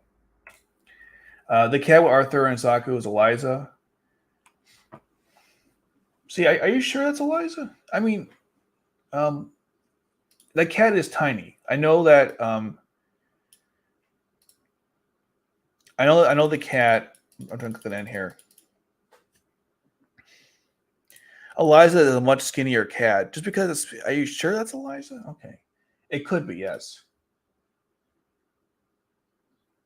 Maybe. Yeah, that could be it. I think some chuckling during this Shaun the fan service scene too. at the theater, although there was a lot of laughter pearls at the end. Really, that's interesting. I did not know. I like the feedback. I honestly want to see all characters. Sorry, I'm like my brain's racing here. Oh, if you got any insights about what the theater was like when you watched it, because yeah, there was some laughter during the nude scene. There was laughter when Obi tried to kill himself. I don't remember what people responded to when Lelouch proposed to C2. It might have been a mixture of laughing and laugh and smiling. Yeah, and cheering. I meant to say. That would have been good if we found out. We found most people, but like I don't know what Kaguya responded to. That I mean, she obviously was happy enough to give him the map, so I guess she forgave him. Do you think this film is better than the other Code Geass films? 100%. When you watch the movie theater, were people excited seeing Lelouch come back? Yeah, they were very excited. That was a cool scene. I was excited, at least. It was pretty cool, especially on a big screen seeing him back. I was pretty excited. Maybe some people, I will say one thing, it wasn't a lot of people in there. It might have been 10 people. It was a very small crowd. Again, the subs sold out. The dub, no one wanted to go and see. I don't know. What annoys me is I think the little trimming this could have been fitted to the original series, like a month-long time skip after Lelouch killed his parents and took the throne. They could have fit this in the original series. Maybe. Yeah, absolutely. They could have made like a 50 episode. I mean, R2 could have been 50 episodes, and that would have been kind of cool. All I know is that, wait, did I read this correctly? Okay, yeah. All I know is Zero Capture is being worked in production. They said that last year. There's a Resurrection manga. Rainfall translation follows close to the original series, but includes Lance on Gurren manga and RE manga. That's why it's not following the original timeline, because when Lelouch is killed in the original timeline, he just dies and it's over with. But in the manga timeline, you see him like in some other world watching everyone else. I forgot exactly what it is, but if you read the end of the Lelouch Rebellion RE, you see him in some kind of other world. So technically, it's not the same timeline. Plus, again, you have the Lancelot and Gurren new characters involved.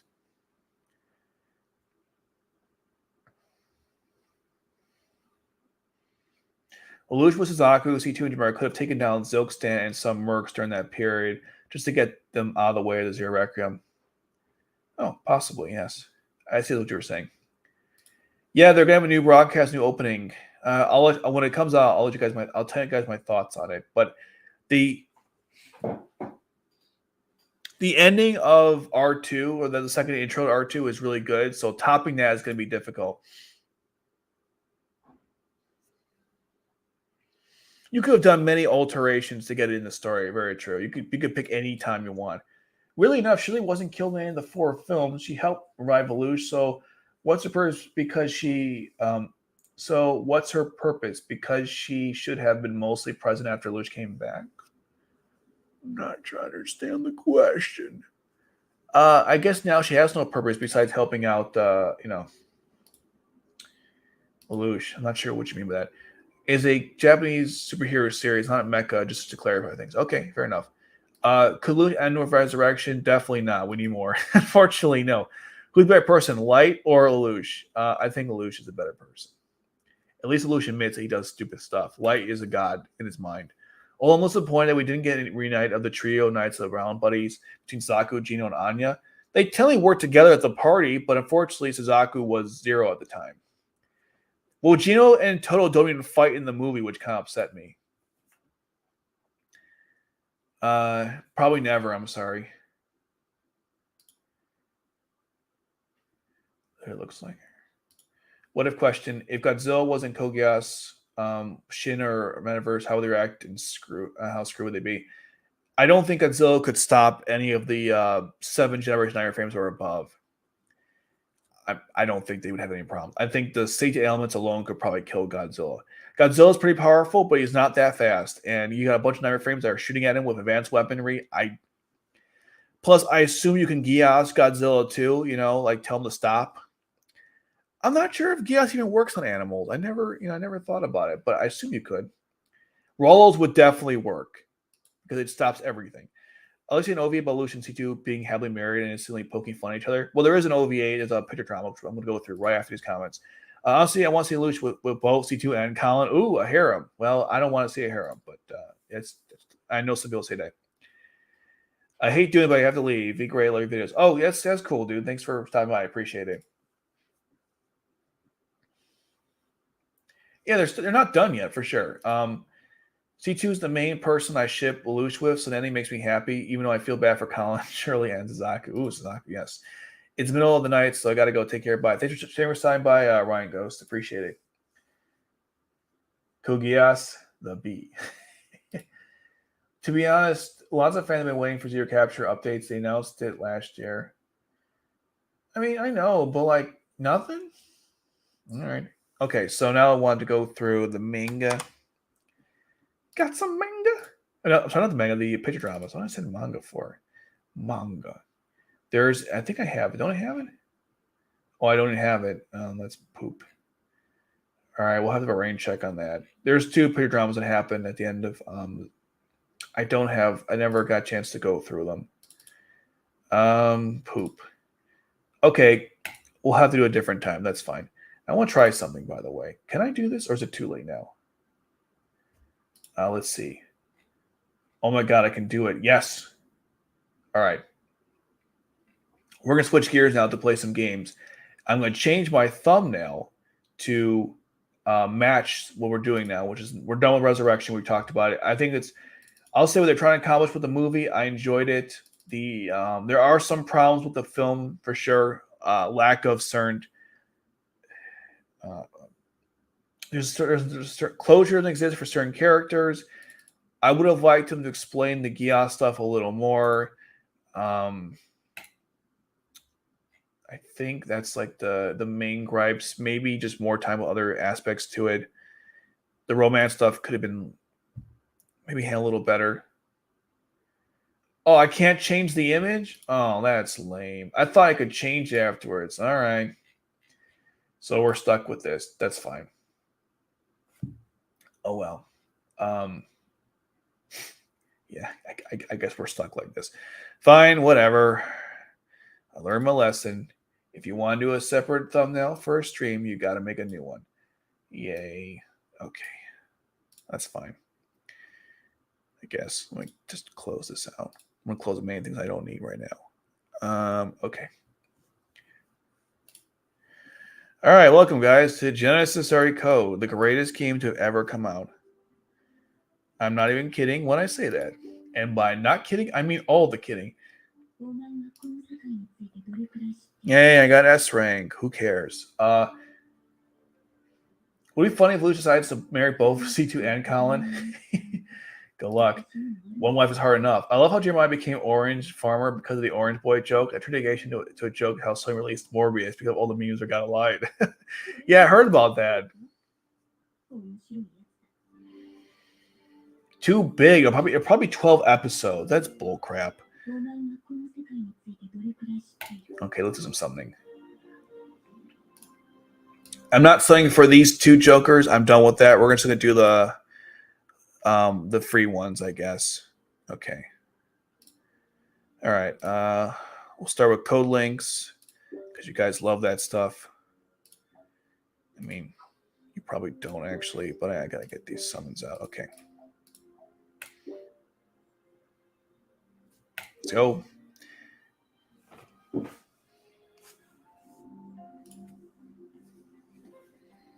All right, who are we? Please stop staring at me and open. What the fudge? What that expression you just made? That was weird.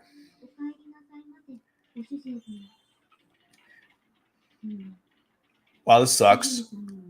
No upgrades at all.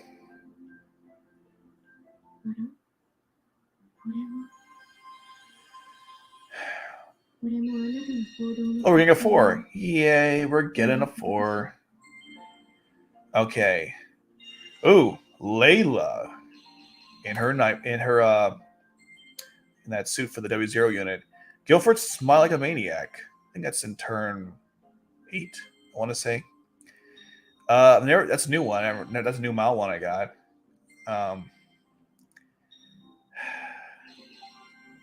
Yeah. Dorothea, they screwed you over. What can I say? Mao again. Great. Klaus. Clovis. Layla as a child. I believe I have all of hers now. Guilford smiling like a maniac. Where's my 3? Marion. Great. And the 4. Wasn't I getting a 4? Oh, Layla is the 4. I am really smart. Layla was the 4. Well, I'm dumb. Okay. Let's do the guaranteed 4 now. Don't care who it is. Just want somebody.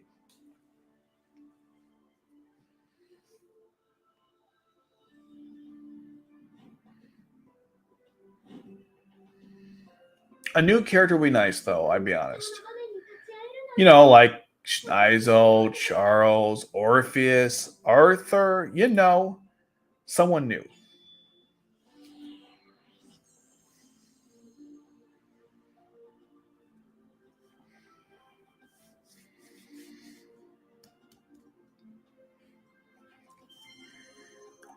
That's a long name.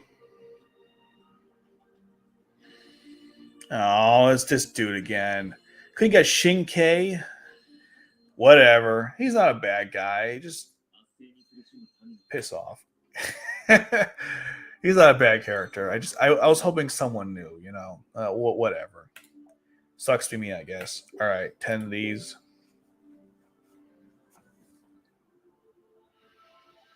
Let's get a dud. Yeah, that's a dud. Yay. They always tease you with this. She looks so nervous. It's going to be something. It's nothing. It's always nothing. Yellow, yellow, yellow. Yep, bunch of yellows. I don't even see it. I don't see potential for an upgrade. Yeah, there's no upgrade. Hopefully, at least I get some good 3s. You know, that'd be nice. We'll see. Yukia, lame. I mean, he's okay, I guess. All right, Sterling. Psycho. Psycho. Lux. Yay.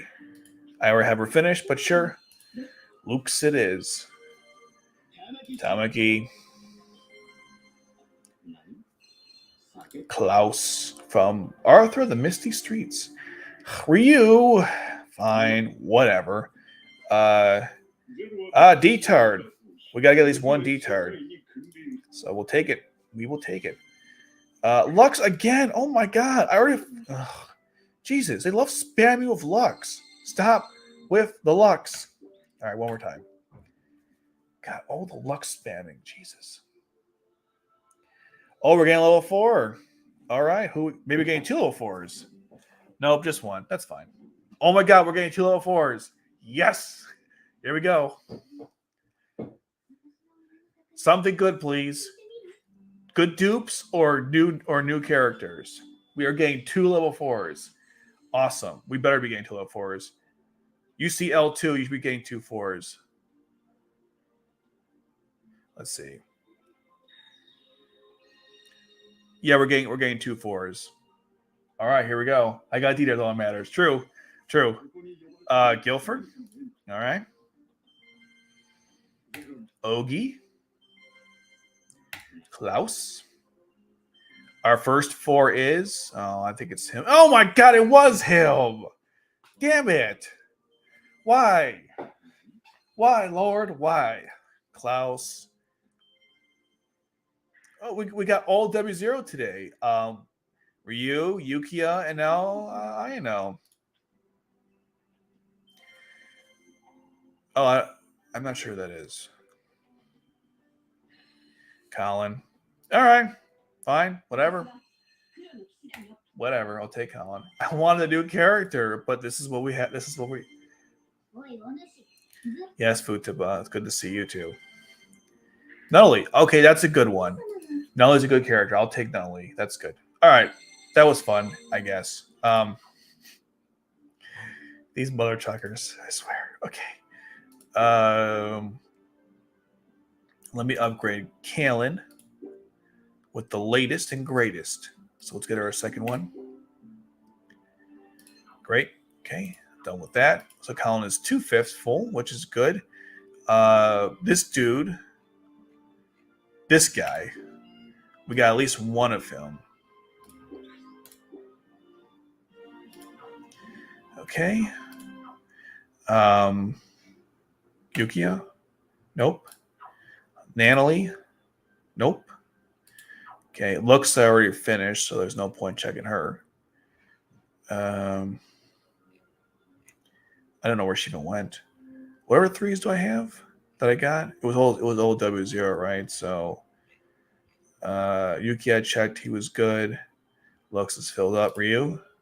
Nope. I know. We're almost there. We're almost there with Haino.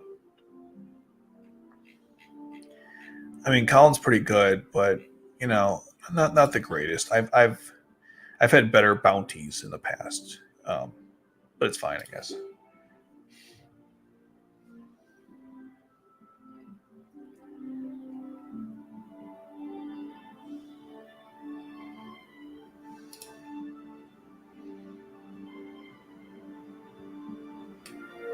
Even Red know it's her. Really? Let's see.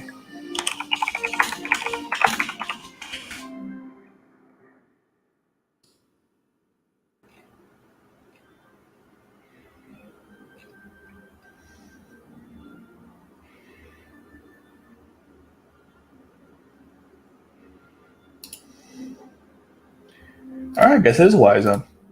I mean, Wikipedia is never wrong, so we'll go with it. Okay.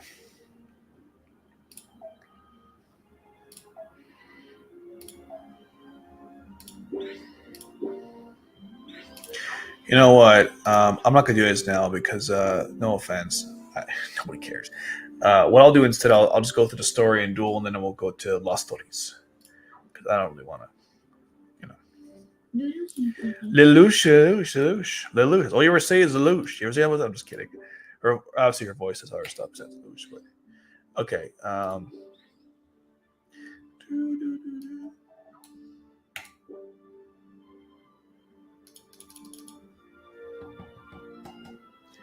Let's go. What's going on?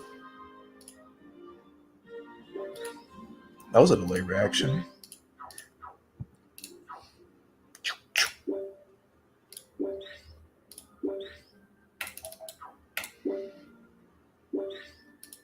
Ooh, I got Kiki to level up.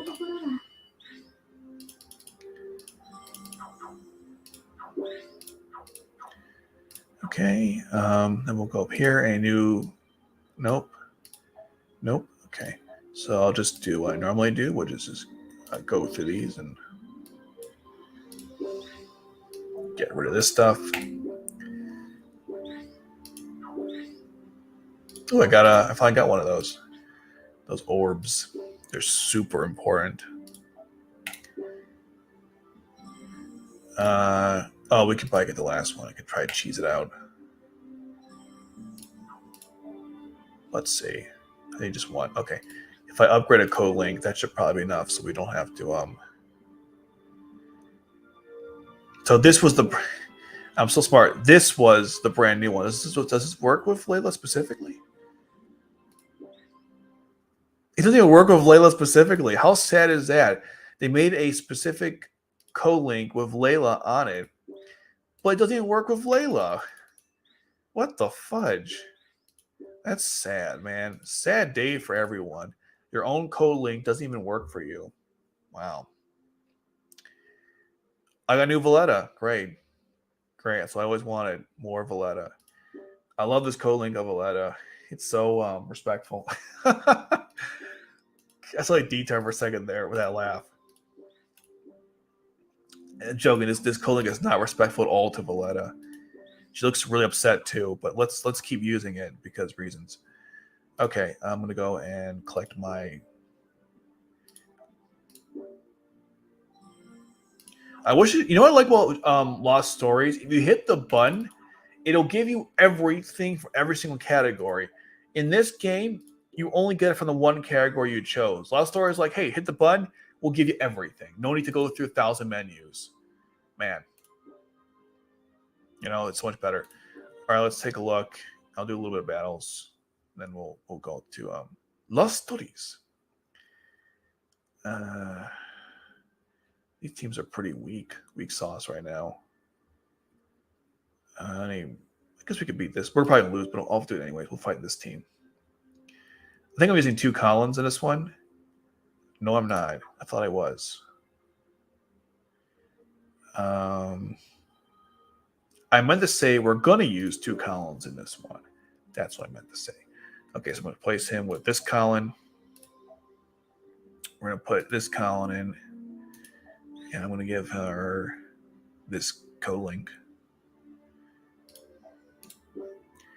And I'm gonna give him, I don't know, what looks good here.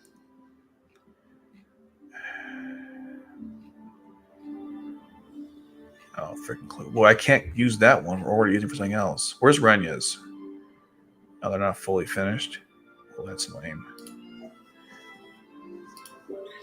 Oh, wait. What the hell? Oh, we're using Renya's. Okay, then in that case, I'll just give him a shield. I know that's the best, but that's what we're going to go with. Okay. Here they go. Hopefully we win and not lose, because losing sucks. What would you rank the BioShock games? 1, 2, and then everything else is crap. Sorry, but I hated Infinite, and the DLC were even worse.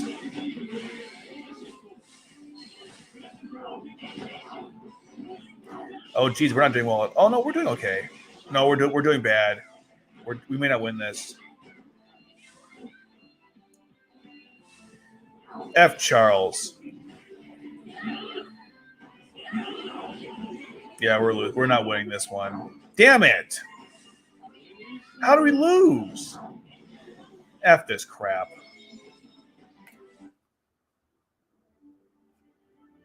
We lost. God dang it. Okay. I thought we had a chance with 2 Collins. I was obviously wrong. Okay.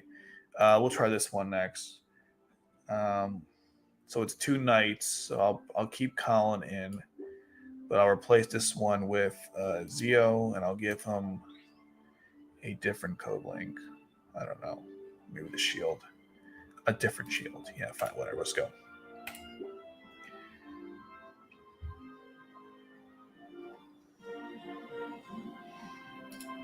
I'm Charles Lampire. When the strong survive and the weak perish, where the weak bow their own needs, strike the iron fist. Be you as well. No, I don't think I would either.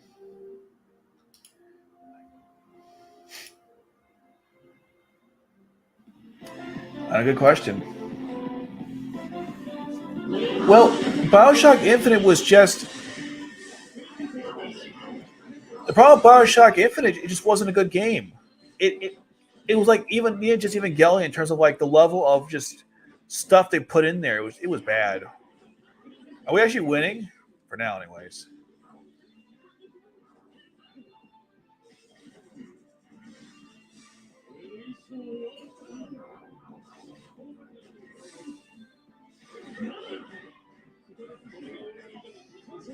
What was that? Is Zaku turns head upside down? What the fudge was that? Not a glitch? What the fudge? You guys see his head turn upside down? Wow. That was really freaking weird. Yeah, BioShock Infinite, man, there were slim problems with that game. Oh my goodness. I think all 3 collectively, but yes. Flay would kill him absolutely.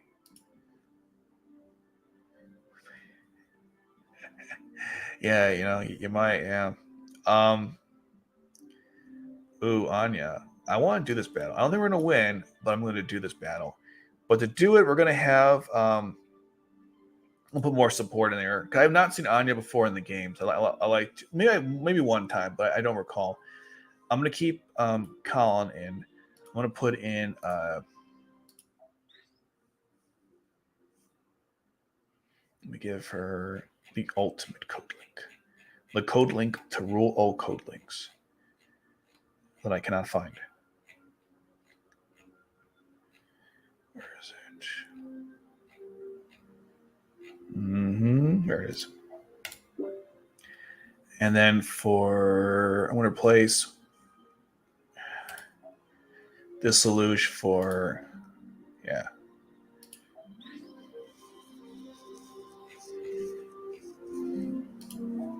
Actually, I think this is the best one, so we'll go with that. All right, this will be our team going forward. Watch us get wrecked.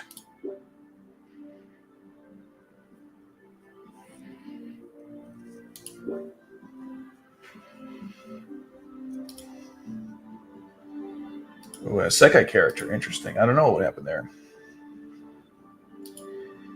Well, we don't know how he would respond to a flail warhead. That's the problem. Well, Anna's kind of adorable in the Mordred.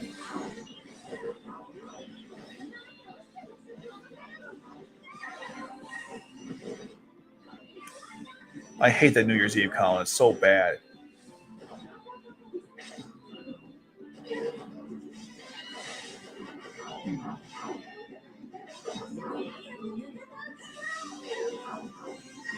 Okay, so it looks like Colin's gone. They're Colin. Mine's okay. C2 is still in. Zero's still in. I think Zero's still in. We lost Kaguya. Their Zero is gone. We lost Kaguya. Great. And we still got Anya and okay, I guess we're good. I guess we win this one. Konosuba. Konosuba. That anime is so weird. Hey, we won. Yay. Victoria, I guess. Oh my god, 4-hour stream. Jesus Christ. Okay. Jesus Christ. Okay. Yeah, that's it. We're not gonna play more Janissary Code. I'll do more stuff later on my own. You guys don't need to see that back end stuff. All right, let me turn off the volume for this crap. And then we're gonna go to not dual, Abyss mode. I'll soak this game and we'll start Lost Stories. Code Geass. Lost Stories.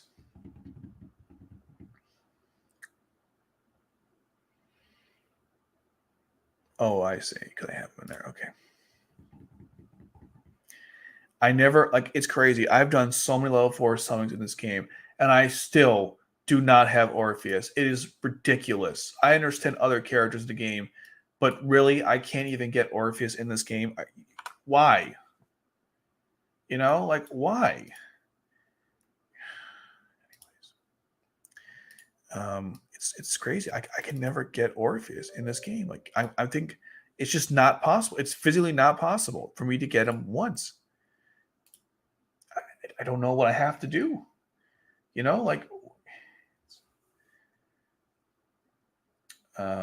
might have made a mistake here. I think I just do volume. Oh, that's not what I want. I want the volume mixer.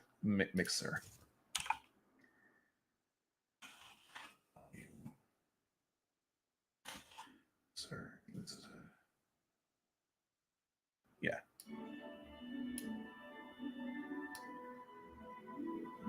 Okay. I don't know. We'll never get him. Lelouch could probably be like Shiro from Log Horizon. He'd be a game tactician. It's possible. Wait, can we go back for a second there? What was that?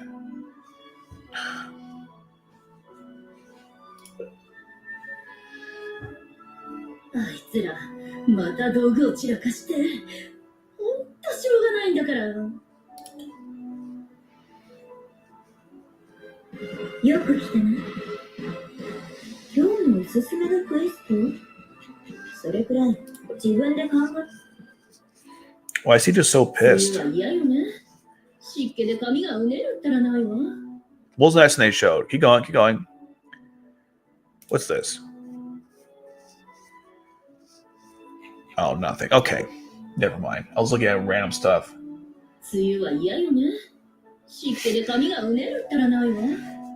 It's hard to deal with detards. I wish you could actually do that. It'd be kind of fun, but you can only have one detard at a time. Go to training real quick. I think I have this camera might die out soon.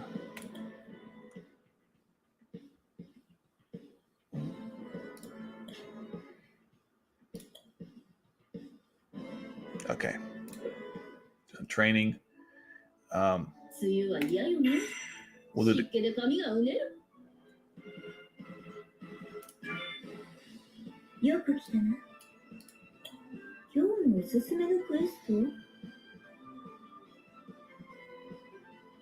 Maybe we get too much Tamaki, Shilly-Nully, and just other random characters I don't care about at the same level. You need more characters. You get more rainbow tickets. It's much much easier that way.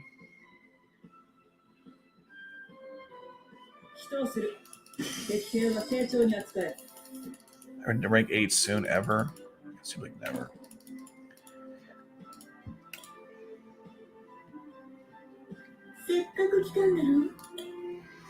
All right, we'll do the next one manually. Okay.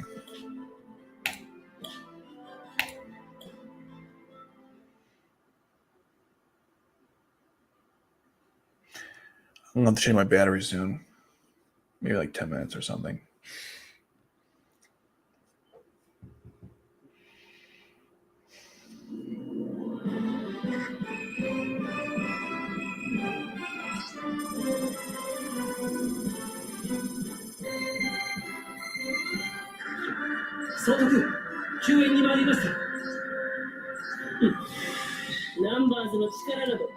Cornelia stopping races for 2 seconds. Okay. Soccer here.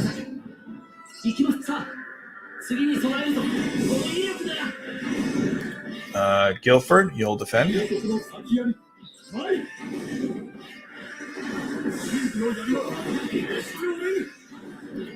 C2, you will join them.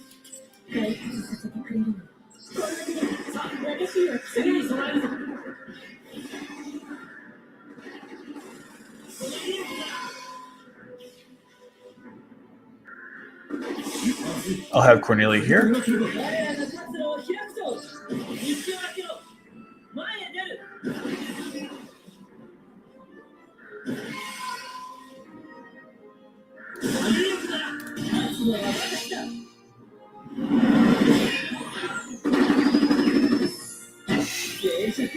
She did say that. That's very true.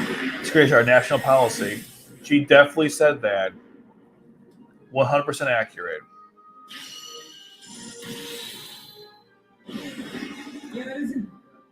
What was Zaku just doing there? That was weird. Was that a tick or something?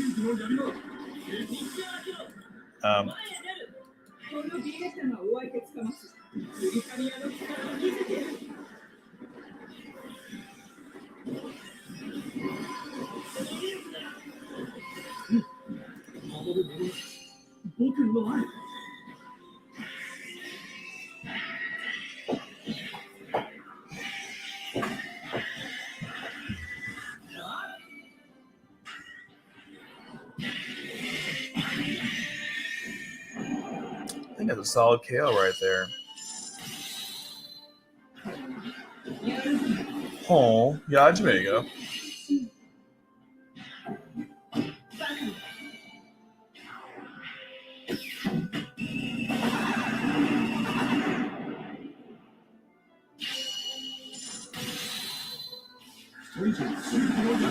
You mentioned it. I think it was garbage, but if you find it, you can let me know. But look, does this game look better than Geass Code? I think it's kind of obvious that it does. It's fun to play. I actually want to replay these battles because I enjoy the game a lot. I can't say anything about Geass Code. I just skip the battles; they're boring. But here, it's like, yeah, this. We probably can't win this, but I'm gonna try it anyways. We got gold XP though. There's Gloucesters in this. I have not faced Gloucesters yet. Well, not too many, yeah.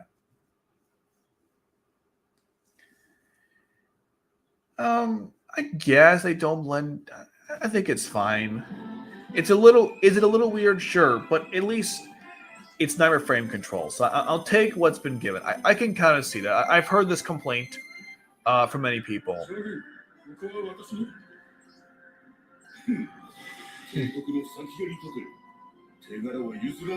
Mao versus Bradley, who's more insane? Probably Mao. Because Mao can read people's minds. Bradley's just, I mean, he's insane, but not that insane. 50 troops? This is going to be brutal. Fight your own, Guilford. Fight your own. Suzaku.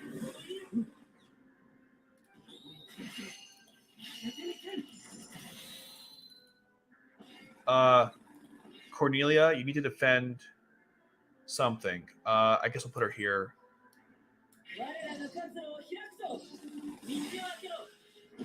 We already lost Suzaku. Son of a gun. Oh, we're so fudged.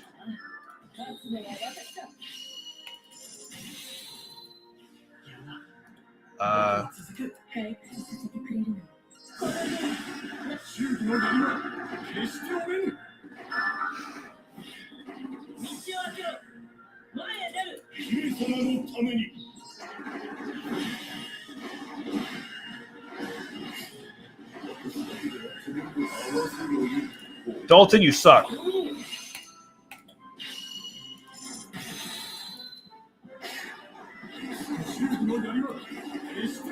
I don't know why I even bother using you. Forget it. We're not doing well at all. We're forget it. Okay. Oh, D-Tard wins, obviously. What's so funny? We lost C2. Is that funny? Is that funny to you? It's kind of sad. Our team's not strong enough. We just can't win. We suck. You know that's we just suck. We're so bad in this game.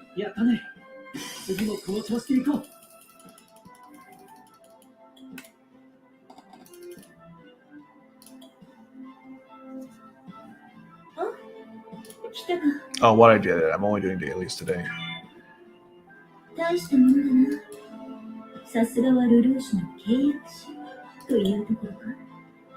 Oh, that was weird. D2 would probably win, yeah. I don't think it's been a question. I think it'd be kind of obvious.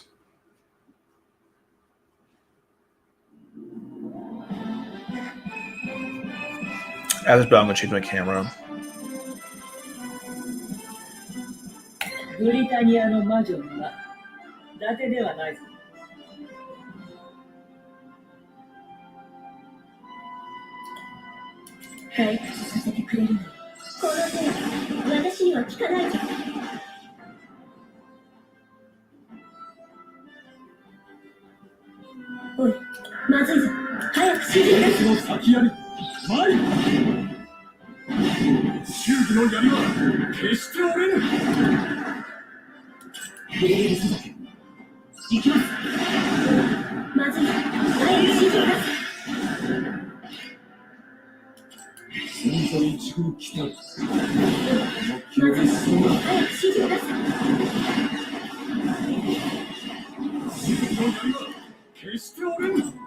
Oh, damn it.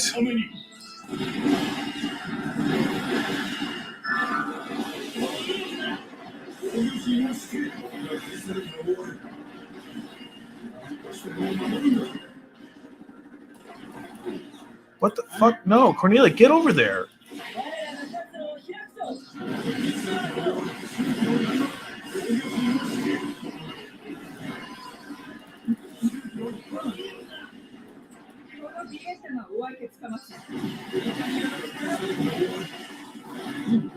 We did terrible this round. Forget it. What a failure.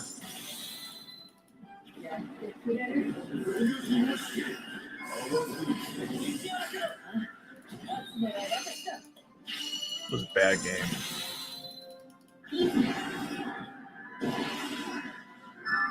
Hey, that was awful.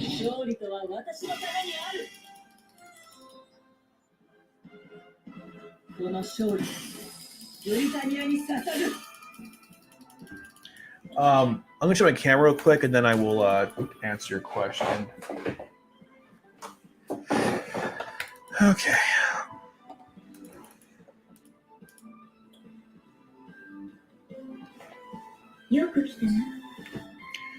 Yes. I'll be right back.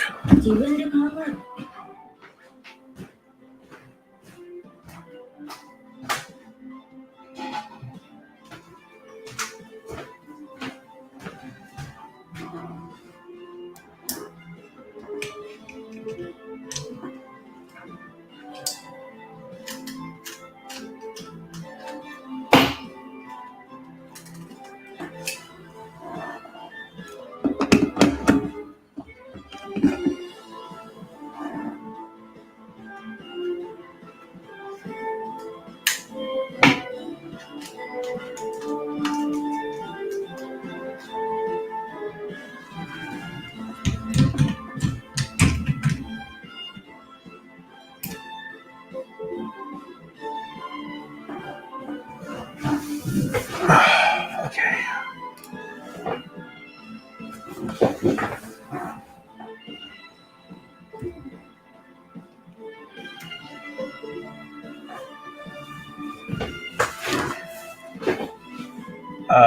What? What's going on?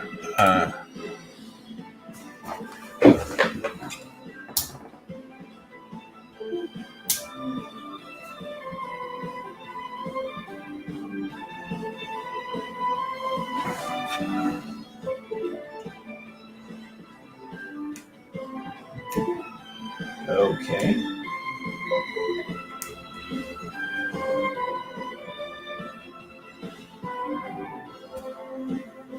I don't know what's going on.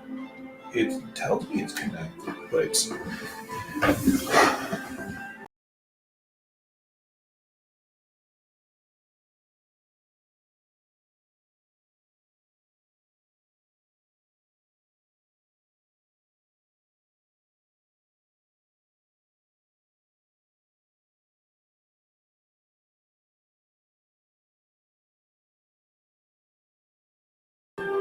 I don't know. What was that? That was weird. Okay.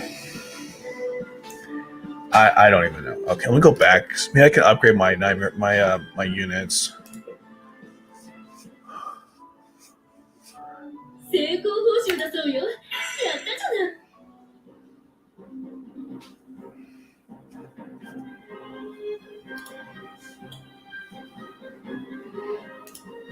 Oh, this is the wrong area. My bad. I want hands. 今日はナイトメアの拡張してみない？戦い方に幅が出る。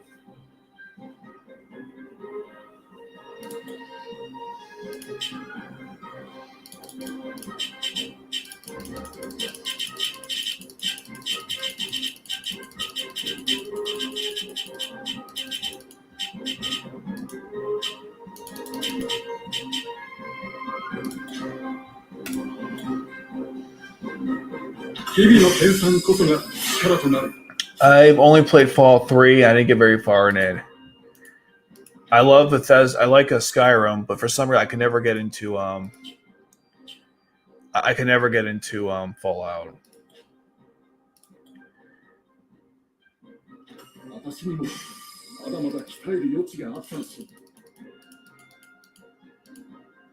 I don't know what I just did, but I hope it was good.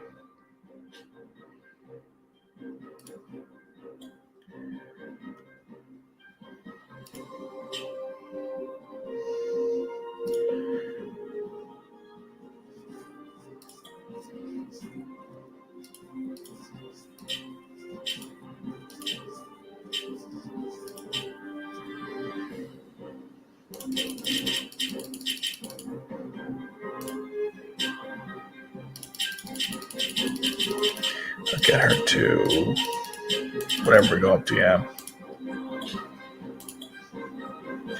At some point, we'll probably see your capture characters in Janissary Code. I don't know when, though. Wait, I can still keep going? Oh, I have one goal. Yeah, that's true. I could keep going. I'm not going to be, but I could keep going, yes. あんたたち、ナイトメアの操縦がうまくなって。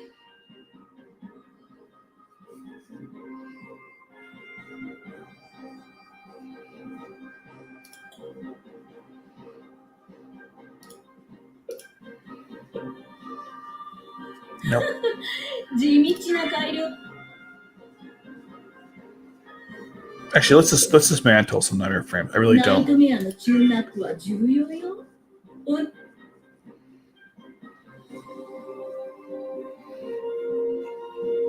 Actually, let's not do any of those things. Oh, hold on. Shut up. Man, she's being really obnoxious.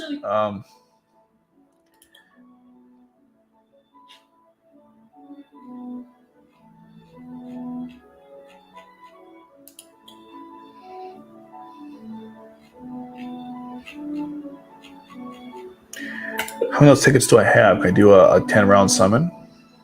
男連中は気が利かないでしょ。困ったことが。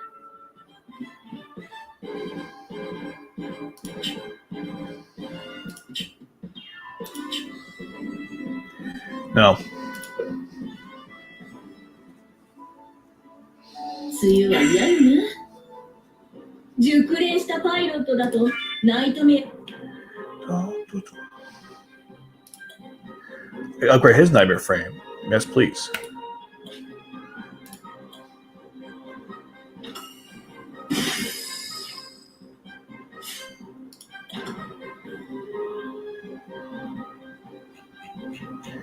Wonder how many times you upgrade a nightmare frame. 10 times. That makes sense, I guess. All right, let's see what we can do now. 強いナイトメアがあっても正当報酬だそうよ。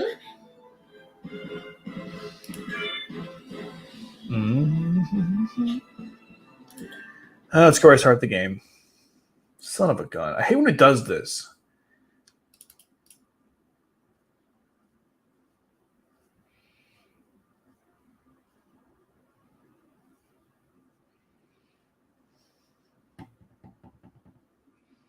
Code Geass 反逆のルルーシュ。どうぞ。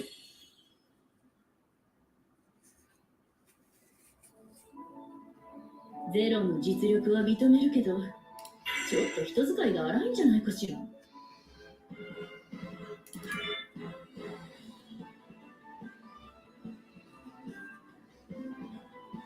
Okay, so the story mode in this game is basically an alternative R1, except that in this version of the story, you play as your own character who partakes in the events of R1. That's what it is.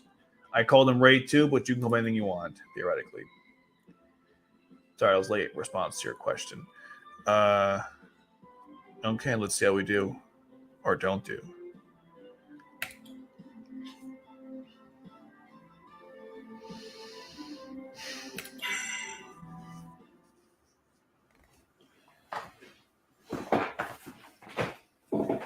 You get a free spin? A free spin. How do you get a free one spin? You mean the ticket? You're talking about the ticket, right? Cross arc, are you talking about the ticket?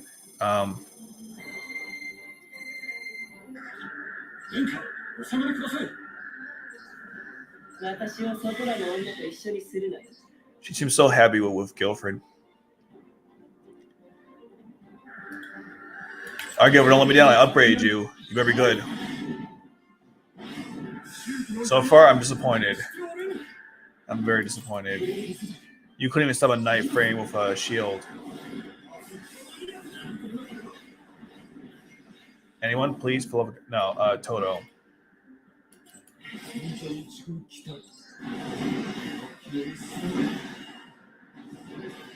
on, guys. Guys. Oh, my God.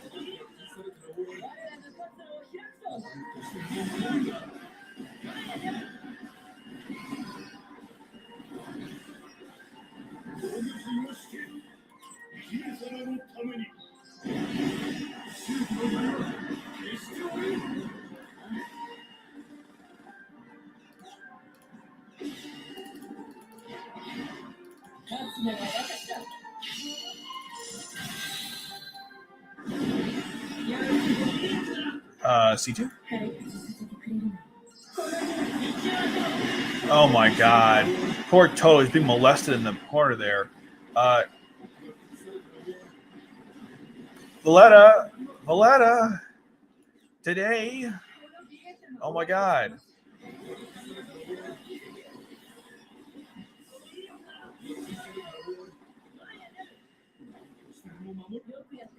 Jesus, that was close. Whoa. Lost Colors? Lost Colors didn't have any like gameplay besides story mode, right? If I'm not mistaken. All right, one second. I want to get my free. Let's see.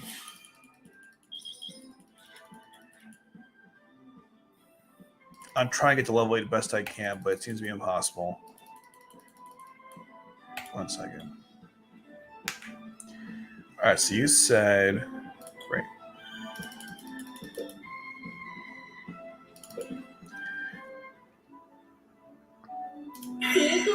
そうよ。やったじゃない。 Where's the So which one are you talking about? Let's see.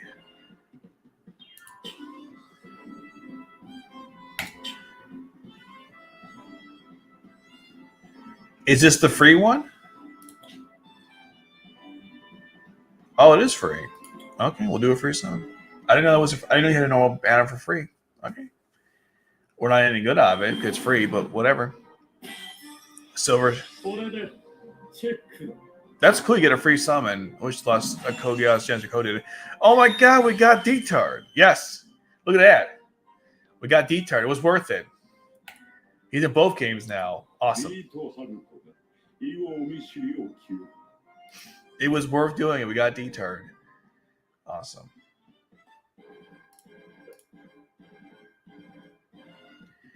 I did not know you get a free summon every day.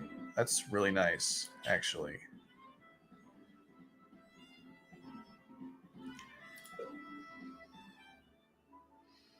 That's actually really nice. 成功報酬だそうよ。やったじゃない。 All right, Naomi, thank you for those comments. I don't know what you were saying, but thank you. Okay. Do a core missions and we'll call it for a day. I've been streaming for like four plus hours, which is crazy. I usually don't go on this long, but let's see how far we can get with my current team. I'm going to assume we're going to get the end of the line very quickly. That last one was rough. It was like 33 units, and they were not letting it up at all. Guilford was worthless against take care, dude.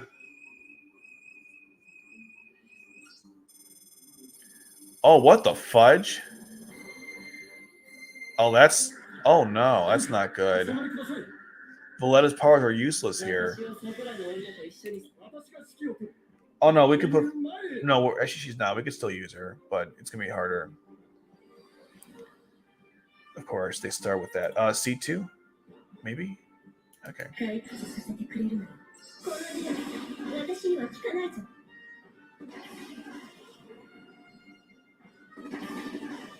おい、まずいぞ。早く指示を出せ。 Guilford. 後続の先やり。参る。 There's been no events so far for Lost Stories that I know of. Oh crap. Fleta.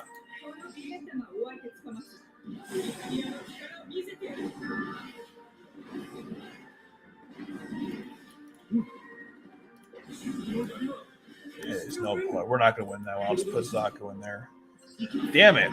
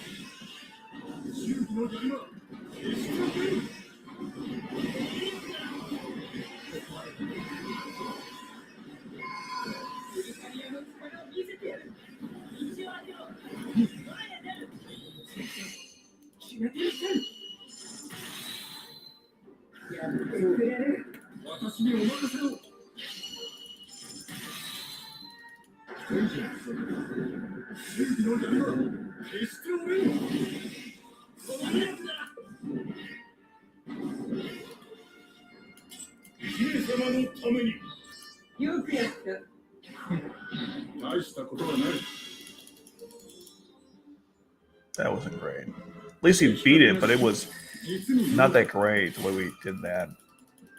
Could have been a lot better.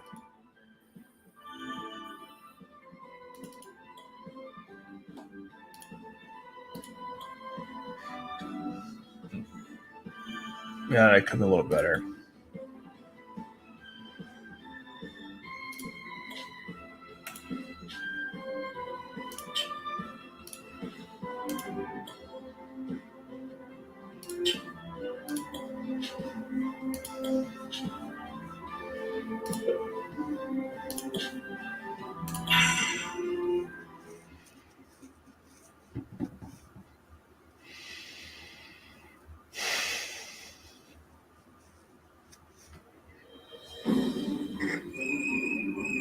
Oh, this is gonna be bad. It's like 3. Oh, well, one entrance means at least Cornelia can cover the whole thing. I should. 僕に君は君の道へ行けスザ君 Suzaku. 王国の先やりない These police knife are so freaking annoying.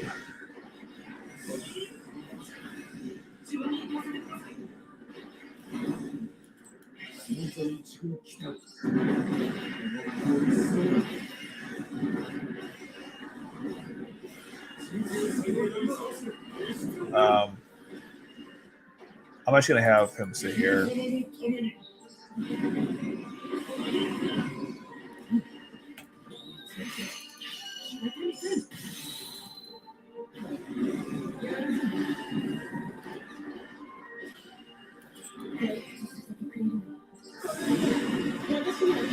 C2, please focus on task at hand. Thank you. Cornelia? Cornelia? Cornelia, are you alive? Help! God, help!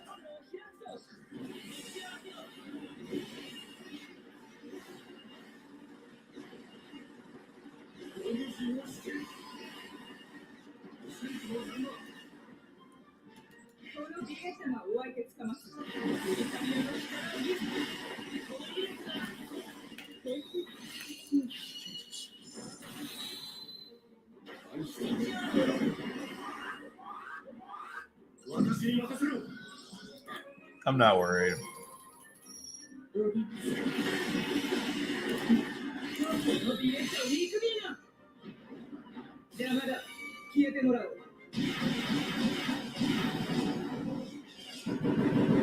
Kaboom!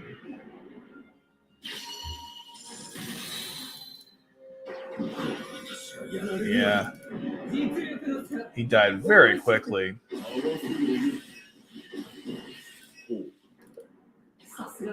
Alright, we won, but it wasn't a clean victory. That's not the way I like to win it.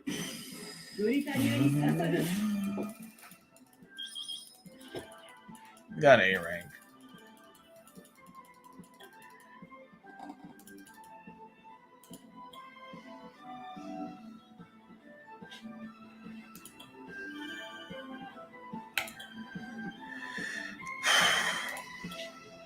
These battles are hard. Oh my god. Especially with those police forces that have shields. Oh my god, I can't even get through those. They're the worst. All right.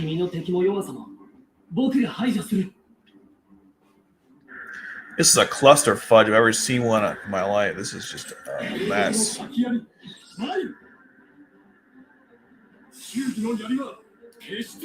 At least there's only one way to get to us.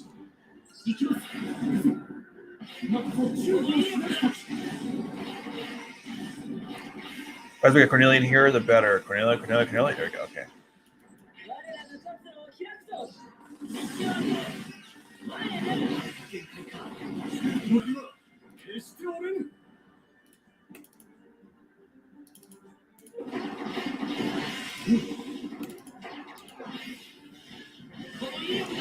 Yeah, I'll bring C2 in here.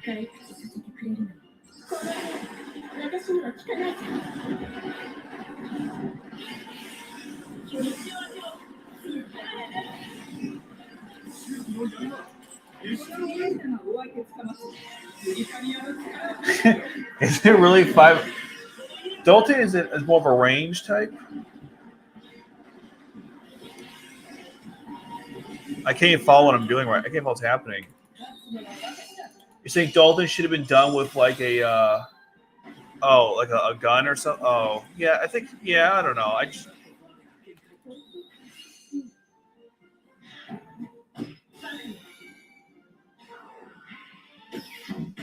I don't have any denier frames besides the one that C2 is using that would be good for that sort of thing. So maybe I'll build one and I'll have Dalton use it.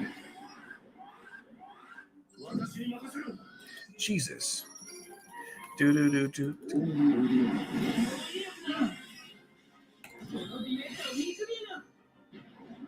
邪魔だ。消えてもらおう。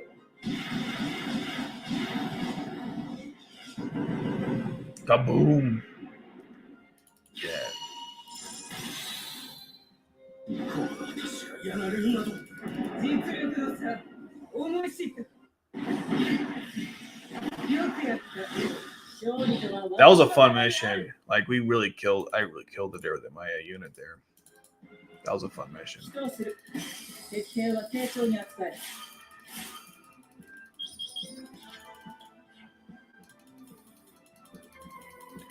Fletta's really good in this game. 1 second. Can I build another Sutherland? I think I can. Let's see.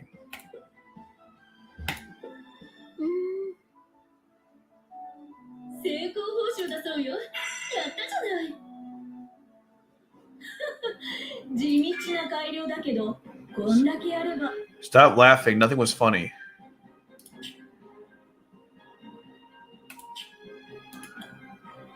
I can't build a Sutherland. Okay, let's build a Sutherland then. Just one though. Oh, I can't build that one yet, but I can build a regular one. Yeah, I want the range one anyways. Okay. Yeah, let's do it.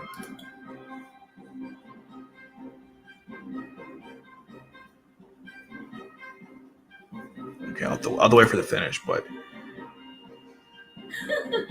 地道な改良だけど、こんな成功報酬だそうよ。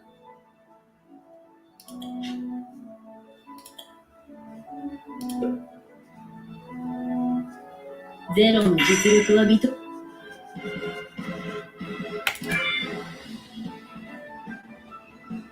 There are lots of Code Geass light novels. I haven't read much of them, but I heard they're not bad. I'm going to substitute this one for one of these in the meantime.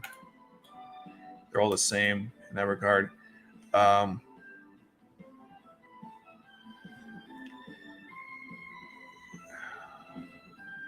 guess we'll just stick to that. Okay. God, they keep giving me the same crap with the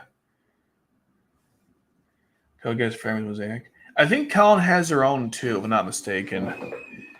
Oh, this is a weird one. All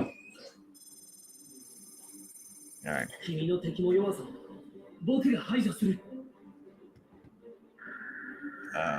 Okay, go for it.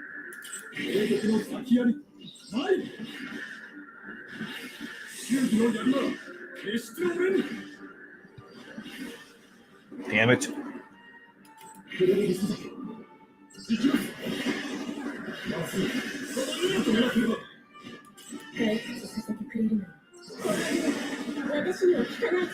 Damn it.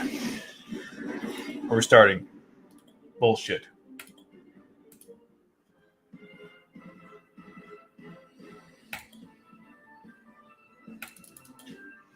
For the last mission I do, I'm getting really like out of it. Okay.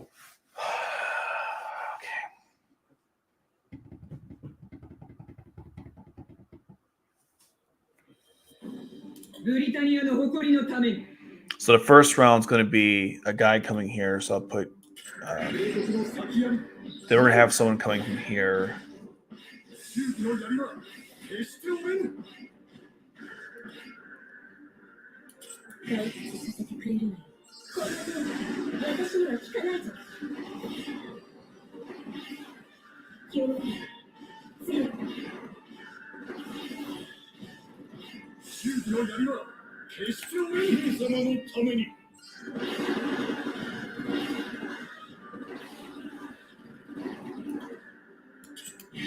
Nice try, buddy. I had soccer ready right before you had a chance to get there.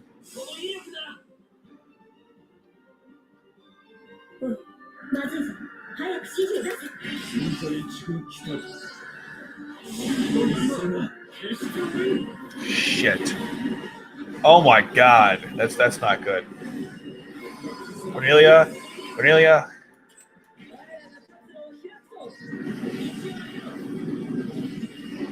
Oh my god, Toto, are you alive? Oh my god, no.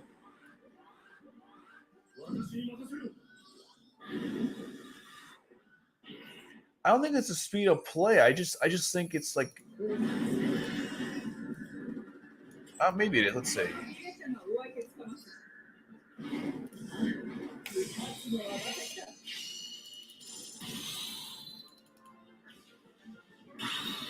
I couldn't tell in that commotion that apparently that Kyo even got involved in that conflict. 打てる手が私は何のために彼らが勝つ道を開けろ。前へ出る。彼らが勝つやられるなど 頭を叩くのは戦の上 Tamagotchi game? I have not heard of that game.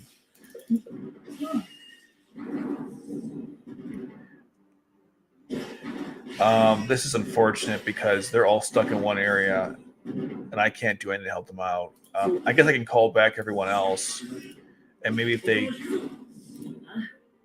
して消えゆけ。いやな僕も続く一旦復讐。この威力だ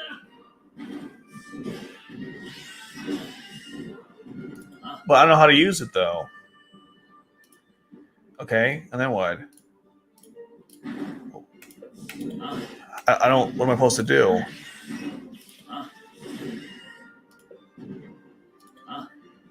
How does this work? I have no idea how this works. Okay. Do I pick an area? I clicked on it. Okay.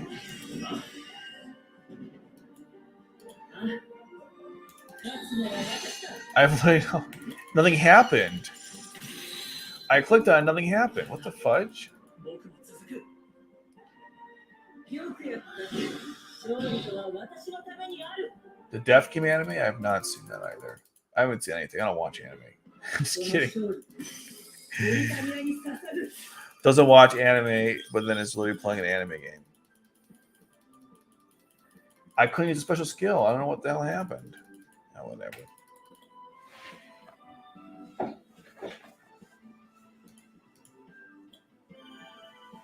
Yeah, okay. It's getting late. I'm gonna have to probably end this stream. I got a lot of stuff to do today, and I've already spent like 5 hours streaming this, which is freaking mind blowing. Didn't even think it was 5 hours. Oh my god. Okay.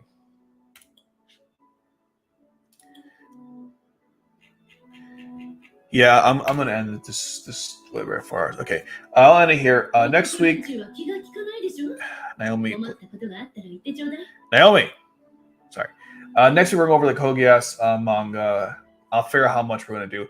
Anyway, guys, have a good week. I will see you all next week. Unless something happens, but probably won't be. All right, take care, guys. Thanks for